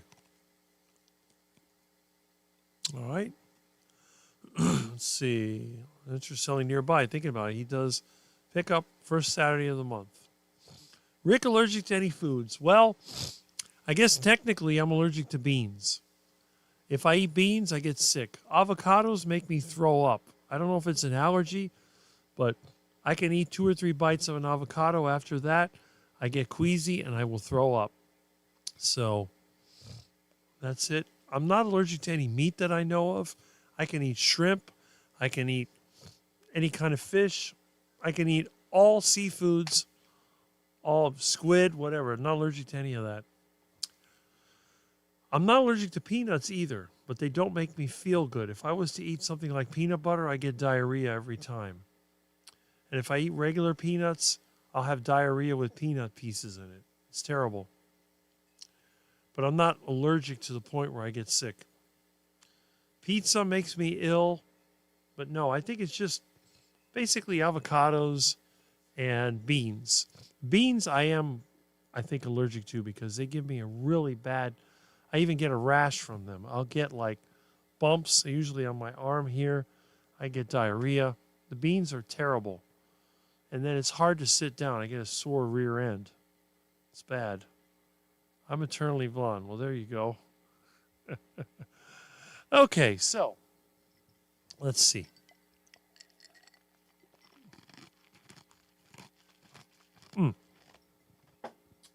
Let's talk about something else. Now, did anybody watch Bill Knott's latest video? Obviously, he has his commercial for LMNT. I usually skip through that. And he was talking about some of the experiences he had. He's showing Daisy, which Daisy was upside down and extra cute. But he mentioned something about survival foods, which I think was very interesting. You know, he's carnivore. They were putting away meat. He got half a cow from somewhere, and he was putting the meat in the freezer. I don't know if that's his brother or who was there talking about having ice cream instead and didn't like meat.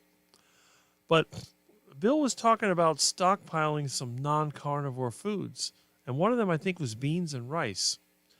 And I thought that was interesting. It's something I've thought about. What can we eat if we're not carnivore? I got a big problem because I can't live without meat. I've tried it. I went on a plant-based diet and it almost killed me. So, but I can eat some plant material. Now, if you've gotten to the point where you're no longer addicted, you have control of your life, are there some plant-based foods that you could eat? Are there things that don't bother you? And when he mentioned beans and rice, I have a hard time. Beans are toxic to me. They make me really ill. Rice is a tricky one because brown rice gives me digestive issues. I end up getting diarrhea with little rice pieces in it. Too much information, but that's what happens. White rice has a weird effect on me. I can eat it. I don't get sick from it. I don't like the taste of it. But the other problem is it kills my energy. If I eat rice, I get like hungry again. So let's say that I had to eat a bowl of rice because I had nothing else to eat. And then within 2 hours, I'm hungry again. And the problem is the more I eat it, the worse I feel. My energy goes down. And I tried that on the plant-based diet. Eat more rice. I'll eat rice. And I can't think straight. I start feeling like, what am I going to do? Then my motivation goes away. I have no energy. It doesn't work. I have no idea how the Asians live on so much rice. Now with fruit, I've done experiments with fruit. The one fruit that I can eat that does not affect me badly is green bananas. And I've tried that too on the plant-based diet. Now, the problem was when I tried the plant-based diet, I was also using the seed oil, and it made me very, very sick. I got a migraine headache that just would not go away, and I had it for 2 days. And this was like, later on in the plant-based experiment, which blew up. The first thing I ate after I went meat-based was eggs. But within a couple of weeks of feeling better, I was on the carnivore diet again. I did try some plant-based foods, and I tried the plantains again. But instead of making the plantains in canola oil, which is what my parents used, I made the plantains in lard. Good old unhealthy lard. And I ate the plantains. And you know what? I felt fine. I ate 2 big fat plantains from my yard cooked in lard. Pure lard that I got from pork fat. I think I got it from the dumpster. And I ate it and it was fine. And I ate it again.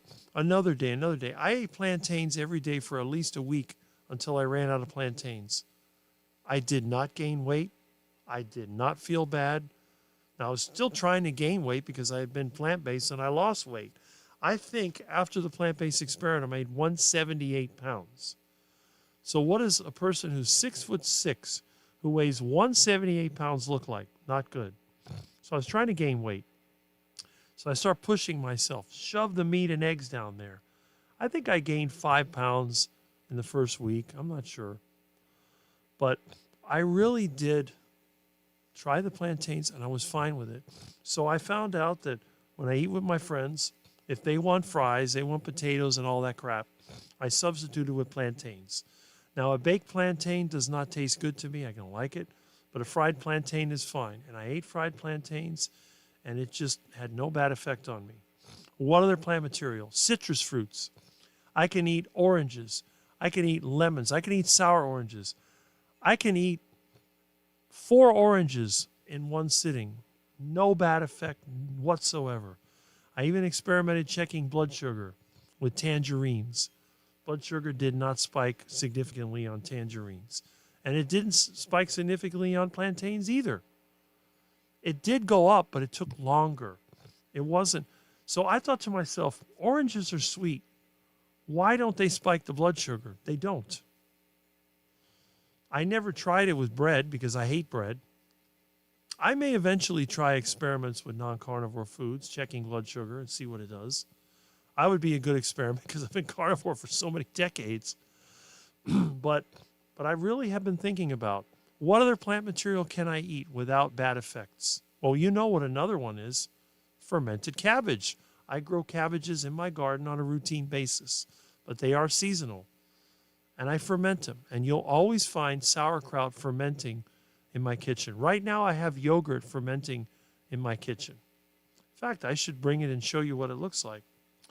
But we really need to figure out, as a comment was mentioned earlier about not having meat, are you willing to starve? Are you willing to fast for days and weeks at end and die because you can't eat plant material?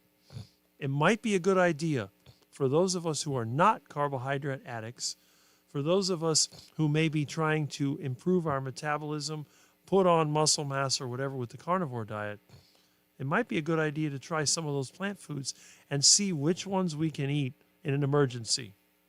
That doesn't mean loading up with cream and blueberries and stuffing yourself with ice cream. If you're a sugar addict, if you're like me and you don't like it, it probably wouldn't make a difference. But I do believe that for most of us, finding a backup emergency food is a prudent and it's a smart thing to do because it could save your life. So I just wanted to shout out to Bill Knott and let him know, I doubt that you watch my videos. You're a very popular man. You have a lot of fans and you're in the Carrie group. So you're under the magnifying glass of Carrie, and that is a totally separate group from the Rick group. In fact, the Mitch Fits, I think, are more on the Rick side than the Homestead How. The Homestead How group is way over there. You have the Mitch Fits, and then you have the Quackers. I think we're very close. I think that Mitch's group and my group, we overlap quite a bit, and I think we're very close. But again, I just wanted to mention that I see greatness in every group, and every time that I see somebody that brings up a good point, I will mention it, no matter who it is. Even if Mick the vegan made a good point, I would mention that. And I did mention once that guy Chris McCaskill made a very good point about cancer and foods. I mentioned that in one of my live streams, and he's a vegan. So I'm not going to trash anybody just because of what they believe. In the carnivore community, I am open to everyone. Blonde is an attitude. There you go. Ever had shingles? My house has a gravel roof, but if you're meaning the disease, no, I've never had that. I had chicken pox, though. But are beans a musical fruit? Yes, that's what Bart Simpson says. Beans, a magical fruit. The more you eat them, the more you toot. All right, yes, saw Bill. There you go. I didn't. What was it about? We explained that. I feel I'll be blonde in spirit forever. Well, there you go. Yes, Beans and Rice saw that. I don't follow Bill Knott. I'm out of the loop there. He does get talked about a lot, though. Maybe that's what Kip is trying to do in a roundabout way. But the problem is, Bill Knott did it without surgery. Kip needs to learn from Bill Knott. They need to get together. But right now, I think that Bill Knott is an integral part of Carrie's movie. So Carrie has to keep talking about him to keep him in the spotlight. That way people won't lose interest. And when the Healing Humanity movie comes out, they will know who it is. And it's going to be great. And again, thank you so much, Carrie. I really appreciate what you've done for Bill Knott. It really warms my heart that you would take your time and that you would help somebody who really needs help. You know, if it wasn't for you, I don't think he'd be here, honestly. So if you watching, Carrie, which I don't think you are, but if one of your friends is watching, I want you to relay that to him. It's a very heartfelt thing. It makes me emotional. So thank you so much, Carrie Mann, for what you've done for Bill Knott. And the other stories that you've told, what you've done for all of us. You're a very important part of the carnivore community, and I still call you the carnivore ambassador. So I'm being sincere here. Rice is very high in carbs. I've found it filling. Never found it filling. Yes, rice is pointless. I don't even know why people eat it. And on Rick's heart attack diet, the fundamentals of the heart attack diet is no raw leaves, stems, or roots. And definitely no seeds. Rice is a seed. Corn is a seed. Wheat is a seed. You do not eat seeds on the heart attack diet. Asking how they used to store meat, some form of jerky. Well, I'm sure somebody will tell you about pemmican, which is dehydrated meat and fat. I know and understand completely. I'm out of the loop too. Yeah, Bill Knott lost weight on carnivore only, no surgery. That's right. And this is why Bill Knott is a great example for people who are obese, because Bill Knott was so sick he could barely walk. They had to put the toilet next to his bed. Thankfully, his family helped him out. And the sad thing is, if you look at old pictures of Bill Knott was a very attractive, and I'm sure in his day, the women were after him, and his life went down the drain, and all hope was almost lost. But thanks to Carrie Mann and his family and friends, Bill Knott is coming back. Now, Bill Knott hasn't been losing a lot of weight, but he's been improving. He may have to make adjustments to the diet and lifestyle, and he mentioned that in his video. It's like, I think Amy and a couple other people here have had to adjust the amount of fat they eat. Not everybody can be Rick, eating as much as he wants, whenever he wants, loading up with fat, stuffing himself with meat. But you got to remember, how many people are 6'6", work physically all day, and have been doing this diet since Ronald Reagan was president? There's only one. There's only one. There were other people out there that were long-term carnivores. There was the guy from Hawaii. I forget his name. He was doing YouTube videos for a while, and he disappeared.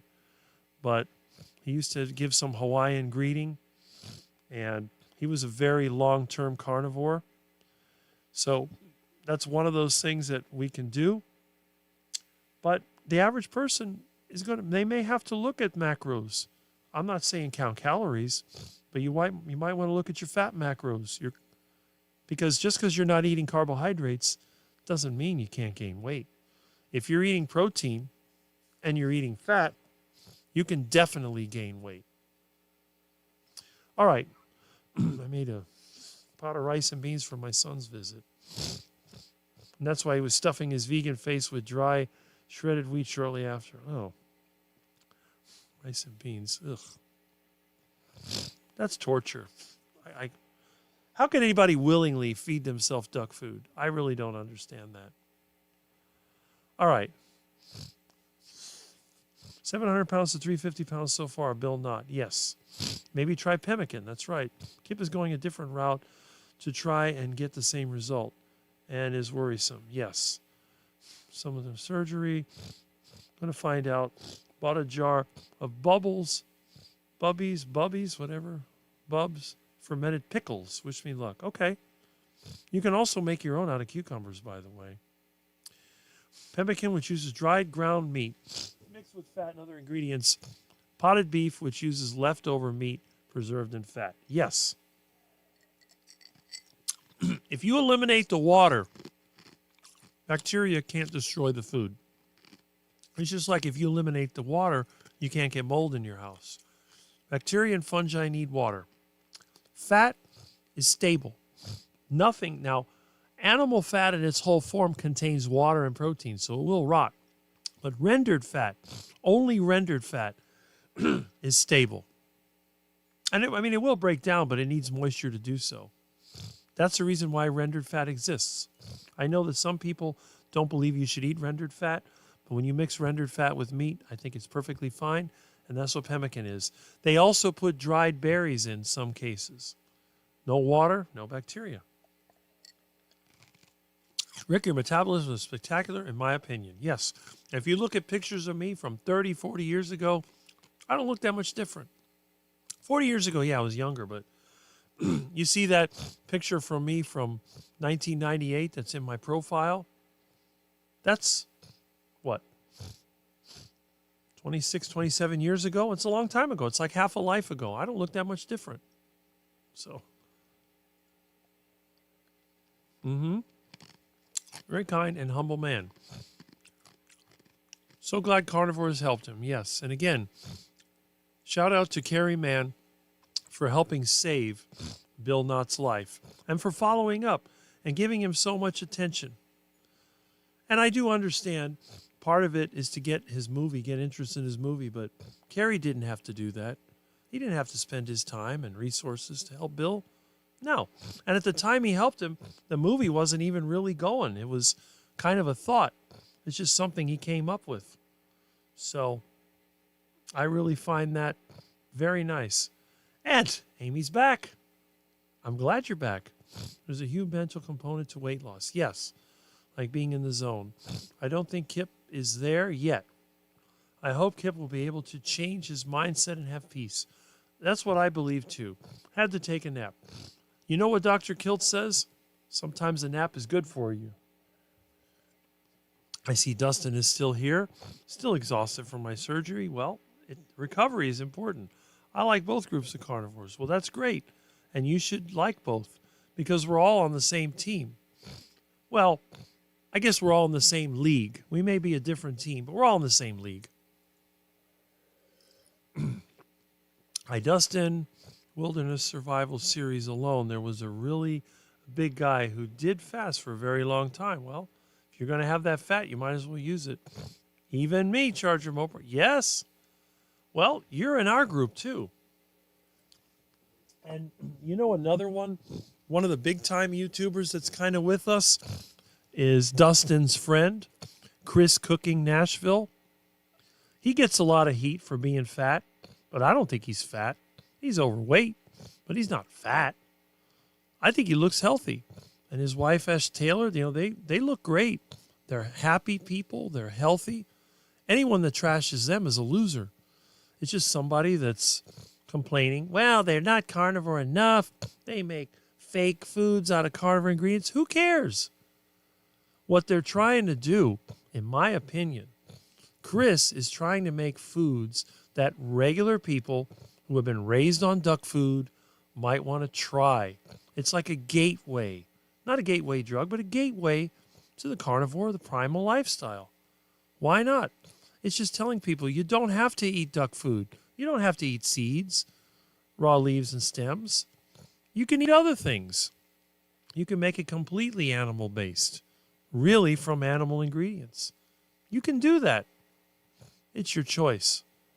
And that's why I say, if you haven't seen him, check out Chris Cooking Nashville. And definitely, if you haven't viewed Dustin's channel, what are you waiting for?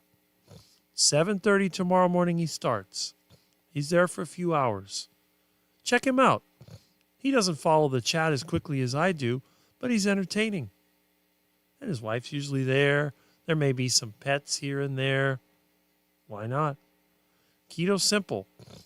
He's not a carnivore, but he's on our team. Because remember, carnivores are ketos. Not all ketos are carnivores. But we're all keto in our own way. That's right. Never deny that. We talk about Russ Mitchell. Russ Mitchell, I call him carnivore. He calls himself keto. He's carnivore. You eat 70% or meat or more, you're carnivore, according to Rick. Of course, what does Rick know? He's only been carnivore for decades. Haha, Rick, there we go. Naps are your friend. Do you have to go back to work? Okay. Some people can meet. Yep. I want us to be a health community, not just a carnivore keto community. Well, that's a great attitude, Dustin. I like that. Bill has been very consistent. Yes. No drama on Bill's channel. I have to admit, I don't watch all his videos because I don't have the time. But I do like. And Terry Girl says that's true. Kudos to Carrie about Bill.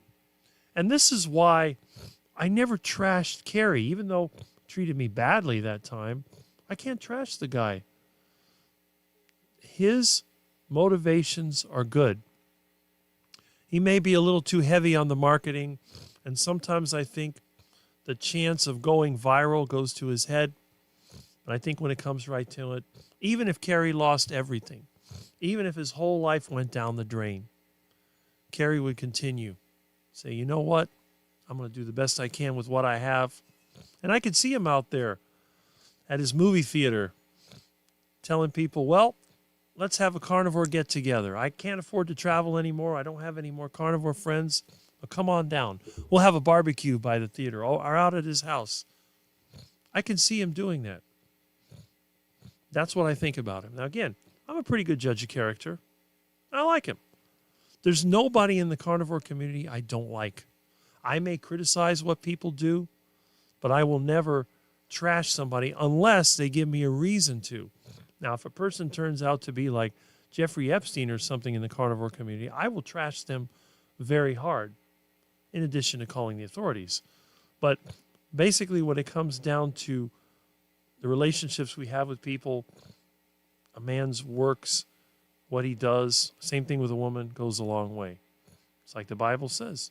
If you're going to have faith in something, you need to have works. Faith without works is dead. If you're going to look at somebody as an inspiration or somebody as somebody that has good information, you want to see what they do.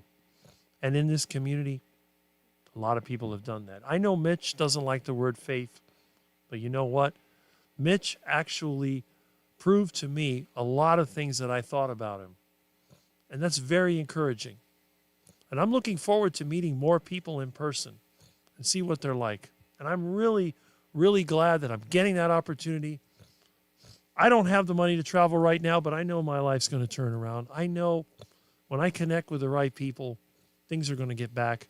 Because the thing is, I have a lot of advantages that I don't tell you. Number one, I have no debt. Number two, I'm not materialistic. I have a lot of stuff, but I don't live for stuff. I just find it. I find a use for it. And that's it. If I lose everything, I could start over. It's like anything else. The thing that I'm grateful for is having relatively good health. Yes, I have a sinus condition. Yes, I have a hernia that I never got fixed from a car accident. It bothers me occasionally, but not much. But think about it. Look at the way I sit. My legs up like this, sideways. I don't have any aches or pains. I have no back pain. Can you imagine a normal person sitting like this, doing live streams for hours, how do you think they would feel? I have people that have neck pain. They have to have this little pillow they put around their neck. They have shoulder pain. I got a little shoulder pain from lifting engine blocks, but it went away. Their legs hurt. They can't even cut their toenails because they can't see them. I could bite them off with my own teeth. And I'm 57 years old. I did a sit and stand test last year. I saw on that Metabolic Monday, Mike Mutzel's channel, another very popular one. You cross your legs and you sit down and you get up. I did it on a video last year. I did it yesterday. No problem. So there's a lot of advantages that I have that a lot of people don't have. People get frustrated easy. They get mad. Somebody does something wrong to them and they get angry and then they get vindictive and all that and they spend the rest of their life trying to get even. I don't do that. Oh, that person said this about you. Doesn't that make you mad? Nah, I don't care. What do I care? People could be talking about me right now in the background. There could be people right now watching this video laughing. Oh, that Rick, he's a quack. He's crazy. What a loser, all that stuff. And there's nothing I can do about it. There's absolutely nothing I can do about it. This video may be on the internet long after I've had my heart attack and turned to compost. And they'll laugh about Rick. Oh, that Rick, I can't do anything about that. It's not under my control. I don't care about that. I don't have a button that says I don't care, but the reality is I don't care. When you see people trashing me and talking bad things about me, you see me laugh. That's one of the great things about a video chat. You can see the expression on my face. But anyway, I give credit where credit is due. We pin ourselves down to just carnivore or whatever. I think we leave a large chunk of people out in the cold. Yes, you are actually 100% right. And this is why I have friends, they grow vegetables. I think that everybody should learn to garden. If you have a yard, you have dirt on the ground, you need to learn gardening because all life is plant-based. I wish one day I could have a round table with my vegan friends, but they are so afraid of the vegans criticizing them and trashing them. I would love to bring my vegan friends into my own home, set up microphones. I'll get more of these Shure mics and we'll set up, I got a mixer. I got like 8 inputs in this thing. And we'll have a discussion about life, the environment, because we agree on a lot of things. My one vegan friend, she gets me loads of poop from her friend that does the animal rescue. I get dog poop and cat poop and whatever other poop they can get, and I turn it into cooking gas. They love the fact that I collect used seed oils. They give me, every time they cook with seed oils, even though I tell them it's bad for them, they still do it. They give me their used seed oils, I filter it, I pour it in my truck, and I drive with it. I'm not against that. She loves peanut butter, but the peanuts were affecting her badly. So I explained to her that peanuts breed mold. Mold can cause illness. So I showed her how to grow peanuts.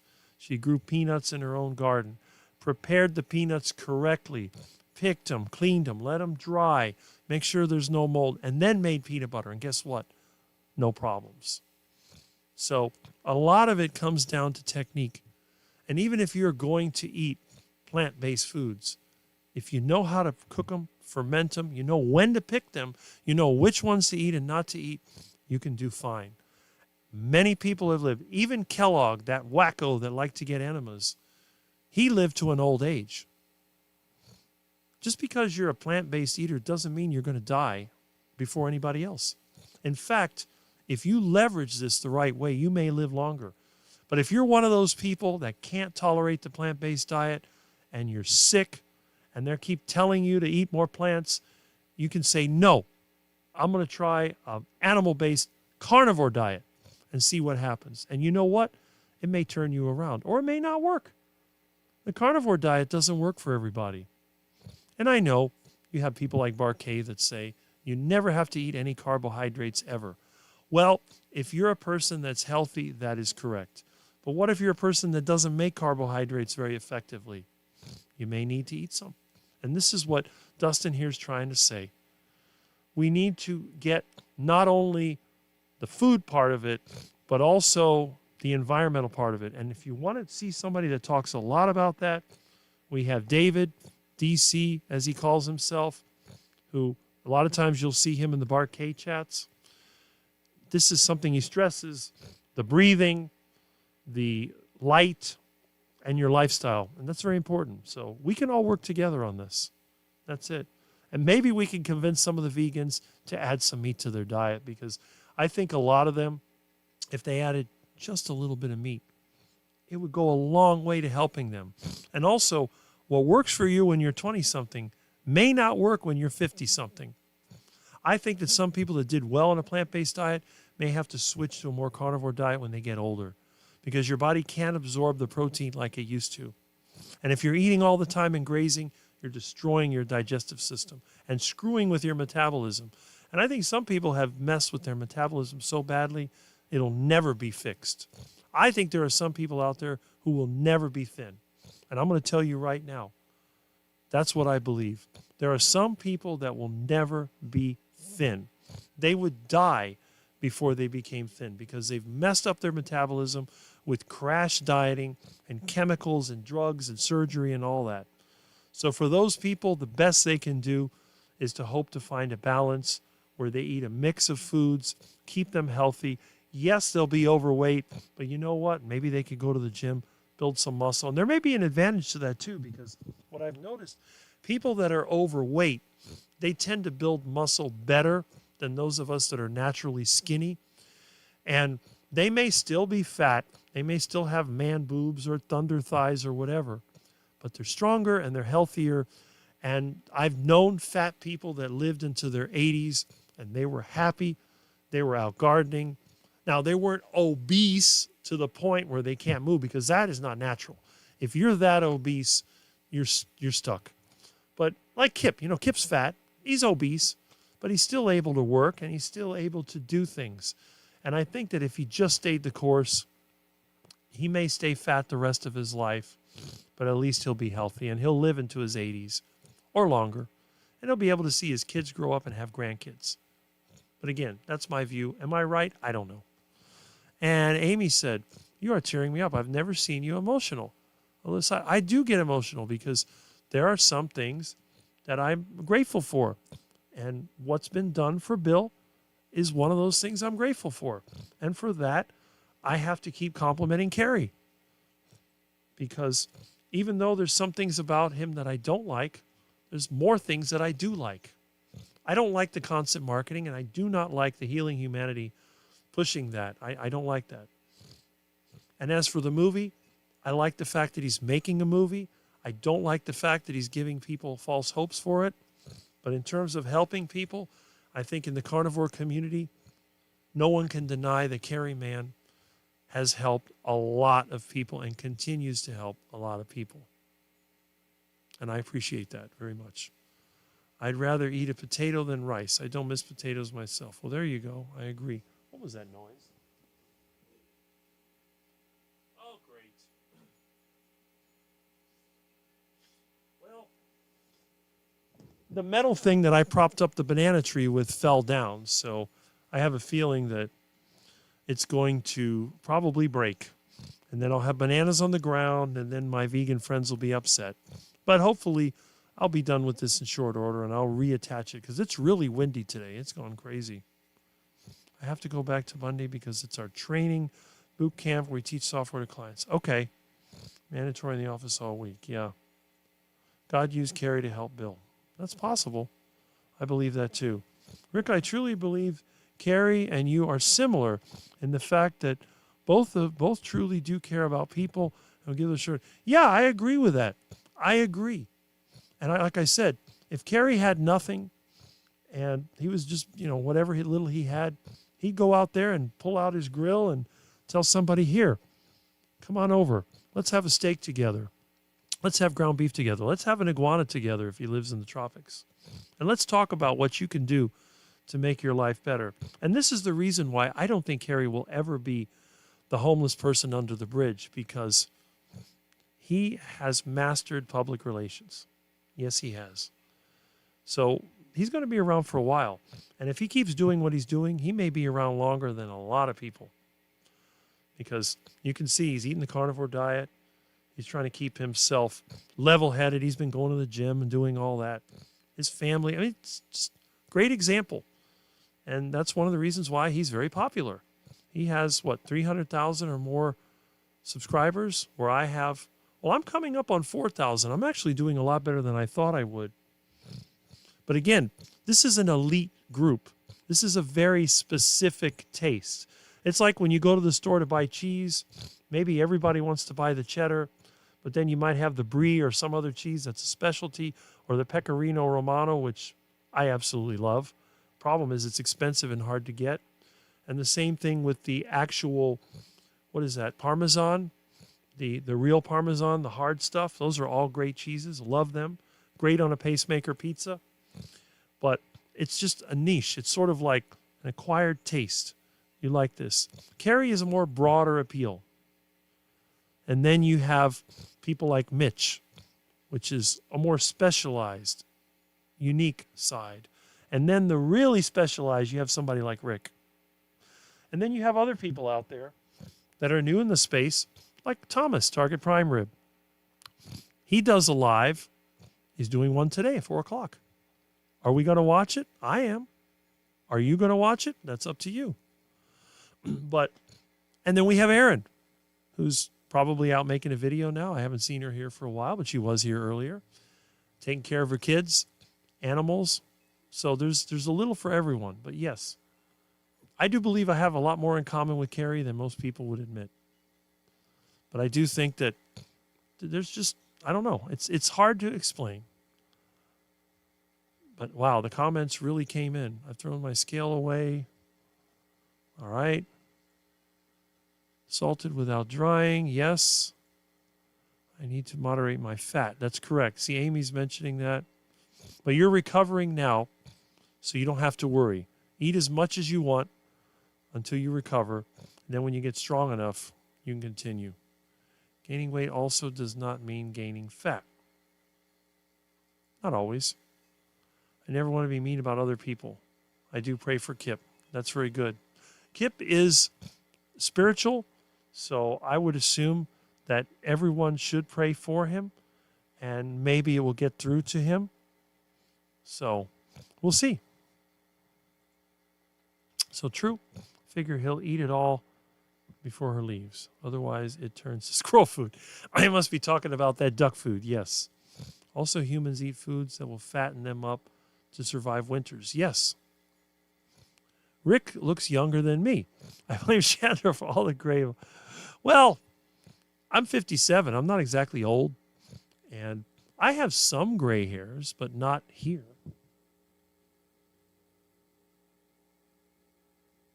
I get on the facial hair, I have a little bit right here. I don't like beards because I don't like they bother me. But if I ever do grow one, which I might, then you can see. See how dark this is? This is from, I shaved yesterday, was it last night? But they grow pretty fast. And they grow down here, and then there's some on the side. Down here, there's a few grays. It's like right here and right there. That's what it is. All the rest of this is still dark. It's really odd. I hope you don't mind, but I just sent Carrie an email telling him of your kind words. I don't mind. You can feel free to email anybody you want about anything. But I'm just telling the truth. You know, and you can see it makes me emotional because when I watch Bill's videos, I think about Carrie. And then it's like when we had the whole Rick versus Carrie thing. I was upset because I felt like I was sabotaging Carrie's sort of progress. Because, see, the problem is when you look at him right now, he's very successful. He looks like success. He's very healthy. He's articulate. He's got people around him. He's like, everything's going for him. But what I don't remember, I got to get in that thick head of mine, he was not 100% well. Atrial fibrillation, depression, and I think he said he had arthritis. He had a list of things that he had. I don't think he's lying about that. I think he's telling the truth. And I'm sure it could all be verified by his medical records. Unlike me, Kerry has medical records. I don't have any. I have no medical records. The last time I went to a doctor, I think Bill Clinton was president. So it gives you an idea. Was it 96? I think I was 28 years old was the last time I had a physical. That's a long time ago. So everything I tell you can't be verified, but I think everything that Kerry says can be verified. But I'm glad that you sent me an email. And if he wishes, he can watch this. And if you're watching this video, Kerry, you know that when Rick talks, it's truth. If I don't like something, I will tell you to your face. I don't have a problem with it. Like when you called me on the phone, I told you exactly what I believe and that I didn't change my belief. But when you do something good, when you help people that really need it, and I know you do that, I mean, you give veterans discount to your movie theater. You walk the walk, man. It's not just selling products and promoting the pay-to-play group. It's the real deal. You are a real man. And I have called you the Carnivore Ambassador for a long time, and I will still call you that. And again, I'm just telling you the truth. So if you want to send him email, Thomas, that's great. Maybe he'll email me back. Who knows? We'll see. I think he's too busy, though. He's got a lot going on. Between the meetups and his videos, I think he's really busy. I can barely keep up with my limited amount of subscribers. I think winter weather makes us fat even when you don't change. Well, actually, no. You know, the funny thing is, the only time that I gain fat is when I'm stressed out and it's summertime. Summertime is when I put on body fat. Wintertime, I get lean. Right now, I got a little bit of a stomach.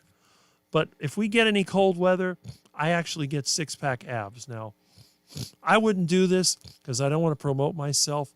But if we get a winter and I'm busy like I normally am, I'm going to take a photograph of me in nothing but shorts. And I'm going to put it on the website and you can see what I look like. Now, you're either going to be in horror or you're going to say, not bad for a 57-year-old, you know.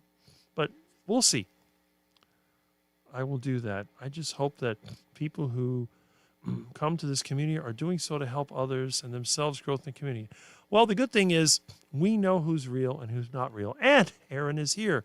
Hello, everyone. It is warming up. Just got done with weather working. Other than Mopars, what would be your second choice? Well, I drive a Ford truck and a Ford van, although they have international engines. They're not Ford engines, but that's my second choice.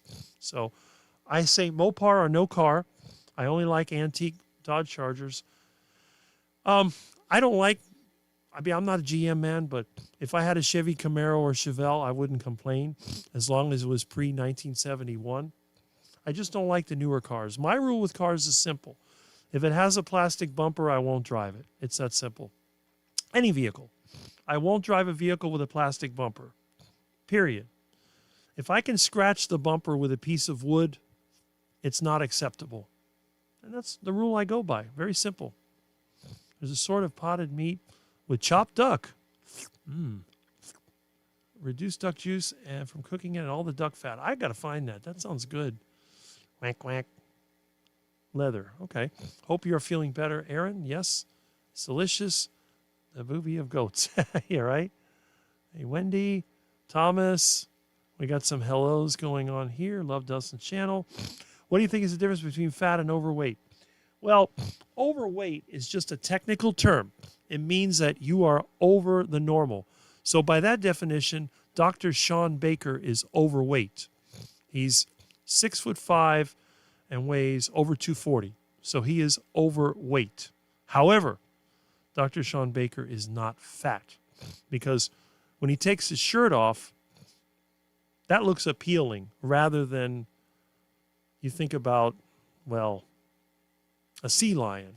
If you look like a sea lion when your shirt is off, you're fat. I hate to say it. So the way that I consider somebody fat is when they have the fat or adipose tissue is really prominent. That's fat. Usually you see it in the face.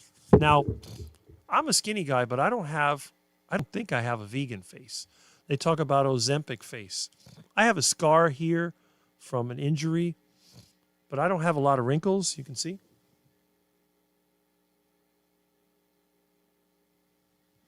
And I'm a 57-year-old that works outside almost every day. I'm doing pretty good. Plus, around the neck, a lot of older people, the skin on their neck is thin and it's kind of saggy, like a Muscovy duck, like their head. Mine is quite tight, even on the backside.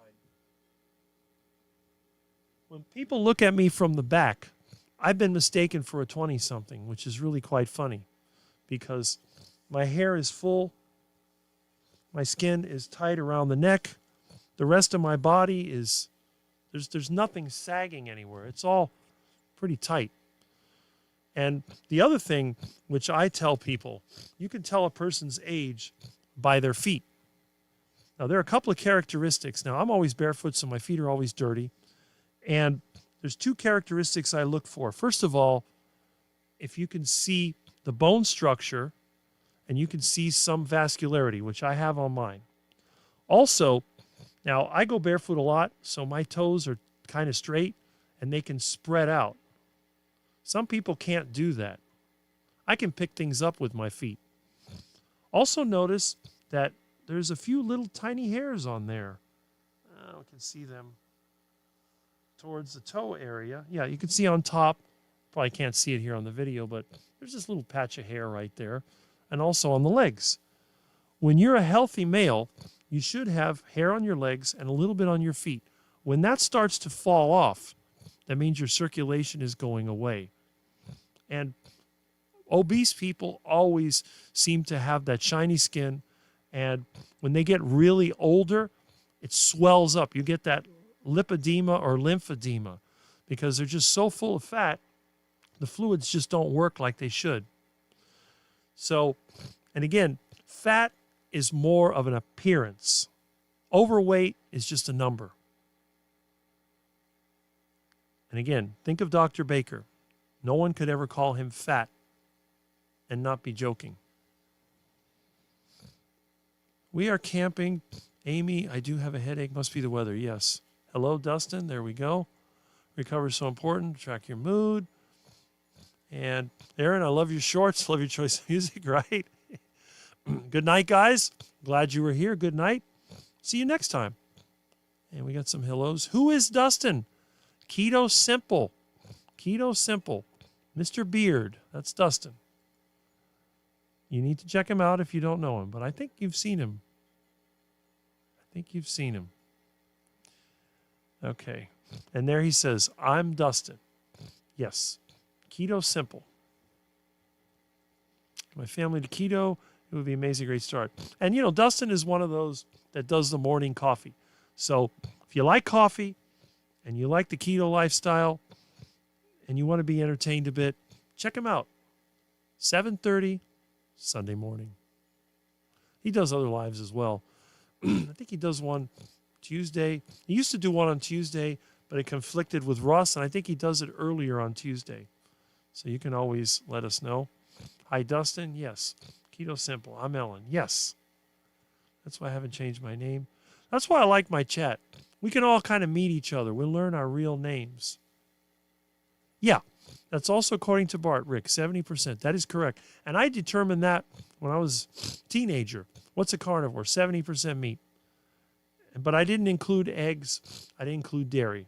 I said just meat. Some people include eggs in the 70%. I still don't. 70% meat. But it's all definition. It doesn't matter. Nice to meet you, Ellen. Yes. And Ellen has been a regular on my channel even before I discovered Mitch's channel. I would see Ellen in, what was it, Dr. Chafee's channel. So she's been around a while. And she's over there near Carrie. She's actually met Carrie in person. She's up in Wisconsin. That's fantastic. I saw that. I always liked it when Carrie would have his local get-togethers and show the people that came in. I thought that was nice. And then when JT was there, they went to that butcher shop. I really wish I knew what happened to JT. I mean, I don't know. I really miss him. With his Poco Moonshine family, he gave me the bucket hat, which I have here somewhere. I need to find it. I made him a video a while back, and then I lost the video. He sent me the GoPro camera that I use occasionally. Just another one of them great people.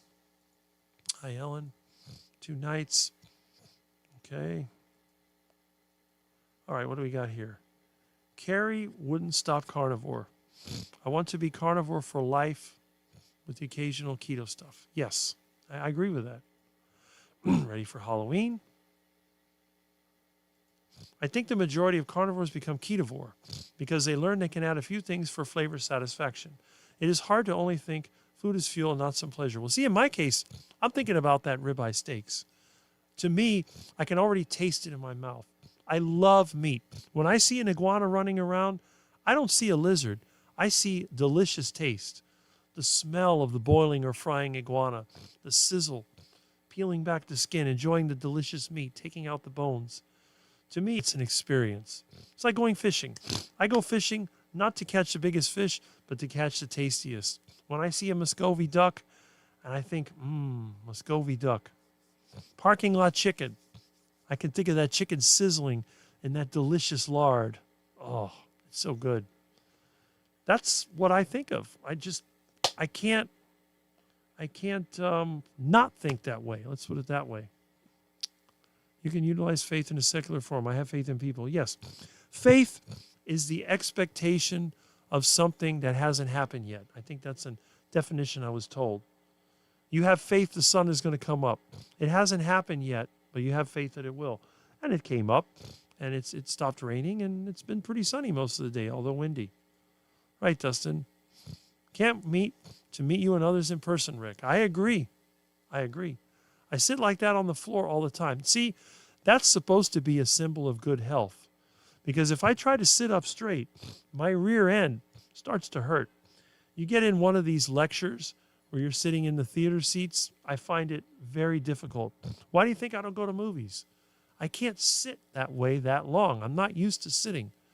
When I'm here, if I try to sit and do nothing, I will fall asleep every single time. And then my rear end will hurt and I'll feel miserable. But I'm moving my legs around all the time. I'm always barefoot. How many people do you know that go barefoot all the time? It's just one of my characteristics. Keeping your feet cooped up in shoes is a terrible idea. I don't understand it. But that's just me. Thanks, Ellen. Hi, Dustin. Yep. Got some hellos. Asian squat is new goal. There you go. That's great. Manicure. Sorry, Rick. I do love you. You are so silly sometimes. That's the way I am. Bought rubber bugs to hand out. Need more bangles. So there you go. I would give out pork rinds if it was me, but they'd probably go wild. You do make me laugh, Rick, but I think you are brilliant and funny. Eccentric, sure, but aren't we all? That's the whole point. That's the whole point. Last night, but you handled this week with grace and positivity. I think we can all take a page out of Rick's book on how to handle difficult situations. That is correct. And look, Dustin says, I'm glad Rick started coming into my lives. Well, you just have really good taste. You are a realist and a survivor. Respect to you. Well, thanks, Ribeye Susie. I agree 100%. Rotten strawberry hoop gas. Hey, it's cooking. I'm cooking with gas. If it wasn't for people eating vegetables, so many of us wouldn't know the 2 or 3 plants we could eat without getting ill. That's right. That's exactly right. And I'm going to have some vegetables with my lunch. When I have my heart attack chicken, I'm having sauerkraut. I love sauerkraut. Does that mean that I'm not a carnivore? No, it doesn't. I don't think if I'll ever be thin. I was very skinny as a child, but since the 4th grade, I've been overweight. And see, Dustin, maybe you'll never be skinny, but maybe you're not meant to be skinny. Some people are not meant to be skinny. I'm going to tell you that. Does everybody want to look like Rick? Skinny as a toothpick, running around all over the place chasing chickens? No. I don't think you'll ever be skinny. And that's a good thing. Do you want to be skinny? No. You think Dr. Baker wants to be skinny? No. You think Anthony Chafee wants to be skinny? No. Absolutely not. There's nothing wrong with being overweight. Now, if you're obese, that's a problem. Obese is when you're so fat that you can't do anything. You can't move very well. Your life is in danger. If you had to run away, you can't. That's a problem. But being fat, not a problem. There are healthy fat people out there. Look at Ross Mitchell. He's fat, but he's not unhealthy. He doesn't want to be skinny. You don't see him getting gastric surgery. No. And with his personality, being a little overweight is kind of fun. And Dustin says, I hope Kip finds his way. I worry about the weight loss surgery, weight loss. I worry about it too. You know, maybe, I don't know, maybe Carrie could talk some sense into Kip because Carrie is very convincing. Maybe you ought to email Carrie about that if he's not aware of it. Because he used to be kind of with Kip. I mean, he promoted Kip back when he was promoting carnivores. And I think it might be an idea. I don't think there's anybody that could talk more sense. Oh, sounds like the mail truck. Well, I don't know. It's just like when Mitch has a breakdown, I say maybe he should talk to Dr. Kiltz because Dr. Kiltz has a very good effect on Mitch. They're friends. I guess in the carnivore community, I don't know if anyone's really that much connected with me. Well, we have Kurt Meathead, which I haven't seen lately, but we're very well connected. I think as we have a lot of things in common. But prominent carnivores, I don't think so. But thankfully, I'm one of those people that is an outlier, and the chance of me falling into duck food is about as close to somebody discovering perpetual motion. And Amy's worried for Kip too. Yes. And there he is. There's the man. David, DC Rebuilding. How are you, mate? I'm good. I was talking about you earlier. This is the man I mentioned. He has an underrated YouTube channel. All kinds of good information. This is someone who turned his life around completely with not just the carnivore diet, but with breathing, light, and attitude. It's a great example. If you're not familiar with him, check him out. You won't be sorry. You're doing great, Rick. Very popular. Everyone you know in this community. I've been on scene for like 5 minutes, and I found out who you were right away. Well, that's great. I love the pecker. Yes, made the old school way. It's very flavorful, very delicious. Thoughts on histamine intolerance? I guess it depends on how much you've damaged your immune system over your lifetime. If you're like me, it's probably not an issue. I can eat whatever meat I want. But some people, they react badly to fermented foods. I think that's a pretty good thing to look into, but I don't really know about it. I'm not a researcher or doctor, but that's what I've heard anyway. You might want to get your meat fresher if histamines bother you. I've been listening on and off all day. Excuse me. Glad to see 54 on. Well, as long as it's 54 people and not Studio 54. Another thing I like is Rick always dresses professional for the live streams. Oh, okay. Button-down shirt. I am always wearing a crappy t-shirt. Well, I've worn a t-shirt when I'm on somebody else's stream, when they call me in, when I'm working, sweating like crazy. I'm not going to go and take a bath just to drop on somebody's live stream. But when I set a time for a live stream, I always try and dress somewhat respectable. I wear clean clothes. I comb my hair. It's just the way that I am. But it's just one of those things. I try to bring back that 1950s, 1960s, early 60s kind of vibe, and that goes with it. And that's it. You are the only carnivore I know that came to this lifestyle healthy. That is true. That makes me one of the very unique carnivores, and I think it offends some people. That's why some people don't like my channel. Like, what is this guy talking about? He's never been sick. He doesn't have diabetes. He's never had food cravings. He's not addicted to anything. That's very true. I am the exception to the rule, yes. But on the other hand, I think you can learn from me. From someone who thought outside the system, someone who just didn't care anymore. I was very frustrated. And again, it's hard for me at this point, but I can still go back. I'm in the neighborhood. I can think back when I was in elementary school and junior high, when there were guys that were taller than me. I look at my junior high yearbook, which I don't know where it is. It's here somewhere. And I look at it. Was very frustrating because as I went through junior high, this is when kids, they hit puberty, they start to grow up. They start building a better physique. They grow taller. All the kids were taller than me, including most of the girls. I was a laughing stock of the school, and skinny as I am now, but short. And it doesn't seem like a big deal. I wasn't sick. I wasn't paralyzed or anything.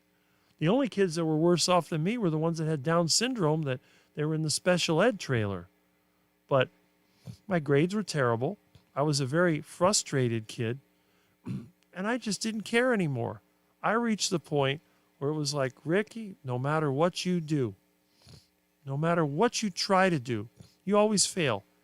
Your family's too poor to get designer clothes and be trendy. And at the same time, you're too small to be athletic. You have all these disadvantages. What have you got to lose, man? What have you got to lose?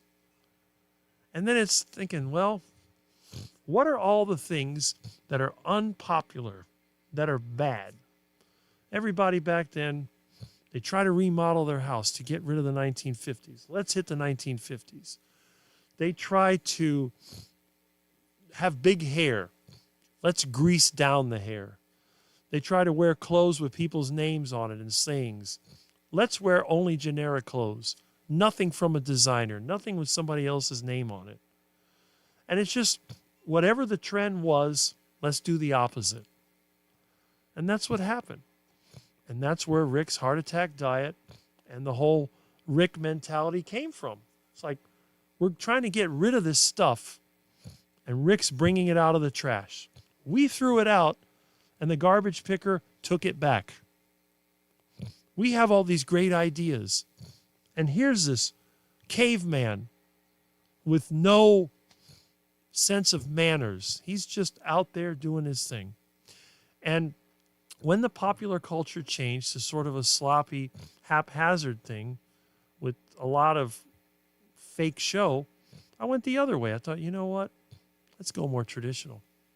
So I'm a combination of radical thinking and traditional thinking mixed together. And that's what makes me unique in the carnivore or any space. I'm the oddball wherever I go. Yes, John. Rick is rolling and still 50 plus of the chat. It's a new record. And again, I can thank my friend, Mitch Weiss.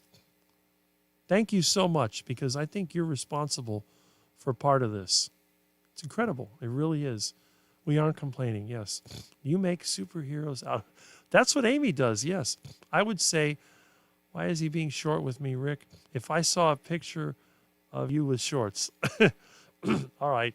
Well, again, I probably, if I get to my normal, and I'm going to be around 200 pounds. My waist is about 34, and I'm skinny. I don't have the chest development of somebody like Chafee or Baker. I'm just lean. But a lot of the people I knew, they thought that I looked good. One time we went to the ocean, and that's a few years ago, and they were like, Rick, you are in really good shape. I never knew. It's like, okay, fine. You never knew. But that's all right. Anyway, told you I'm sort of addicted to Carry Man. Really appreciate you, Rick. Well, again, I can see why. These days with cars are better to lease. Yeah, because they're not built to last. Exactly. You work outside of Miami and do not look all weather-worn and leathery. Right. Like some of the folks. Exactly. I don't look that bad for someone that spends out all that time outside. I use no sunscreen. You've seen me ride my bike. I dress like this. Well, with the rattier version of the shirt, I spend a lot of time in the sun. That's why my skin here is darker than my legs. Not by much, but you can kind of see the difference. It's just all the hair on it that makes it look darker. And my other friends, that they get to my age, they start losing the hair on their legs and on their body. I said, look, they're happy about it because, well, I'm not so hairy anymore. I said, well, that's a sign of being unhealthy. If you're a male and you don't have hair on your legs, you don't have hair, on other parts of your body, your back or whatever. I don't have a lot of hair on my back. I have a little bit of it. But especially if you have like hair under your arms and stuff and you lose that, that's a really, really bad sign. If you're in your 40s or 50s, you're losing the hair under your arms, you need to get to the doctor now. This is not normal. This is usually a sign of blood sugar issues. Your circulation is going down the drain. You're losing body hair. Oh, but my wife likes it. Well, if your wife doesn't accept you for who you are, that's pretty sad. But it's a sign. And I can look at people, and it really bothers me because I see younger people that already have these signs. Their legs are hairless. Sometimes its skin is shiny. I'm thinking, and I look at the shopping cart, there's bread and there's pasta and there's sodas. And the person is probably younger than 40. I'm like, oh my goodness. And they don't speak English otherwise. But I get this temptation. I got to tell these people this. But I keep my mouth shut. I don't say it because I'm just going to make an enemy. Why would I do that? I work with people that drink Gatorade all day. Then they complain they have no energy. Then they got to slam the energy drink. It bothers me, yes. But there's nothing I can do. Rick's showing us his feet. Yeah, right? I have some stuff to do. I'm going to leave this playing, but I'll be on mute. Hopefully see some of you tomorrow. Well, I'm going to try to join you tomorrow morning like I always do. Dustin has left the room. Dustin has an awesome video. Yes, he does. Wow, that veered legit. Yes, it is. Oh, 10 a.m. now. Okay, that's right. So it's Tuesday, 10 a.m. It used to be at night, and I always try to hit that one if I'm not working. Very cool and thick. Yes, it is. According to Bart, I've been carnivore for years. That's right, and he's right. Bart K gives you accurate information. The only bad thing is that he does attack people personally, which I'm against. But that's his style. He can do whatever he wants. Waking up. Oh, I have no trouble waking up. I have trouble not waking up. When the sun starts coming out, I cannot stay in bed. I have to go and do something. It's like today. I tried to sleep a little bit later, but I was up at 6:30 like I usually am. There's no Dr. Kiltz to watch, but hey, I had my life to do. Early ancestors. Rick needs to write a book on how not to get pissed off. Yes.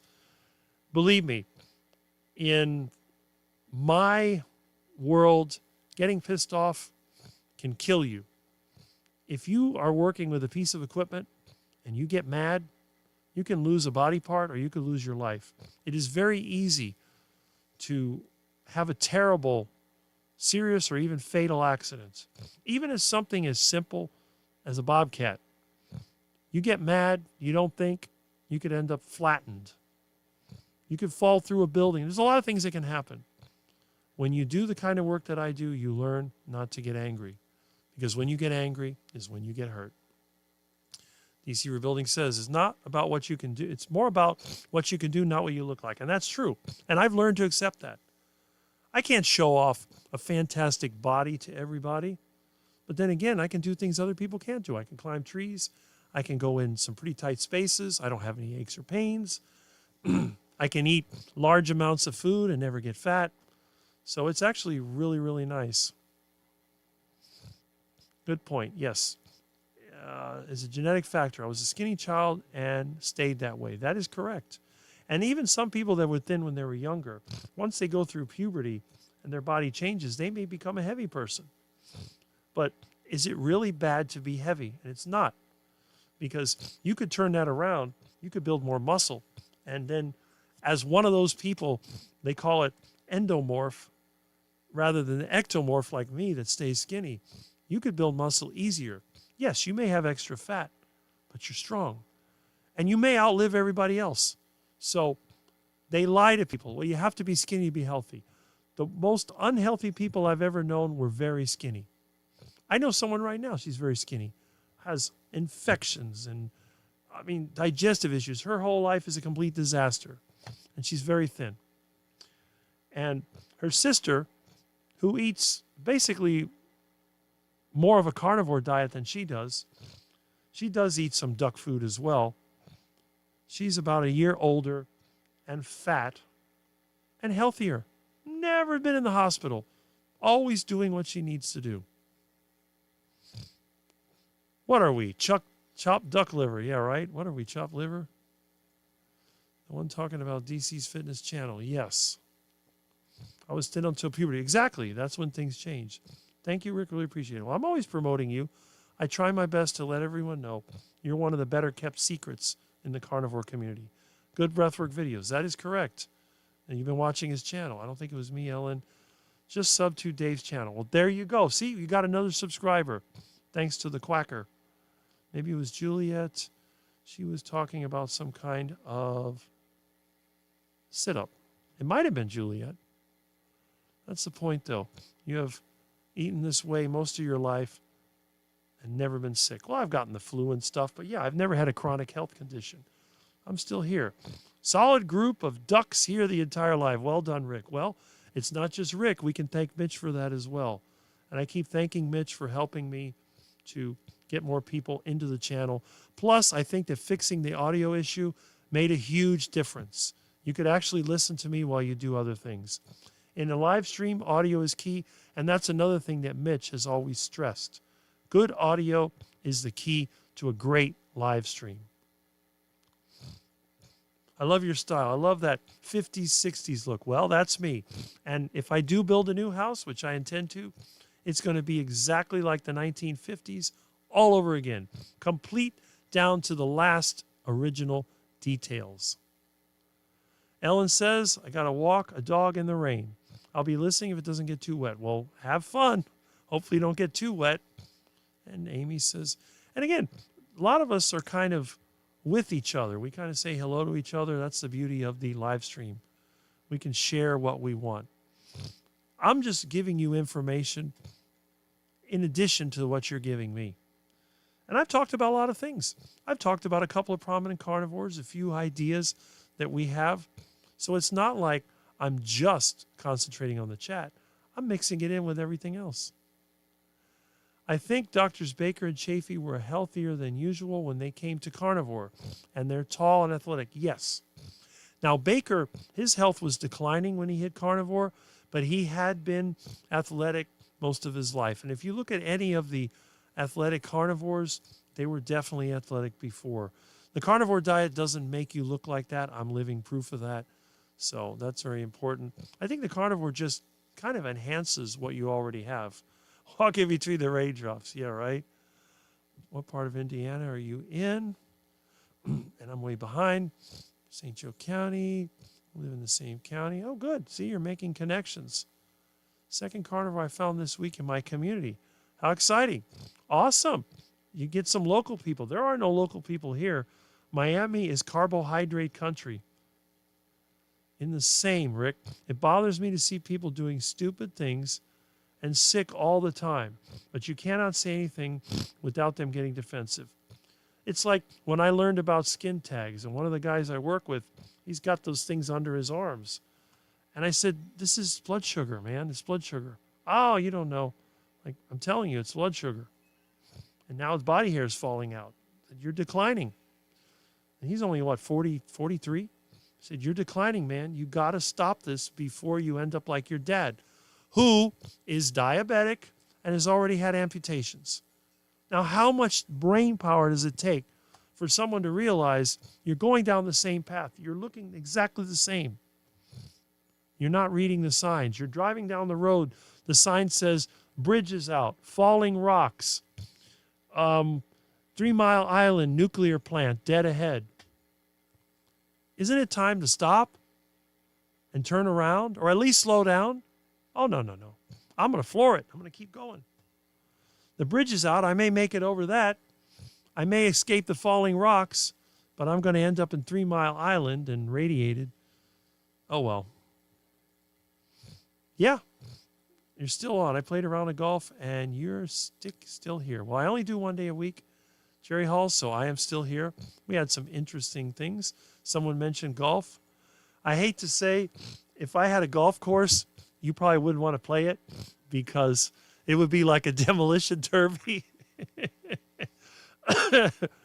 If you got a hole in one, it might be a rust hole in the side of a car. So I would take a junkyard, a mini golf course, and demolition derby and mix it all together. That would be Rick's Golf. It'd be something like you see in the movie. What was that movie called? Where everybody was dysfunctional in the U.S. I forget what it is now. They actually put it on YouTube. Oh, I can't remember. But they have what they call rehabilitation. They have some kind of demolition derby in the arena. Oh, well.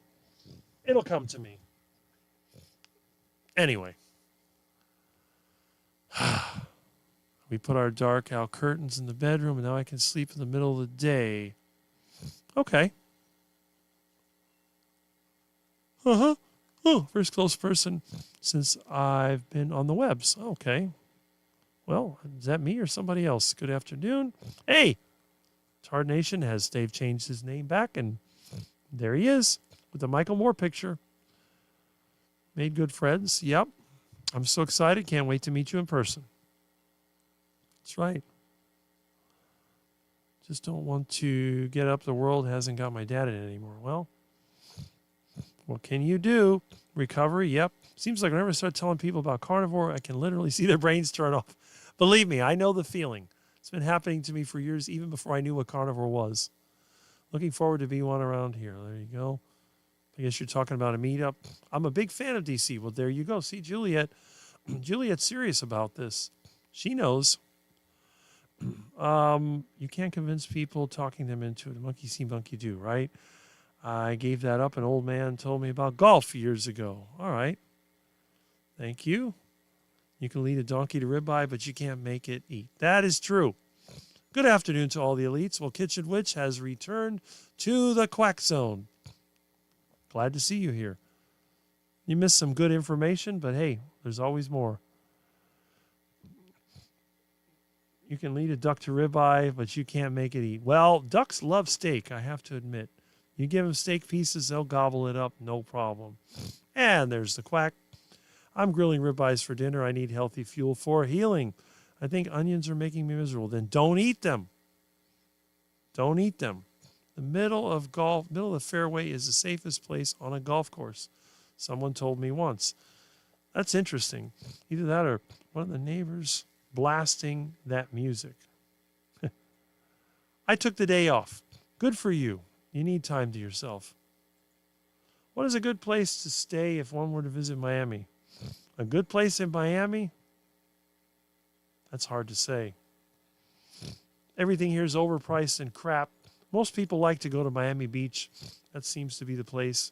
South Beach. You have to look around and see where you can get a good deal. The beach to me is a desert ghetto. But other than that, there's really not much in Miami. All the tourist attractions have become condominiums. There's nothing but shopping centers, suburbs, and high-rises. Some of the younger people like Brickell Avenue area, but it's all a bunch of crappy apartments. I don't know, Miami, I guess I'm used to it. I don't find it appealing at all. But if you do take a trip, I suggest you go online, check it out. I suppose Miami Beach is probably the best place for a tourist to go to. Mad Max or Mad Max? Back but ready for a nap. Okay, that's good. You were here earlier. I may have to go back to strict carnivore. Well, that might be the way to go. Yes, Mad Max. There you go. I'd probably be one of the few driving around if there was Mad Max. And a golf course would be a mini with tannerite targets on a driving range. I could go for that. There's some great target practice. Once you run out of ducks, you can always hit those targets. That'd be funny. FBI would be like, that's a golf course? Just make sure it's not near Mar-a-Lago and you'll be fine. Ricky Lee. Okay. Hi, Bill. Caddyshack. Yes, best golf movie ever. With plastic explosive gophers. Drop them in the hole, blow the whole place up. Good movie. Ah, there we go. David remembers that movie was Idiocracy. That's what it's called. Idiocracy. Everything had gone down. Everyone was completely done. And then the guy was locked away for some kind of reservation. He ended up in the future. That was just wacky. But that's what it is. But that'd be kind of my version of a golf course. Remember the car? 1977. There was a TV show by that name. It was some antique car that talked. Forget who the star was. Bill Cook. Saw you hit 55. Yeah, I was over 60. I was over 60 too, you know. Tanya, let's see, it's been 50 plus since it hit 50, which was, yeah, first, it was around 10, 11 o'clock. We had 55, okay, 55 pounds. Landing a fighter jet on an aircraft carrier versus very, very difficult. Even more than playing golf. Retired military file. There you go. Got up to 60 plus. Yes, it did. That's right. 64-year-old. You guys look very familiar. Well, they better be familiar. Long-time carnivore community. 55 subscribers. Yes. Is Miami Beach like here in Australia? There's no wildlife here. The only thing you might find a steel-belted radio and maybe a diaper floating in the water. That's about all it is. In the rainy season, they have to close the beach often due to sewage. But in the dry season, it's okay. Not bad, not great. A friend of mine lives on the ocean in Hollywood. That's another interesting beach. If you're a tourist, you might want to get one of those hotels, rent a bicycle, and just ride around the beach. It's interesting. I don't do it. I don't like the beach. I'd rather be in a cow pasture than a beach. But that's just me. That too, Tanya. Oh, people and dogs sitting for now are carnivores. The dogs also. Great. Well, for me. Well, that's great. You're having a good influence on them. Yes, it is. Whatever food my economy smells nasty. Yeah, the Latin Americans, they cook garbage. I mean, they're ducks. They're just a bunch of waddling ducks. Probably has a lot, except for pork. The Cubans do know how to cook pork.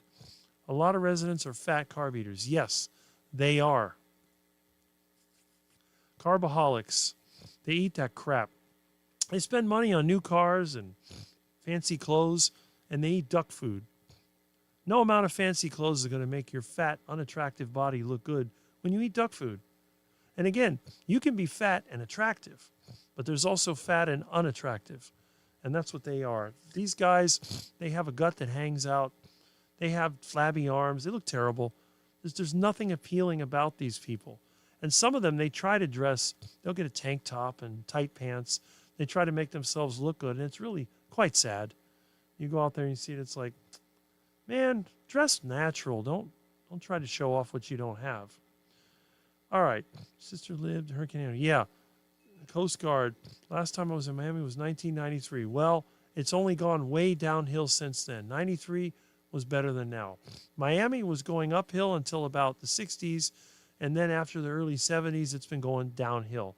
I think 1971 was a turning point when the Federal Reserve went off the gold standard. People basically just started coming here from all over the world, and we turned into the septic tank of the world. Let's see. Help yourself to some steaks you have in the freezer if you want. Awesome. Jerry Van Dyke. That's, what's his name's brother, isn't it? Oh, the great client. That must have been the one that was in the show about the car. Yes. Dick Van Dyke's brother. I think you're right. That was that old car. I vaguely remember that show. I don't even know if you can find it anymore. Filmex for anxiety. I didn't see that one. I don't remember that. Lady upstairs is cooking, but it smells like pee. I was on 3 careers. Okay. Oop, 3 careers in 3 carriers in Navy. Okay. Mel Brooks was master comedian. Yes. Enterprise, Lincoln, and Ike. Okay. I've been to Hollywood Beach. Yes. I have a friend that lives there. Interesting place. Sounds like they let the dogs be meat eaters again. Well, there you go. Sounds like you've seen her. All right. We've been slaves for tens of generations. They are all used to slave food, duck food. Yes. Eat like kings. Don't eat like a slave. I laugh about the scene in Young Frankenstein where entering a limo while standing the driver. Okay. My Mother, the Car. That's the show. Nap Time. There you go. I love that movie. I need sour oranges. Well, I got a yard full of them. And I'll probably marinate some meat. I think my banana plant. By some miracle, it's still standing. Hopefully I'll get out there in time. I can rescue it before it breaks off. It's leaning on another tree, so that's good. I need sour oranges. Well, I managed to catch up with the chat. Now, what I'm going to do, let me go over and see how many people we have. Let's see. 51 watching. Is that current? Let me refresh it. I'm really shocked, honestly.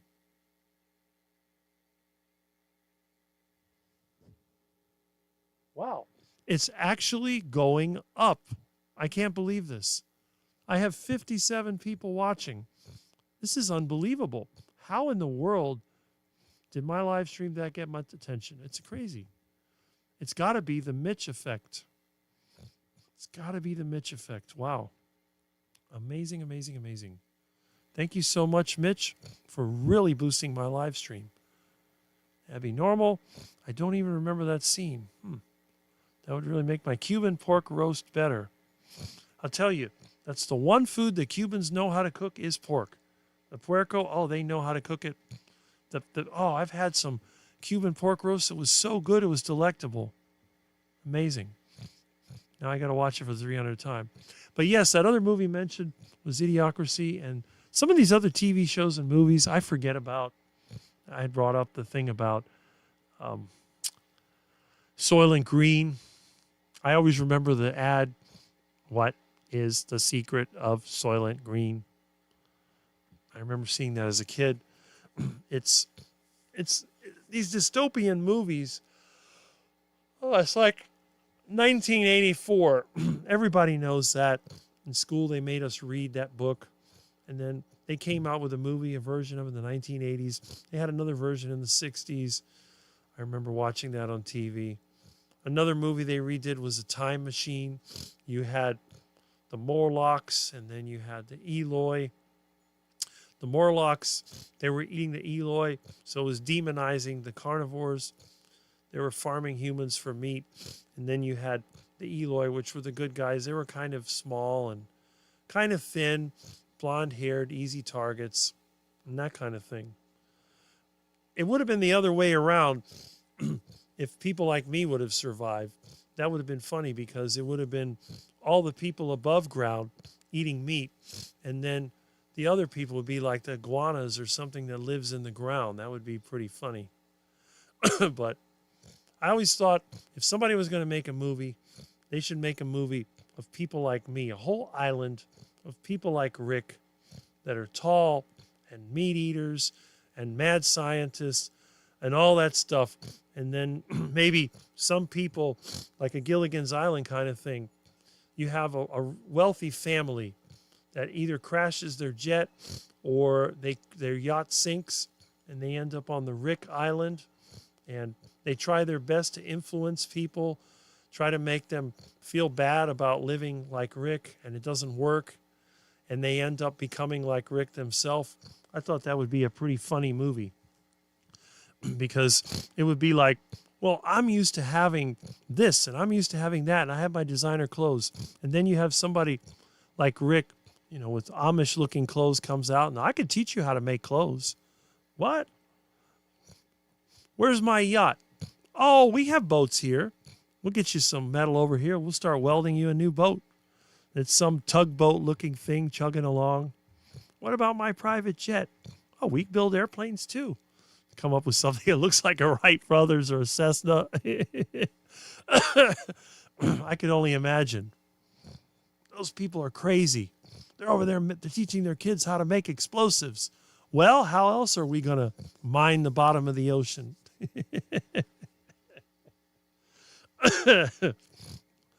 Yeah, that would be something else. All these people that are so conscious about appearance, they end up in a nation that's full of Ricks. They'd be like, oh no, this is a total nightmare. What am I going to do? And even if somebody went there with all their fancy stuff, maybe they got a fancy car or jewelry or whatever, and they're parading around in this thing, and meanwhile everybody else is driving around in seed oil powered pickup trucks and muscle cars from the 60s and living in a house that looks like a bomb shelter. And then you got one rich family trying to impress everybody. Can you imagine how they would feel? Maybe they buy their kids a Lamborghini, and they're racing around town with a Lamborghini. And meanwhile, one of the Rick-style kids is driving a tractor, some big old tractor, And things chugging along. It's like, why doesn't anybody care about us? We're rich. We're showing off. They're like, I don't care. Show off all you want. You can show your fancy Gulfstream jet. I have my homemade jet, or my boat. I have my rot yacht, some big old thing that looks like it came out of the bottom of the ocean. Like, I don't care. Doesn't matter. It's just a whole different attitude. They make a good movie. It was actually his bungling guard that had his armored suit arm locked. Okay, I'm not sure what that's about. I missed something. Filipinos cook some great chicken. Yes, they do. Yes, they do. I've seen what they can do in the kitchen. It's pretty impressive. It's the Mitch effect. We are all here to see, support you. So not only did Mitch make me feel good after this whole, he also increased my participation. So that's great. So again, we all have to thank Mitch, the old guy carnivore, for helping my live stream move to another level. Thank you so much. You've had a great effect. I had a great, and see, that's another thing. David is one of the few people that has actually met Barkay in person. You were working over there to help him clean up, weren't you? And although Barkay loves to insult people, I have a funny feeling that if you know him in person, he's going to be extremely nice to you. He's not going to insult anybody in person because that's not the kind of person he is. He just uses it as part of getting attention to his cause. And that's true. I think so. But you can chime in if you want. I got first place in chili cook-off with my Puerco Verde. Puerco Verde, nice. So fun. Yes. It's chicken leg eating time. Yes, it is. And I'm craving heart attack chicken. But we're going to wrap this up because we have other people that have lives and we don't want to interfere with them. I like the Time Machine, too. Good movie, yes. And there's a couple of versions of it. I remember the 70s version they had on TV. I never saw the theater version later. I was the only girl. Yeah, okay. Represent. Tanya, you are awesome. All right. Do you like Korean barbecue? So you got a question for that. Guard's arm locks in a salute position. Huh. Exits to get in the car with his arm locked. Your movie sounds like a comedy version of The Island of Dr. Morio. That might be it. Anything with me would be comedy. You know that. Comedy version of Frankenstein. And in black and white. Young Frankenstein is the title. I've seen that. That's a Mel Brooks movie, isn't it? Younger grandson made coffee. He's not up for putting an egg yolk in it. Yes, very much. Young Frankenstein is a must-see. I think people just like you too, Rick. Well, I'm glad they do. I know that there are quality people out there that like me. There's some people that don't. I think there's a lot to do. My recently vacated female roommate was Filipino and exclusively duck food. Ugh. Wasted a lot of money on it too from restaurants. Well, they got to have a market from that crap, don't they? And Rick's all right in my book. Well, you're all right in mine too. He's actually a really nice guy. He would do anything for you. I was there for 2 weeks to help clean up. See what I mean? I had that feeling. And Barkay, I think, was the second person to interview me because he was like this with Joey at the time until Joey went crazy. And I think Barkay was the second. If I remember. I don't know for sure, but I need to make a timeline of all my interviews. A lot of them don't even exist anymore, but I do have the timeline of when I got emails. Keto Rock Stars. I don't normally eat people's food, though. But very generous in offer. Okay. 60s. Cinema version of Time Machine is bad. Yeah, I remember that one also. But they did have a 70s TV show version. I like the Korean place that opened at a reasonable place for me. It is awesome. Yes, it was Mel Brooks. And Rick is making me hungry. Well, I'm hungry too. I don't actually get hungry. This is the funny thing about the carnivore diet. I never get hungry. But if I don't eat, I don't have the normal energy that I do. I just don't have the motivation that I normally do. If I don't eat 3 times a day, I become lazy. It just happens. I have no idea what causes that. I mean, I have some body fat. I don't have 0% body fat. But I think it's just the way my metabolism's been trained. If I eat on a regular basis, I feel great. If I skip meals, my energy level goes down and I can't concentrate. So, great to see you. It's been a while. Did you say you're going to carnivore? Yes. Russ Mitchell, my friend, has made it possible for me to go to Hack Your Health. And that is in Tampa. It is in about 2 or 3 weeks here in Florida in Tampa. My truck is still not ready, and I don't even know if I'll ever get it ready at this point. Got too much going on. But I'll find a way to get there. Guess I'll have to ride the bus. And it is my intention to meet up with various people and see. And I know that no one has met me in person except for Russ. And I think Russ believes that if more people met me in person, that they might like me more. Who knows? They may hate me. They may take one look at me and go, that's what carnivore did? I don't want to be carnivore anymore. That's terrible. But anyway. Okay. Chili, yes. Nice, yep. Good to see you. I'm hungry all the time. I wish I had Rick's no hunger issue. Well, that may be one of the reasons you gain weight. I think once you recover from your surgery, you can fine-tune that. There are ways of doing it. And I think you'll figure it out. You're smart lady. You know what's going on. Comedy is why you got to have a mini golf connected to a driving range with Tannerite targets. You could have prizes for different targets. There you go. And you could also have like the duck food challenge, where you have target practice, where you put duck food in different places. You might have pizza and pasta and all these things, and you shoot it and it blows up and it goes all over the place, and then the ducks come and eat it all up. That'd be kind of fun. Me too, Amy. There you go. Yep. Oh, excuse me. Peter has returned. So you're pretty active in the chat today, Mr. Quack Jr. We have to push the panic button, but that's okay. My phone is ringing. But I think it's a spam call because it didn't go through the system.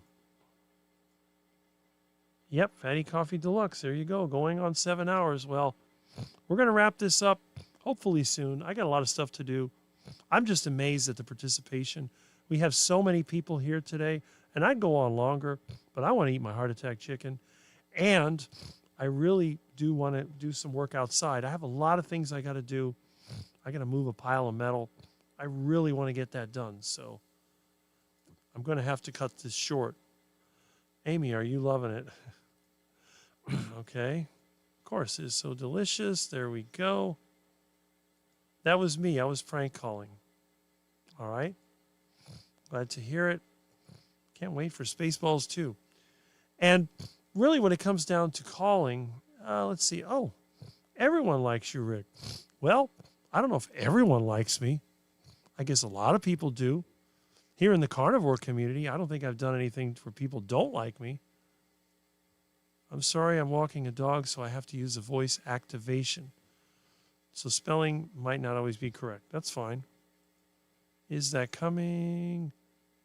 Hi, Tanya. And Aaron's still here. Too late to cut it short, mate. Well, you do realize that somebody, let's see, duck food targeting is what a shooting range is for. That's right. Take shots at it. That'd be funny. Baseball's one was great. I'm about to leave and make slime. Yeah, I guess.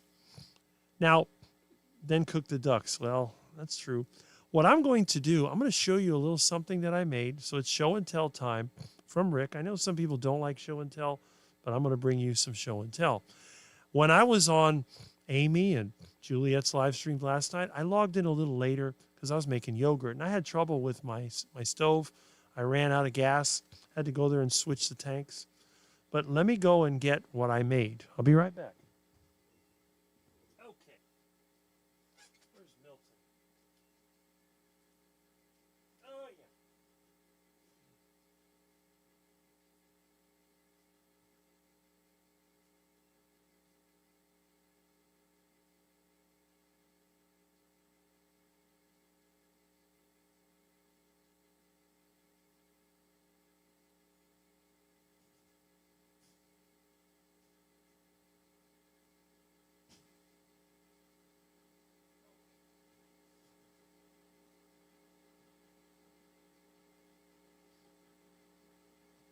right. I'm on my way back. Here it is. What we have here is a jar of yogurt that is fermenting. Now, as you can see, it's starting to solidify. There is a little bit of liquid in it and still a little bit sort of semi-liquid. You can see here.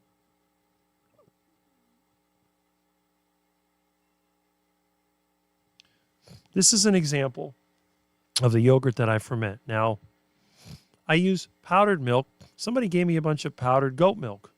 So this yogurt is made from powdered goat milk. And I use Aldi yogurt as a starter to prove that it can be done. I have my own yogurt culture, which is a mix of cultures, which is quite old. But normal yogurt culture will become too diverse, and you'll end up with something that looks like kefir, which is a drink. But if you use the store-bought culture, I recommend the Aldi whole milk plain yogurt. That's the one you want. It always works. I've even had the yogurt get frozen, but bacteria are not killed by freezing. So I had some frozen yogurt. It got pushed to the back of the refrigerator where it gets frozen. And it was there for probably a month, and then I transferred it to the freezer. And it was in the freezer for another 2 months. Well, one day when I didn't have enough yogurt to start with, I said, let me try that yogurt. And guess what? It made perfect yogurt. So making yogurt is quite easy. I made videos on it, although they didn't hold up too well. I actually got one deleted. I don't know how that happened. And I have a couple that are trapped on a hard drive when my computer took a crap. But I'll make a video, and again, there'll be a lot more videos. Let's see here. All right, let me go back to the display right here.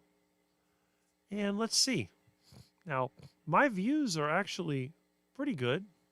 I mean, for me, a few hundred views is a good thing. All right. Let's see here. Why can't I get this to open? Oh, there we go. So we'll go ahead and we'll check the live right there. All right. We have, it's gone down to 45 watching. I guess everyone realizes we're getting close to the end of this. Let's see. Let's see. Okay, so we got some comments here. All right, that's good. Okay, let me get out of here. And let me see who else we have that is going to have a live. Now, let's check some of these channels. Let's hit Thomas. When is his live? It's today at 4 o'clock. So that's one option that you have. You can watch Thomas's live stream at 4. All right. And let's see what else we have here. Marquet. He usually has a live on Saturday.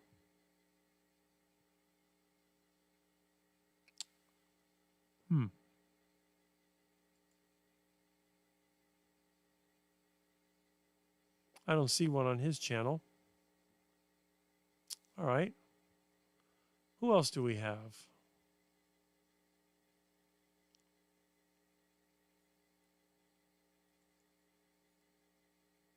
All right. Does Amy have a live? I know she has one tomorrow, I think. Let's see. Okay, the next one would be on 26th, I think. Yeah, 26th. Okay. That'll be tomorrow. So she has one tomorrow, not today. Let's see who else we have. we know when Mitch's is. Let's see. I know Dr. Kiltz has one tomorrow as well. And obviously, Dustin has his live tomorrow.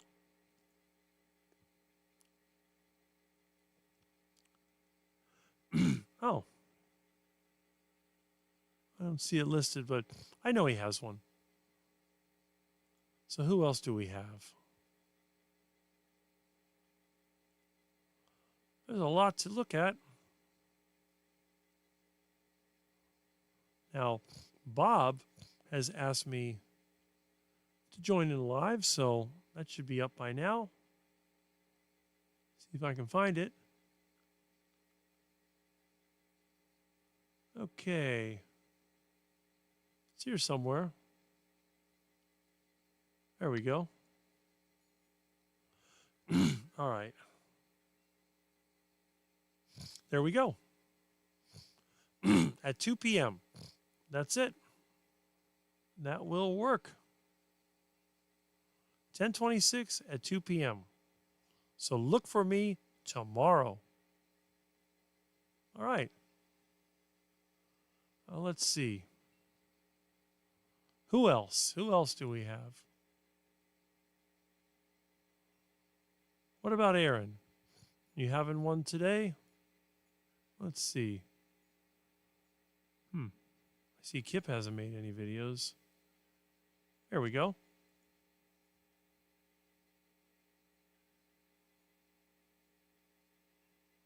Okay.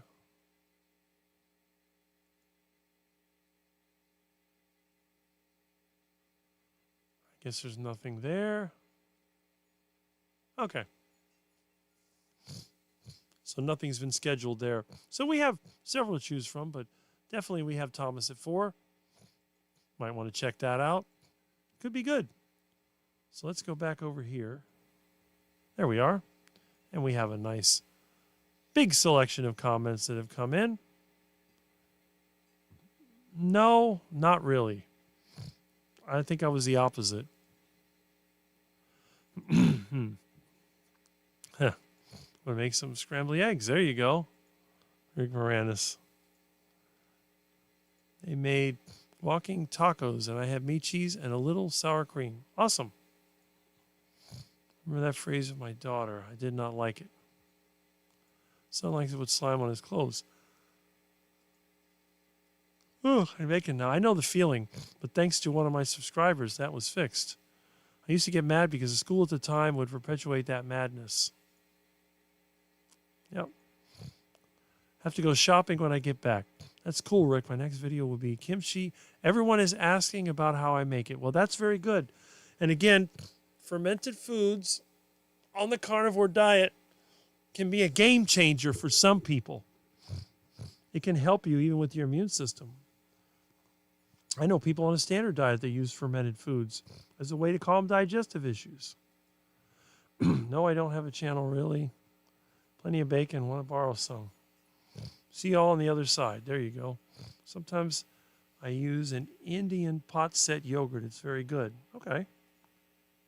All right. If it's the right kind of suspension, you can bet yours with the kids about it having quantities of both solid and liquid. That's true.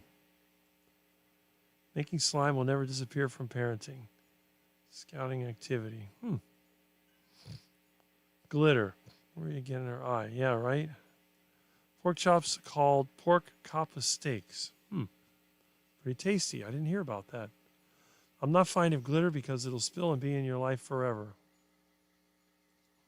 Kid's eye. Yeah, it does look like you can invite guests directly on YouTube now. That's correct. That would be the collaboration. And that's what I will do once I have a much better computer, definitely. That's me. All right, this is good. I will be speaking with Dr. Abs next week. Will be a good one. Stay tuned for that. And this is another one of the prominent people that mentions me. He actually knows who I am, which I think is amazing. He's a dentist and a lot of good information. Another famous dentist is, I think, is Kevin Stock. But Dr. Abs has a lot of good videos. I do watch and comment on a lot of his videos, not as much as I'd like to, but I'm glad that you're going to be able to speak with him. That's fantastic. Let me know when that is. I'd be glad to see that. Whole trim copper for curing. Oh, it's near impossible. Get yourself a whole animal, maybe. No live today. Okay, so Aaron's not having a live today. Slime seems to make Rick sleepy. I don't even know what that slime is referring to. I think of the stuff I put in tires to keep it from going bad. The reason I start getting tired, usually by now I eat lunch. Now, normally, a normal person would eat lunch and they get tired after. I'm the opposite. I normally eat my lunch between noon and 2 o'clock. Then it gives me an energy boost. So every time that I eat, my energy goes up. It's funny the way that works. I cure meats without having a curing room or basement. Modern life has some wonderful options. Yes, it does. It absolutely does. Okay, so let me go back to my channel here and let me just talk about a couple more things before I wrap this up and go outside. I may start digging, but I think what I'm going to do, I'm going to move the metal first before I start messing with that. Anyway, let me switch back to my channel. Just over here. Like that. Okay, view your channel. And we have 45 watching. I think that's a new record for having a live stream this late. I'm really impressed. I'm looking at this yogurt and salivating. This stuff is really good. Okay, so let me go back over here to my scene. And what I'm going to do, I'm going to take my yogurt back and I'm going to show you where this came from.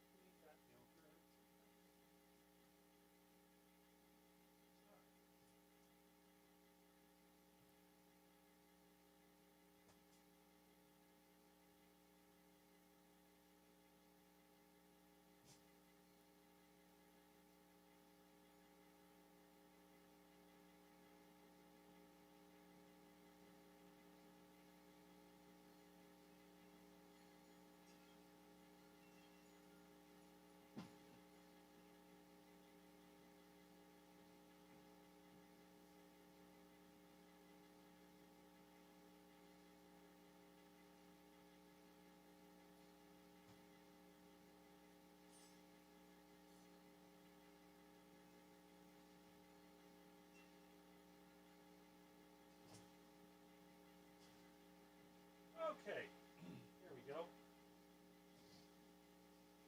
Now, Aldi did not have the one that I normally use, which is the whole milk yogurt, but they did have this.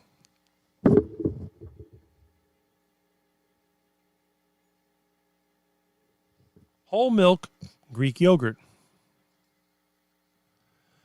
Now, the thing about yogurt, what's in it? Here we go.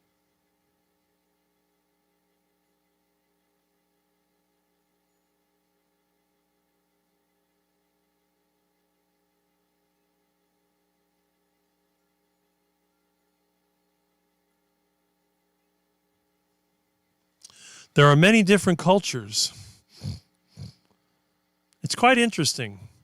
And of course, my camera's now out of focus. But anyway, if you look at it, let me get the microphone over here, and we can read it together. It has milk, obviously, live and active cultures. S. thermophilus, L. bulgaricus, L. acidophilus, bifidus, and L. casei. This stuff is really good. Let me reset this camera so you don't have to look at me all blurry. Oh, that's a little bit, actually reset itself. What do you know? It's a miracle. It might be working better. There's a little bit left. And as you can see, It's a good yogurt. Very tasty.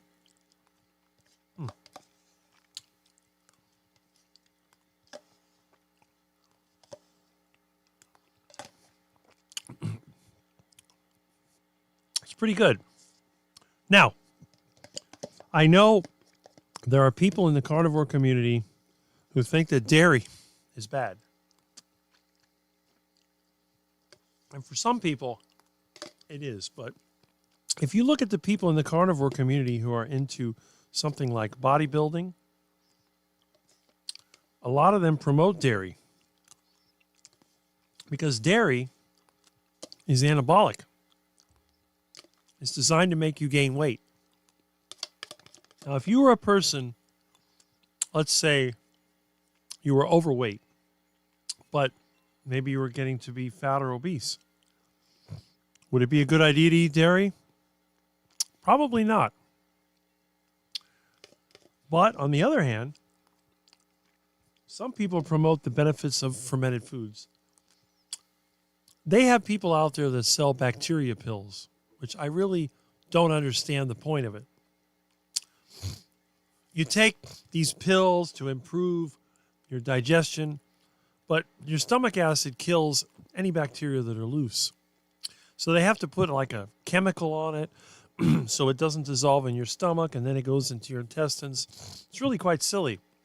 But if you were to eat something like this, yogurt has things other than bacteria in it. It actually has some nutrients.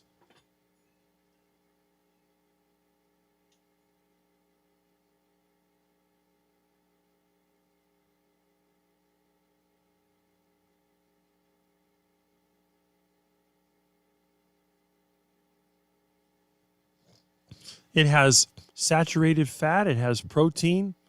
And what else does it have? There's a lot of good things in here. I mean, it's just amazing to me that people demonize this stuff, but it's really not that bad.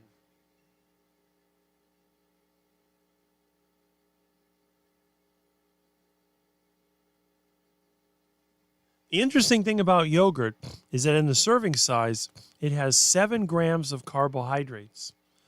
Now, there's been a bit of a controversy about people needing to eat carbohydrates. You say, oh, well, Rick doesn't eat carbohydrates. He's a carnivore. But I eat yogurt. And if you look at it,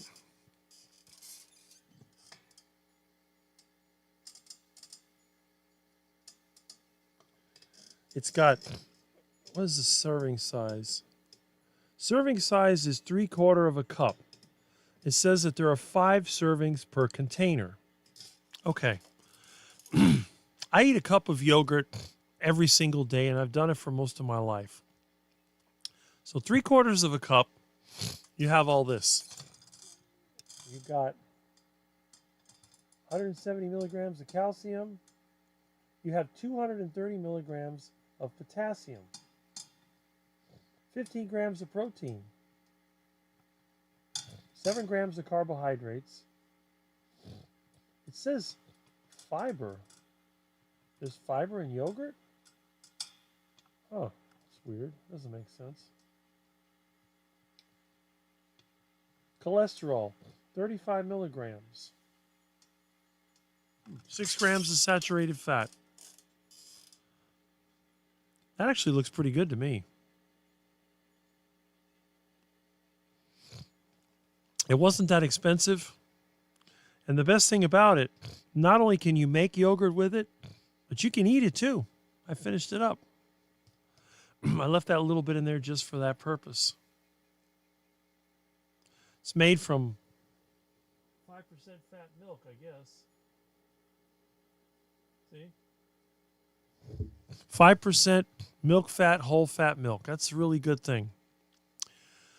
So, if that's the case, why doesn't everybody make or eat yogurt? I don't know. Again, dairy doesn't agree with some people, but for me, yogurt. Now, when it comes to milk, I don't drink milk. I have not drank milk since I was 20 years old. 20 years old was the last time I drank milk. And that was that. Okay, so let me go back over here. Seems like the camera's actually working better now. I think everybody's just helping everything here. I may cancel my subscription, Talk Studio, and use the collaborations on YouTube. There you go, with OBS for free. Just have to figure it out. That's what I want to do. That would be fantastic. Slime is what kids like to try to make or buy from stores. It is just problematic play stuff. Okay. Dr. Abs gets the eye candy points, ladies. Well, him and Dr. Kevin Stock. I don't know which one you ladies like better, but we don't have too many ugly people in the carnivore space, I have to admit. We have a lot of good-looking people here, even in my chat. Check him out. Have a great day, Rick. Thanks for the promo. And to everyone who subbed, really appreciate it. Well, thank you for being here, David. Thanks for showing my channel, Rick. You are the best. Well, I am glad that someone I respect thinks that I'm the best. That's great. The Stoics. Guess I should stay away from yogurt then. Maybe. Good old Rick. Yogurt on his face. Yes, that's me. My daughter's making soup of the chicken she had in the smoker yesterday. Wish it smelled better. Mass evacuations. Oh, so it's a hurricane now, huh? Hurricane Melissa. Boy, I hope the Jamaicans don't get it. I was talking about this earlier. You know, I wish a hurricane would hit Miami. Stop wasting time on these islands where people are just struggling to get by. I mean, come on, give them a break. At least it's not hitting Haiti. Haiti's had so many problems already. They don't need another hurricane. But they'll probably get rain and mudslides and who knows what else. Still here. Been running errands. Yay, there we go. LOL, there we are. And welcome back.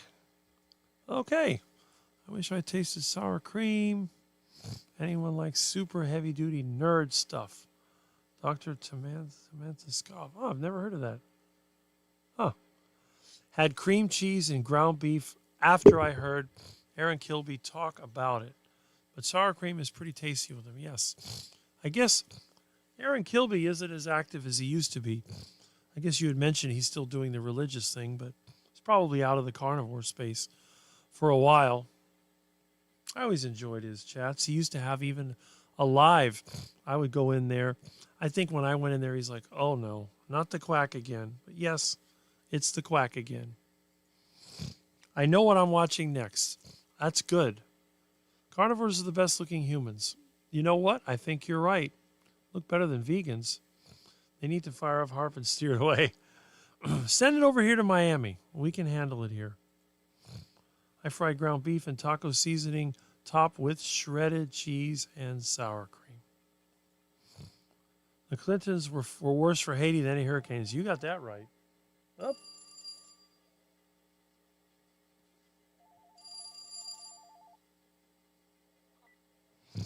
Hello. Oh, okay.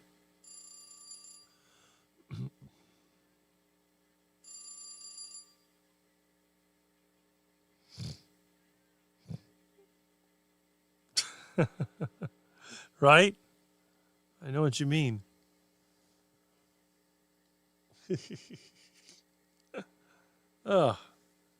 Anyway, no, I'm still on it.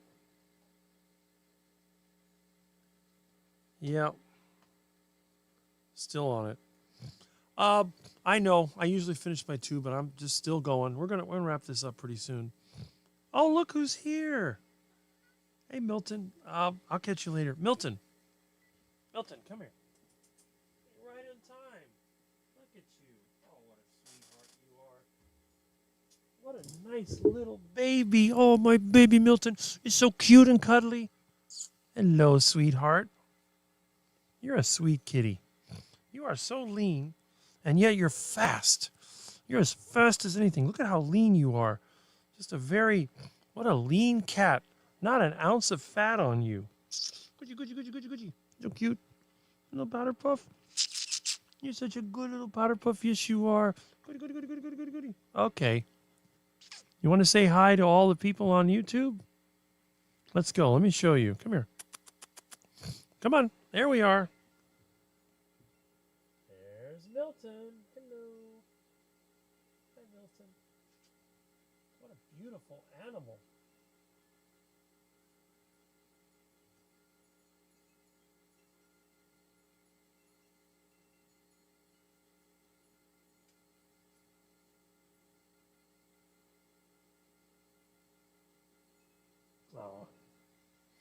What a fantastic little cat. I love my little Milton. Even though he's a skinny kitty, you're still growing. You're going to be a big cat. I know that. You have no fat. I mean, none. It's amazing. I have friends with cats, and they're all obese. It's pretty sad when even your cat is obese. Your kids are obese, and your cat is obese. Mine is like super lean. He's getting large. He's getting bigger. Yes, he is. He's cute. Look at that beautiful face. Look at that gorgeous animal. Look at that cutie. Well, I'm glad you came here. You're probably telling me, where's my food? You should have fed me by now. But you're over here talking to that box. All right, let's see. Nice Sandy. Gary Brecka. I've seen some of his videos. Quack or Good Opinions. You know what? That's something I got to think about. I can't say for sure. I have to think about that one. Maybe I'll check out some more of his videos. I have most stuff for tacos, just not the tortillas and cheese. Well, taco meat is tasty if you do it right. Let's see. Thanks, Ricky. I think you're right, even among the guys who go bald. Well, there you go. How many phones are ringing? I have 4 different lines. Thomas calling you to tell you 4 is coming. Well, there we go. We're gonna wrap this up so I can eat something and do some work outside. But yeah, and I'll be listening to Thomas while I work outside. I don't wish hurricanes on anyone, but it does blow away a lot of mess. That's true. It also makes some people money. We had a time number here until a couple of years ago, 305-324-8811. They seem to have gotten rid of it. Maybe I'll have to make my own version of a time number. Milton, I know you're hungry. He's over there crying. Okay, Milton. See, we got people that like you. Milton loves his daddy. Yes, he does. Milton is getting so big. He is. He is. Hello, Milton. I eat dairy every day and love it. Does me good. Do what works for you. Yes. What was that group called? Party Line. Remember. Milton has Rick, not the other way around. Remember that. I don't remember it. Well, the Party Line, I remember the phone where they shared. Call a number, a ton of people. I don't remember that one. I remember there was one that you had like a phone shared with somebody else, a person you didn't know. But there actually was in the 90s. People would set up phone numbers. You could call the number and then you would randomly connect with others. They even had a dating line like that. I had a friend that tried that. Yep, that's right. And we did phone hacking. There were actually channels we could talk to people on. I had friends that injected insulin in their fat cat. Wow. For his vegan son ate popcorn for breakfast. Husband had eggs and sausage. Yes. Mom had grits and eggs. Daily house panther is down to about 14.5 pounds. Behaving better. Keeps his claws in when he taps my arm. Mine does that too when he grabs my leg. Keeps the claws in. He's a very well-behaved little monster. Remember phone booths. I remember that, and you know, I actually have a payphone in my front yard. Look at my old videos, and you'll see I have the last working payphone in the neighborhood. They took the one out of the library last year. I have the last working payphone, I think, in this whole area. Yes, I will, once I get over this. Why'd they get rid of those? I guess it didn't make them any money. Worked in an apartment last year, and one of their cats was as round as a soccer ball. That's really sad. A cat should not look like a ball. A cat should be lean. Cat looked like a big old raccoon. It was huge. And those cats don't live that long. That's the problem. They may be cuddly. They don't live long. What is that noise?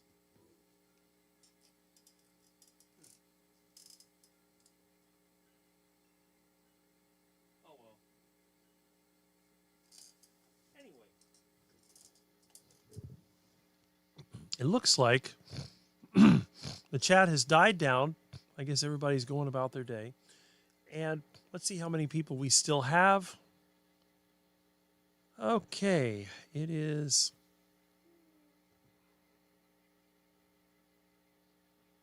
Okay.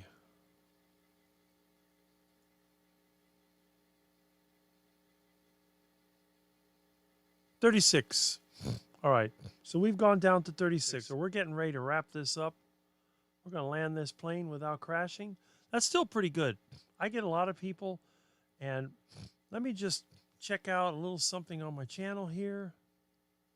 I have 3.67K, almost 3,700. I think I might reach 4,000 next year. Maybe. Maybe not. Who knows? I'm not worried about it. I don't care how many subscribers I get. No matter how many subscribers I get, it's the same amount of pay, which is 0. All right. All right. Okay. So, let me see here. We got this. You can see I'm well relaxed. All right. What do we got here? Ah, there we are. I've seen fat barn cats. Yes. 42-pound rescue cat. A 42, what is it, a bobcat? Wow, now down 25 pounds. That's crazy. If people's pets are getting obese, I can imagine what the owners look like. Ooh. Fasting mode. They must be fed with table scrap from whoever owns the barn. So sad to see fat cats that can't groom themselves. My cat is so lean, he can fit through an opening this wide behind a file cabinet. Any rodents that get here, they cannot escape the little black menace. All right, let's see. This means they need less supplemental kibble, yes, or a few more cats. And here we have Tim. Hey, Brother Rick. Hey, Odd Fitness Tim Brennan. I guess you have a different time zone over there. I see you posted some videos. I haven't looked at them yet. I've been here since 8 this morning. I'm not going to break my record because my friend Thomas has a live stream at 4, and I haven't eaten my lunch, so I definitely want to wrap this up soon. But I'm glad you were able to drop in. And it says it was a regular cat. Looked like Tweedledee. That's pretty sad when the cat is obese. You're a lean cat. Yes, I am lean just like my cat Milton. I don't have the muscles that you do. I'm very thin, but I'm very active. You see me on the bike. I've had a lot of people comment about my bike rides. I ride like a maniac and barely breathe hard. It's really quite funny when you think about it. How many other people do you know that have pushed their van a quarter of a mile when it broke down and didn't fall over? So even though I'm super skinny, I do tend to be quite active, and I never get injured. That's the other beautiful thing about it. Even when I have to work and pick up engine blocks and stuff like that, I've never strained anything. I've never had any kind of injury. Not much in kibble that a cat should eat. I feel bad feeding it to the ducks. I've had people give me cat kibble. I've even tried to give it to my cat. He won't eat it. My cat Milton will not eat any cat kibble. He will eat various raw meats, cooked meats, and he also likes the dried meat that I made him. I made him dried ground beef. He loves that. But I still need to get my hands, I'm going to have to do this sooner than later, on a cat feeder. And I got to train him to it. So I may look at that today and see what I can do and get Milton a cat feeder so that when I go out of town for Hack Your Health, I will definitely have him here and well fed. He won't be happy because I'm not here, but that's okay. And let's see. Thanks. What is for lunch? Haha, Rick, I love your talking rides. Well, I'll tell you what's for lunch. Heart attack chicken. I got some lard. I got some chicken. I'm going to fry it up, and I'm going to have it with sauerkraut. So I'm having heart attack chicken with sauerkraut. And I'm making yogurt. I'm not going to have any of the yogurt today, but tomorrow I'll probably have yogurt with the chicken as I got that made up. Love your talking rides. So funny. Yes. Good for Milton. Well, you know, Milton is funny. My bananas. Oh, boy. I'm going to have to wrap this up anyway to rescue my banana tree. The wind is starting to really weigh it down. I'm going to have to reattach that. I might use duct tape this time so the prop doesn't fall over. But my banana plant is probably going to fall down with all the wind we've had. And again, I got a lot of friends that love bananas, so we don't want to let those bananas fall on the ground and rot. We want to keep them up in the air where they can mature into juicy bananas. And we have a question. How many heart attack drumsticks can you eat in a meal? For me, 5 is enough. Well, let me tell you something. They sell chicken drumsticks in a 10-pound bag. And one time, just as a challenge, I wanted to see how many I could eat. I started cooking and eating them. By the time I finished eating, I ate the entire 10-pound bag. I have no idea how many drumsticks there were, but as many as you can fit in a heart attack bag, a 10-pound bag, that's how much heart attack chicken I ate. Now, after eating all that chicken, I was weighed down. And I ate them for lunch, and I was sluggish all the way until 6 o'clock. So I ate lunch. I started eating around 1. I probably didn't finish till 2:30 because you can only fry so much in one pot. It took 3 pots to fry all that chicken. And it wasn't until about 6 o'clock before I felt like doing anything. I ate a lot of chicken. I think that night I only had 2 half-pound burger patties because that chicken it got me. All right. Sounds very Greek with the yogurt. Well, guess what?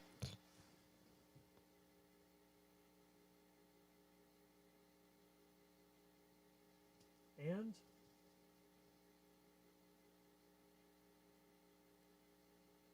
look at all those bacteria. Sold by Aldi. And that's it. Okay, and let's see. My in-laws used a generous scoop of cat food out for local deer. By the way, the ducks around here, they love cat food.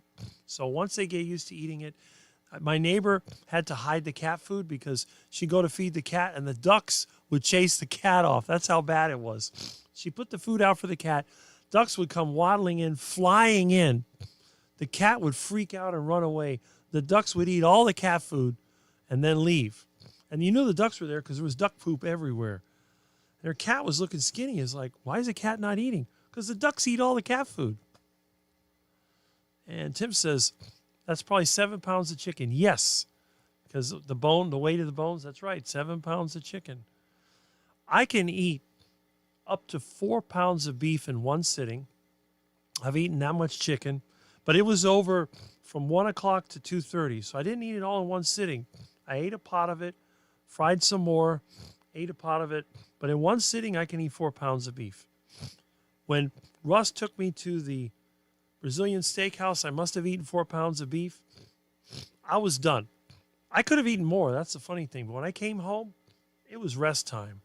When I eat a lot of food, I have to rest. I can't work. So I try to limit it to 2 pounds. Normally I eat 2 pounds of meat. I can eat 3 or 4 pounds of heart attack chicken, no problem. Most people, when they eat chicken, they're hungry 2 or 3 hours later. When I eat chicken, I'm satisfied till the next meal. My rule is simple. Eat as much as I can without getting weighed down. And it works for me. I'm fine. I just had a 5-pack of drumsticks and a fermented pickle. Great. That's great. So not only are you getting beneficial bacteria, but you're getting some minerals from the plant, the pickle, the cucumber, and the drumsticks. That's great. Because the bones weigh a bit. Yes, that's correct. Whole milk, too, is the best. Yes, it is. And milk, as I mentioned before, is an anabolic substance. If it doesn't bother you, you can drink it. Helps you put on muscle, keeps you strong. I know a lot of people, they are just fascinated with being skinny. They want to be skinny. And I tell them, you probably don't want to be skinny. I'm skinny. You don't want to be skinny. Most people, I think, would be better off trying to be strong. Even if you're overweight, even if you have a little body fat, if you have muscle, you're strong, you're doing good. That's what I say. I bought some different food in a deck box. Yeah, to keep the raccoons out of it, exactly. But if you had the ducks are funny. They love cat food. I usually find 27, a 5-pound tray. That's right. I used to be able to get those for $10. Now it's a lot more, but it's not Aldi's fault. Aldi usually sells stuff at a reasonable price. Use the cultures. That's what I just did. Now, I use wild cultures from my pepper plants to make some yogurt. But in this case, I'm using this to make that batch that I have right now in the kitchen. So yes, I do use it. It works well. The reason I use the Aldi yogurt is because of the variety of cultures. You can see right here.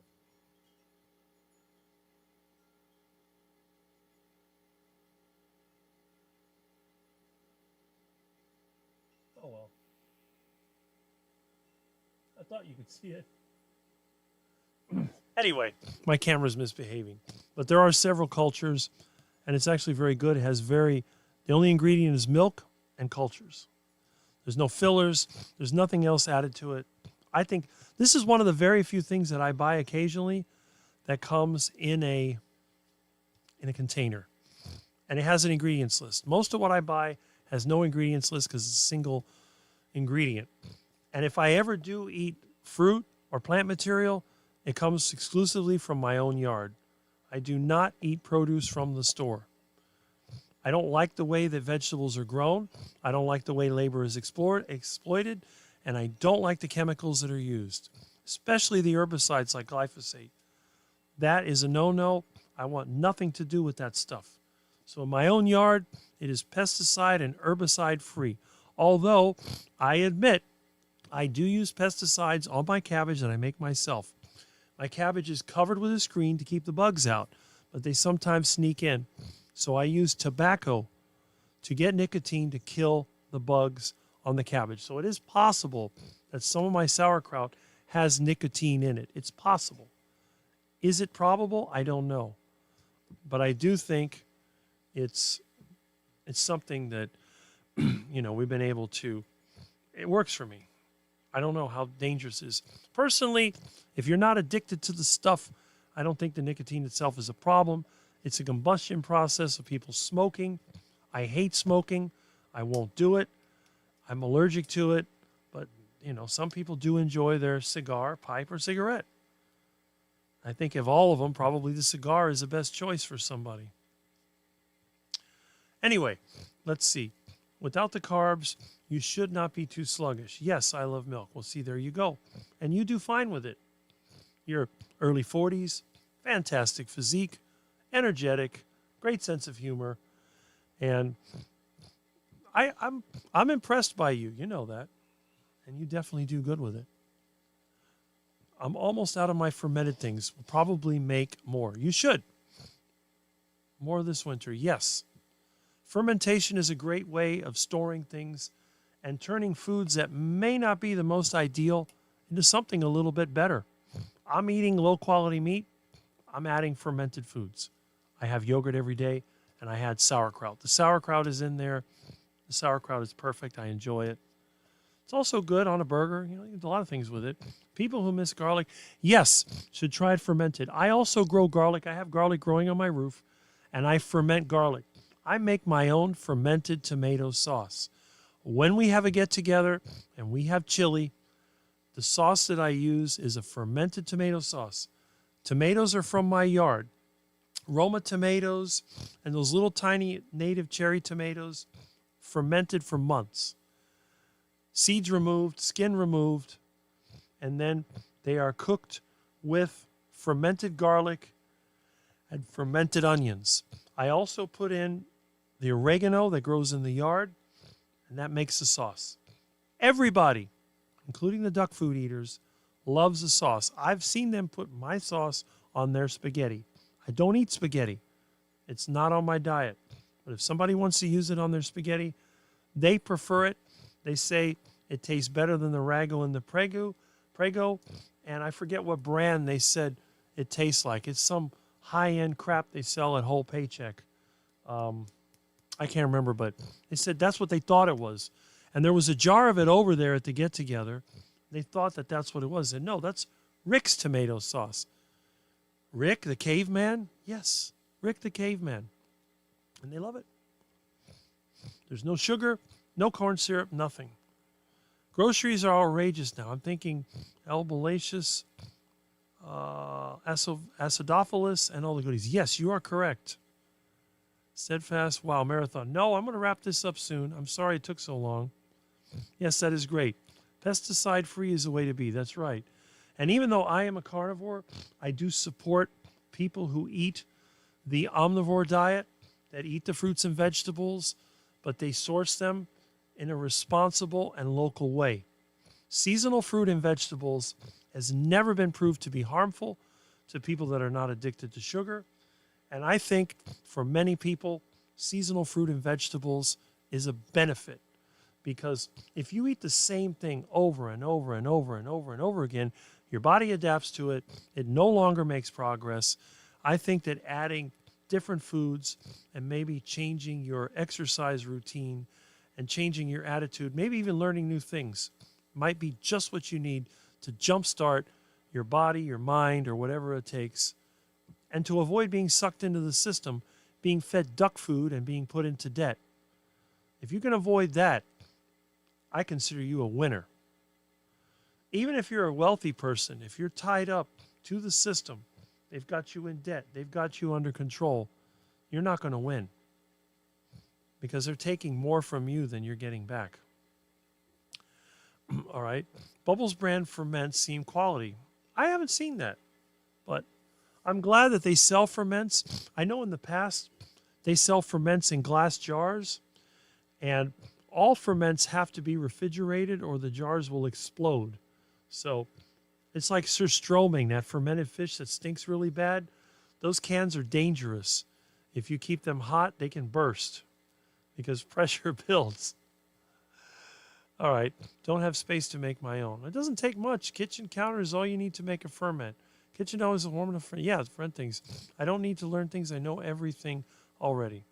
Now, speaking of ferments, before I go, let me show you one of my ferments. Here. I got ferment.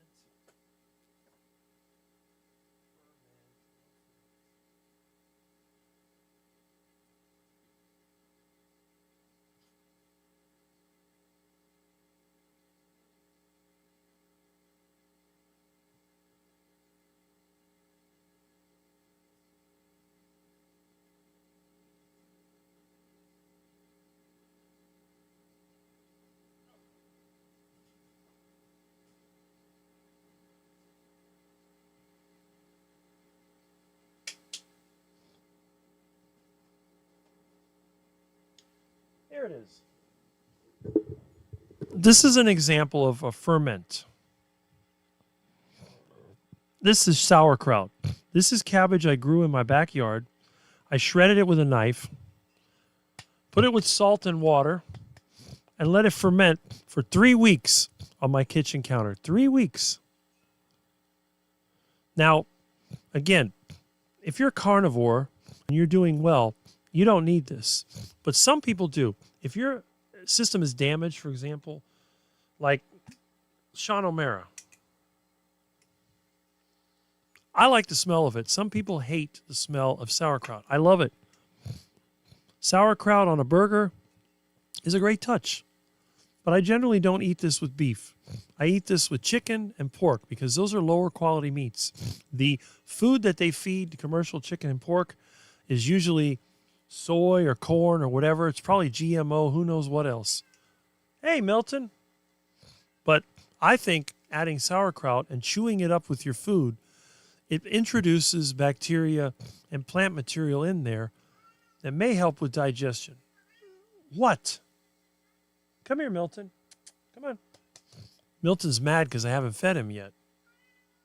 No, I haven't fed myself yet. How can I feed you if I don't? You want your raw chicken? No, you got to wait for me. Anyway. Notice the container that I use. The container that I use is glass. These are old. You can still buy them, but they have this sort of spring-loaded top. You put a gasket in there, and then you can lock it down. Now, you have to make sure that you vent this out every now and then, or it'll burst pressure. But this right here, for those of you that want to add plant material to your diet, if you can tolerate it, learn how to ferment. Fermentation is also a great way if you're one of those people like my friend that was ex-vegan.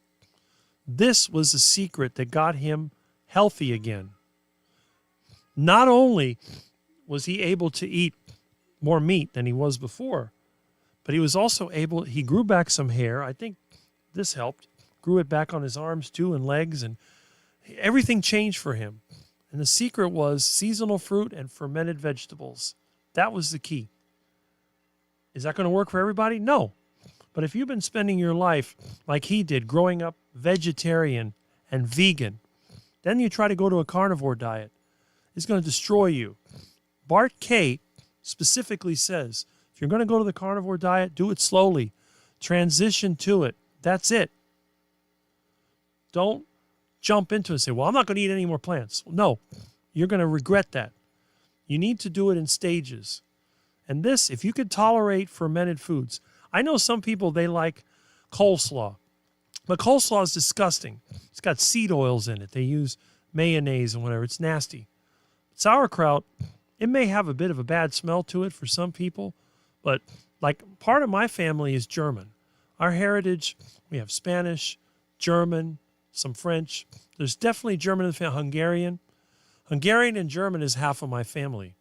And they both make sauerkraut. Sauerkraut actually comes from Asia, China, those countries. So this is something that you might want to look into. And if you like Sean O'Mara and his diet, this is something you can think about. But definitely, if dairy's not a problem, all carnivores, you should eat yogurt. Now, if you're a person who is addicted to carbohydrates, don't put fruit in your yogurt. But if you're one of those people, let's say you're 20s to 50s and you have a history of fitness, you work out all the time, you're active, fruits and vegetables will not harm you in most cases. If you have digestive issues, then you have to go more carnivore. But if you're an otherwise healthy person, muscular, lean, active, you can add fruit to your yogurt. You like that? Add fruit to your yogurt. That's fine. No big deal. But again, it depends on the person. They say the term proper human diet. I don't like that term. It bothers me. I like the term, well, they say proper human diet spectrum. Human beings are not carnivores in the sense of being exclusively carnivore. I think that human beings are more, I guess, I don't know, some people use ketovore. We're basically meat eaters that can eat plants as well. We eat meat when we can get it. We eat plants when we can't. That's it. And I agree with that 100%. I eat the carnivore diet. It works for me. But for most people, you got to go somewhere in between. And it really depends also, what do you do all day? If you sit on your rear end all day in front of a computer, you're going to have different requirements than if you spend your day digging holes, lifting heavy objects, climbing up and down stairs, trimming trees, or whatever else you do. If you do a lot of sitting, you're going to have to eat a different diet than somebody who's always moving. If you're constantly moving and you're healthy and you're young and your nerves still work, you can eat the fruits. You can eat the vegetables. No problem. But I hate to say it, a lot of people are just killing themselves by being lazy. And I mean lazy. There are people, if you're in your 30s, 40s, or 50s, and you're not paralyzed or anything like that, you have absolutely no excuse to sit around all day and be lazy and get somebody else to do the work for you. Do your own yard if you have time. Clean your house. Go for a walk. Get a bicycle. Don't drive everywhere. Some people are smart. They say, you know what, why am I going to burn gas when I can hop on a bicycle? It may take me a little bit longer, but I can get the errand done, and that's okay. Now, if it's raining, you use a car, sure. But it's like today, if I go anywhere, I'm going to use a bicycle. If I go tomorrow somewhere, I'll use a bicycle. I use a bicycle all the time. Not only am I saving fuel, I cut my fuel use almost 3/4. It's all those short trips that were burning up my fuel sitting in traffic. It's a lot easier. I don't have to worry about that parking lot and all these crazy people that they don't know where they're going and waiting for a parking space. You get in that Presidente, you can't find a parking space. People are tooting the horn. I just ride up along the back of the store, along the canal, go to the bike rack, chain it up, walk in the store, get what I need, go outside. I'm out of there. I don't have to worry about that. I don't have to wait at that intersection where people are going back and forth, you know. It's just so convenient. Now, if I want to go to Gordon Foods, I've had to go there on a bicycle, but that's a 12-mile trip each way. That takes a long time. I did it when I had no other choice. But it's normally too hot. If it rains, you can't do it. So I'll drive there. But I try to limit my trips. Home Depot, Winn-Dixie, those are all bike trips. If it's less than 5 miles, that's a bike trip every single time. If it's more than 5 miles, it depends. But again, if you're a person that sits all day, sits in a car, sits in an office, sits in front of a computer or TV, looks at your device all day, you're losing out, you're wasting your time, you're basically destroying your life. It would be better to go out for a walk, go for a bike ride. If you're one of those people that's really motivated, go to the gym. If you're willing to spend a lot of money on a new car or remodeling your house, how can you not take time out to go to the gym and do something? And the thing is, it's not that expensive. If you have the time and a little bit of motivation, you can do a lot of things. And I really do believe that the mindset, everybody talks about the mindset. If you change your mindset, your whole world can change. Why be a willing participant in your own destruction? It doesn't make sense. If you're healthy enough to go and do something, why not do it? That's what I want to do now. Once I get out of this live stream, I'm going to go outside. I'm going to do something. And I'm just really happy that we've had so many people come in. The last time I looked, we had 36. I think, let me try it again, see how many we have. We have 37. Okay, so it hasn't really gone down. So evidently what I'm saying is something that a lot of people can identify with. And again, we get the chat going, we get the comments going. These are in the ref section. Can be done in mason jars. Hey, Milton, come back here. Come on. Come here, kitty. All right. Let's see. Milton's fasting. Yes, he is. He's looking at me. You going to get me? You going to bite me? Hung out the first 5 hours, had to run an errand. You're good. All right. Ate non-organic blueberries and had a reaction. Yes. But organic ones don't bother me. Yes. Buy organic, better than alternative. And that's because a lot of people don't know blueberries are heavily sprayed. There are a lot of insects that like to eat them. And while the wild blueberries, they are more resistant to insects, they are not as tasty. People raise them to try to get the sugar up. And you can see how Mitch struggled with heavy cream and blueberries that he had in storage. So I tell people, I will not eat plant material unless I grow it myself or I know where it came from. That's why I stay on the carnivore diet. If I wanted to have a banana or something, I'll go outside, I'll harvest it myself. Mango, whatever. Hey, Milton. Come here, Milton. Let me see. Oh, he's so cute. Milton has returned. You cute little kitten. Look at that face. Look at that vicious animal. Look at those sharp teeth and claws. Look at that monster. Milton, Milton, Milton. Come on, Milton. What's the matter, buddy? Look at the camera. You know. Oh, you're a pretty cat. Okay, Milton. You're so cute. Yes, you are. All right. Oh, you like the sauerkraut, Milton? He's interested in that container. There you go. Yeah, well, that's true. But, you know, you don't really smell anything when you do the garlic because it's in the salt water. It's the way I do it. Oh, excuse me. And you just mash it up, put it into your sauce or whatever you're doing. It's true. Sauerkraut is good for your microbiome, testosterone, libido, and is delicious. Yes. But it takes a certain type of person to like it. A lot of people do not like sauerkraut. But anyone that has that sort of German or some Scandinavian, a lot of those people, they like that stuff. Scandinavians and Germans, they love those fermented foods, the pickles and fermented fish and all that stuff. But A lot of other people, like in Latin America, they don't like it too much. Just had strawberry yogurt, olive oil, and walnuts, mushroom coffee, and protein powder. Well, there you go. See? And that works for you.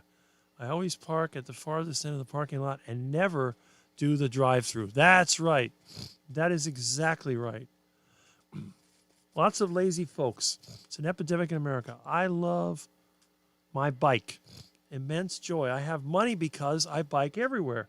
Plus, it cures depression, strengthens your body, cleans your brain. Yes, I do my biking talks. I think a lot about when I'm on my bike. When I'm driving, it's hard for me to think because I'm always worried about the next disaster. Either somebody's going to run into me, or I have to watch out for the cops, or it's just stressful. And the horn always tooting. No. I do the bike. But yes, I do drive as well, but I do a lot of bike. Come back after my grandson's left. Okay. Welcome back. Doing my housework while I'm watching and listening. Well, there you go. Took a fly and then an ant invasion. Get me to clean this apartment. Oh, Milton. Okay. Yes. Rinse very well. Companies are absolutely killing us and the bugs. Cute cat is little Milton. Yes, he is. He's a nice little kitty. A gift from a neighbor found in the street. Like everything else I own, somebody dumped him, and now he's here. Even my containers, these containers I get them from clean outs and from trash piles. I actually picked up a couple of these a few weeks ago. I was driving down the road. Somebody cleaned out a house, threw it in the trash pile. Now, you'll notice that all my containers, they fit a certain standard. Glass top, rubber seal, clamp. Pretty good seal, actually, right, Milton? And I'm getting hungry thinking about this.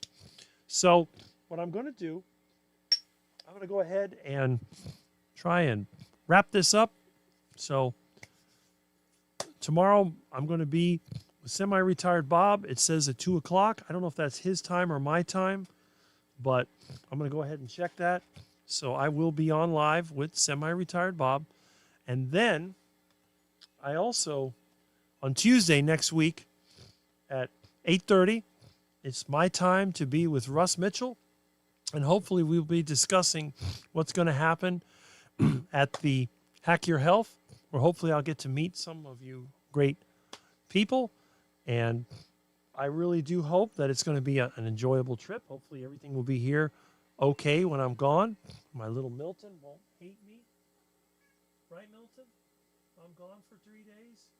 You going to be all right? I hope so. I don't want to come home and then find a very angry and vicious animal waiting to chew me into pieces. Bite my face off, you silly kitten. Yes, you are. You're a silly kitten. So that's great. So anyway, all right. So let's see. Do we have anybody else? Let me just pop up the live stream and see what I sound like and look like. And vicious animal waiting to chew me into pieces. Bite my face off, you silly kitten. Yes, you are. You're a silly kitten. So that's great. So anyway. Okay, that looks good. And comment-wise, let's see. You're a thrifty one. Yes. All right, let's see what we got here. I was running errands, and Rick was still here. Yes, Rick has the Marathon Lives. That's correct. It's once a week, so we make it count. You're a thrifty one, Rick. It's inspiring. Well, so are you. You got to be in this economy. Lisa, yes. Thank you, Rick. Been hanging with you most of the day. Well, Juliet, I'm glad that you're here, and I'll be seeing you in person, it looks like, in a couple of weeks. We have the Hack Your Health. And anyone that's with me, you can feel free to hang out. You might be embarrassed being around me. It's like, oh, that Rick, oh, yeah. It's like a caveman. And then I'm the one that towers over everybody else. I mean, I'm 6'6", so I can't hide from anybody unless I duck down like that, you know. And then the other thing is I got so much hair. It's like, yeah, there's only one Rick. And who else has got the lard on their hair? I got to remember to bring some lard with me so that way I don't end up totally messed up. Let's see. Mexican culture, when someone is indicating that someone is stingy with their money, they point to their oh, well, yeah, I've seen that, meaning tight. I've seen that. Milton, we ate the sauerkraut when you were gone. Right? I've been struggling since my therapist has been on maternity leave. And now, after I spewed my thoughts concerning Mitch, I feel horrible. Well, you know what? Don't let it bother you. I don't know if it's just that you were frustrated with Mitch or Mitch got you angry, but you can't let other people determine whether you're happy or not. Look what I did. Mitch attacked me directly. Do you see me getting mad about it? No, not at all. If he offended anybody, it was indirect. It didn't bother me. Seriously. Do you see me complaining about Mitch? No, I don't.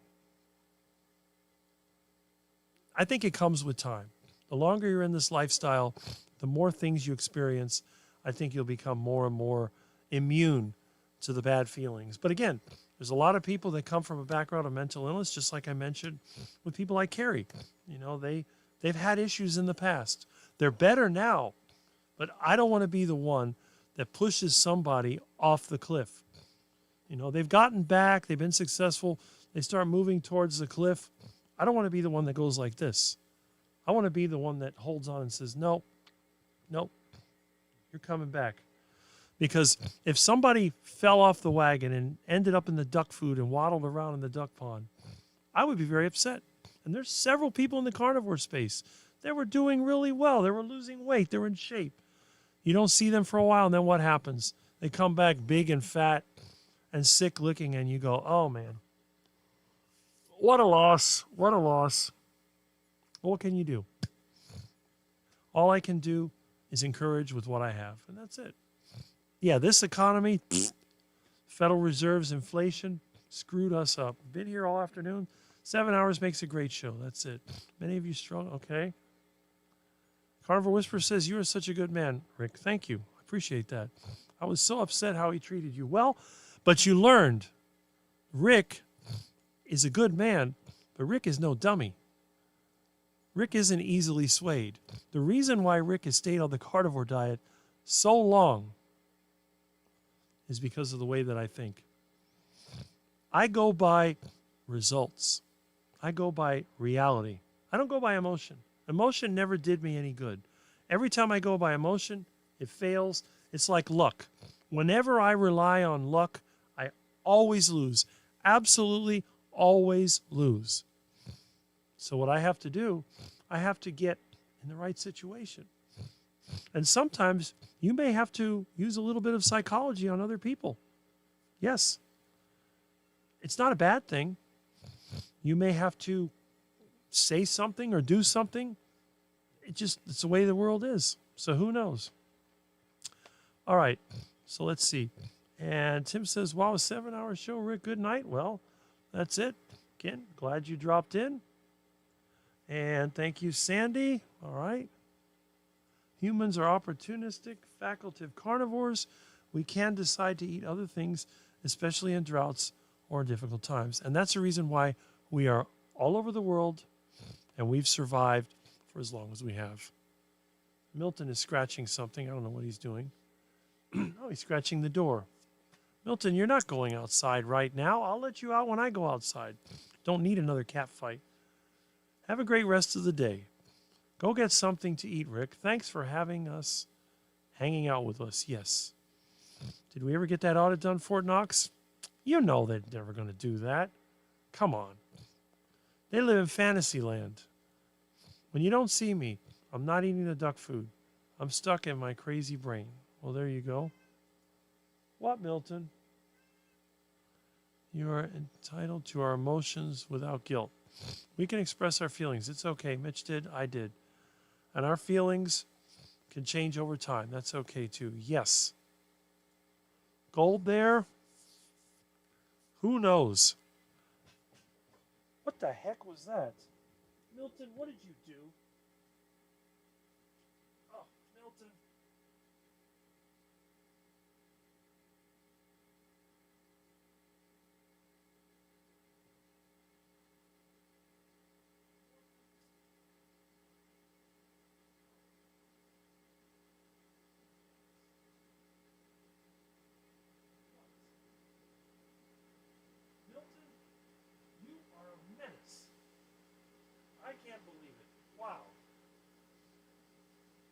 I don't know how. How is a cat so strong to open the refrigerator door, get in the refrigerator, pull out the steak that someone just got for me, and try to eat it? Oh, that cat. Well, I'll tell you one thing. If I was away from here, he would find food. He opened the refrigerator door. Incredible. That cat is unbelievable. Okay. Hi, Juliet. I still don't get why steak is being covered with thinly sliced gold. It's just one of those stupid things that they do to justify expense. Gold leaf is very thin and really not that expensive. But it's just a way of putting luxury. They use the term luxury to mean, well, really what I call overpriced. Everything that they call luxury, I call overpriced. It's not much better than anything else. And that's fine. Okay. Hi, Tim. There we go. Juliet knows you. Rick and whole chat. Thank you, everyone. I'll post some workouts later today. Much love. Well, thank you for being here, and I will look for your videos. Milton is fasting. Not by choice. He's making a lot of noise. He's angry with me. He wants his food. Beautiful, said Juliet. I'm a fan, Tim. Yes. Milton doesn't want to wait for his meal. He doesn't. Milton breaking his fast. Haha, Milton behaved. I had to put a large, I put an intake manifold in front of the refrigerator so he can't open it. Milton, will you stop that? Milton. What a menace. Now he's rolling over and acting cute. You got that right. That Milton, he don't play around. He gets mad when he's hungry. So hungry, Rick. Yeah, he's going to eat. Don't worry. And Milton says, that was fall from the right? I just beat myself up. Go feed it. I'm going to. Okay. Well, no, that was actually a car accident, but yeah, it's. Milton has never attacked me in the face. He attacked my leg once. He went into wildcat mode. Imagine, yeah. Laughing at Rick talking about Milton. If I all have to eat, I agree. I got to do the same thing. And my son asked about Rick's cheek also. Yes, well, I'm not sure what it was, but it happened after the car accident. Yes, go to eat, Rick. Got to keep that body fueled. That's correct. And Lady June. All right. So anyway, let's go ahead and let's wrap this up. And let's see if we can... hold on. Let me see if we can get some music going here. And I lost the music file. Oh, my goodness. Oh, wait a minute. I'll find it. It's here somewhere. I can't wait till I get my new computer built. This is going to be absolutely... What? Milton? What is wrong with you, you silly puss? What? Ugh. Milton. Let's see.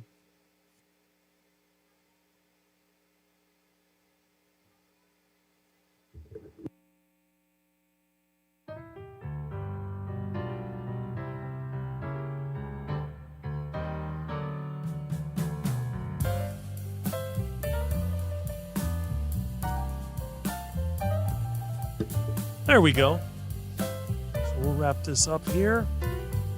If I could walk straight, not fall so often, I would enjoy doing more. Well, I agree. Well, you do the best you can with what you got. That's all I can say. All right. Well, Carnivore Whisperer, thank you, Rick. Bye, everyone. Bye. I'll be seeing you again. I'll see you tomorrow with semi-retired Bob. I'll see you on Tuesday with Russ Mitchell. And, of course, Saturday, 8 a.m. every week. Now, I do believe there is a flea market next Saturday. So I may have to kind of cut this short because I want to hit the flea market. What I'll probably do, I'll hit the flea market first, then live, then back. I wish I could probably do mobile as well.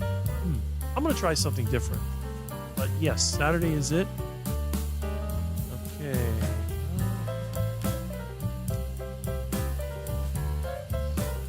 Glass. Yeah, the vented lids aren't. Food shouldn't touch that. Okay, that makes sense. Excellent. All right. See? Thanks, Rick. God bless. There we go. Yes, I'm glad you were here the whole time. Participated the whole time, and I'll check some of your links once I get a chance. Muddy River Rock should be fine. Okay. And Lewis is also still here. Wow. I don't know if you've been here the whole time, but that's great. Washed? Okay. That's not bad. All right. And we're ready to wrap this up. Have a great day, everyone. And don't let people offend you. Do the best you can with what you have, and things will get better.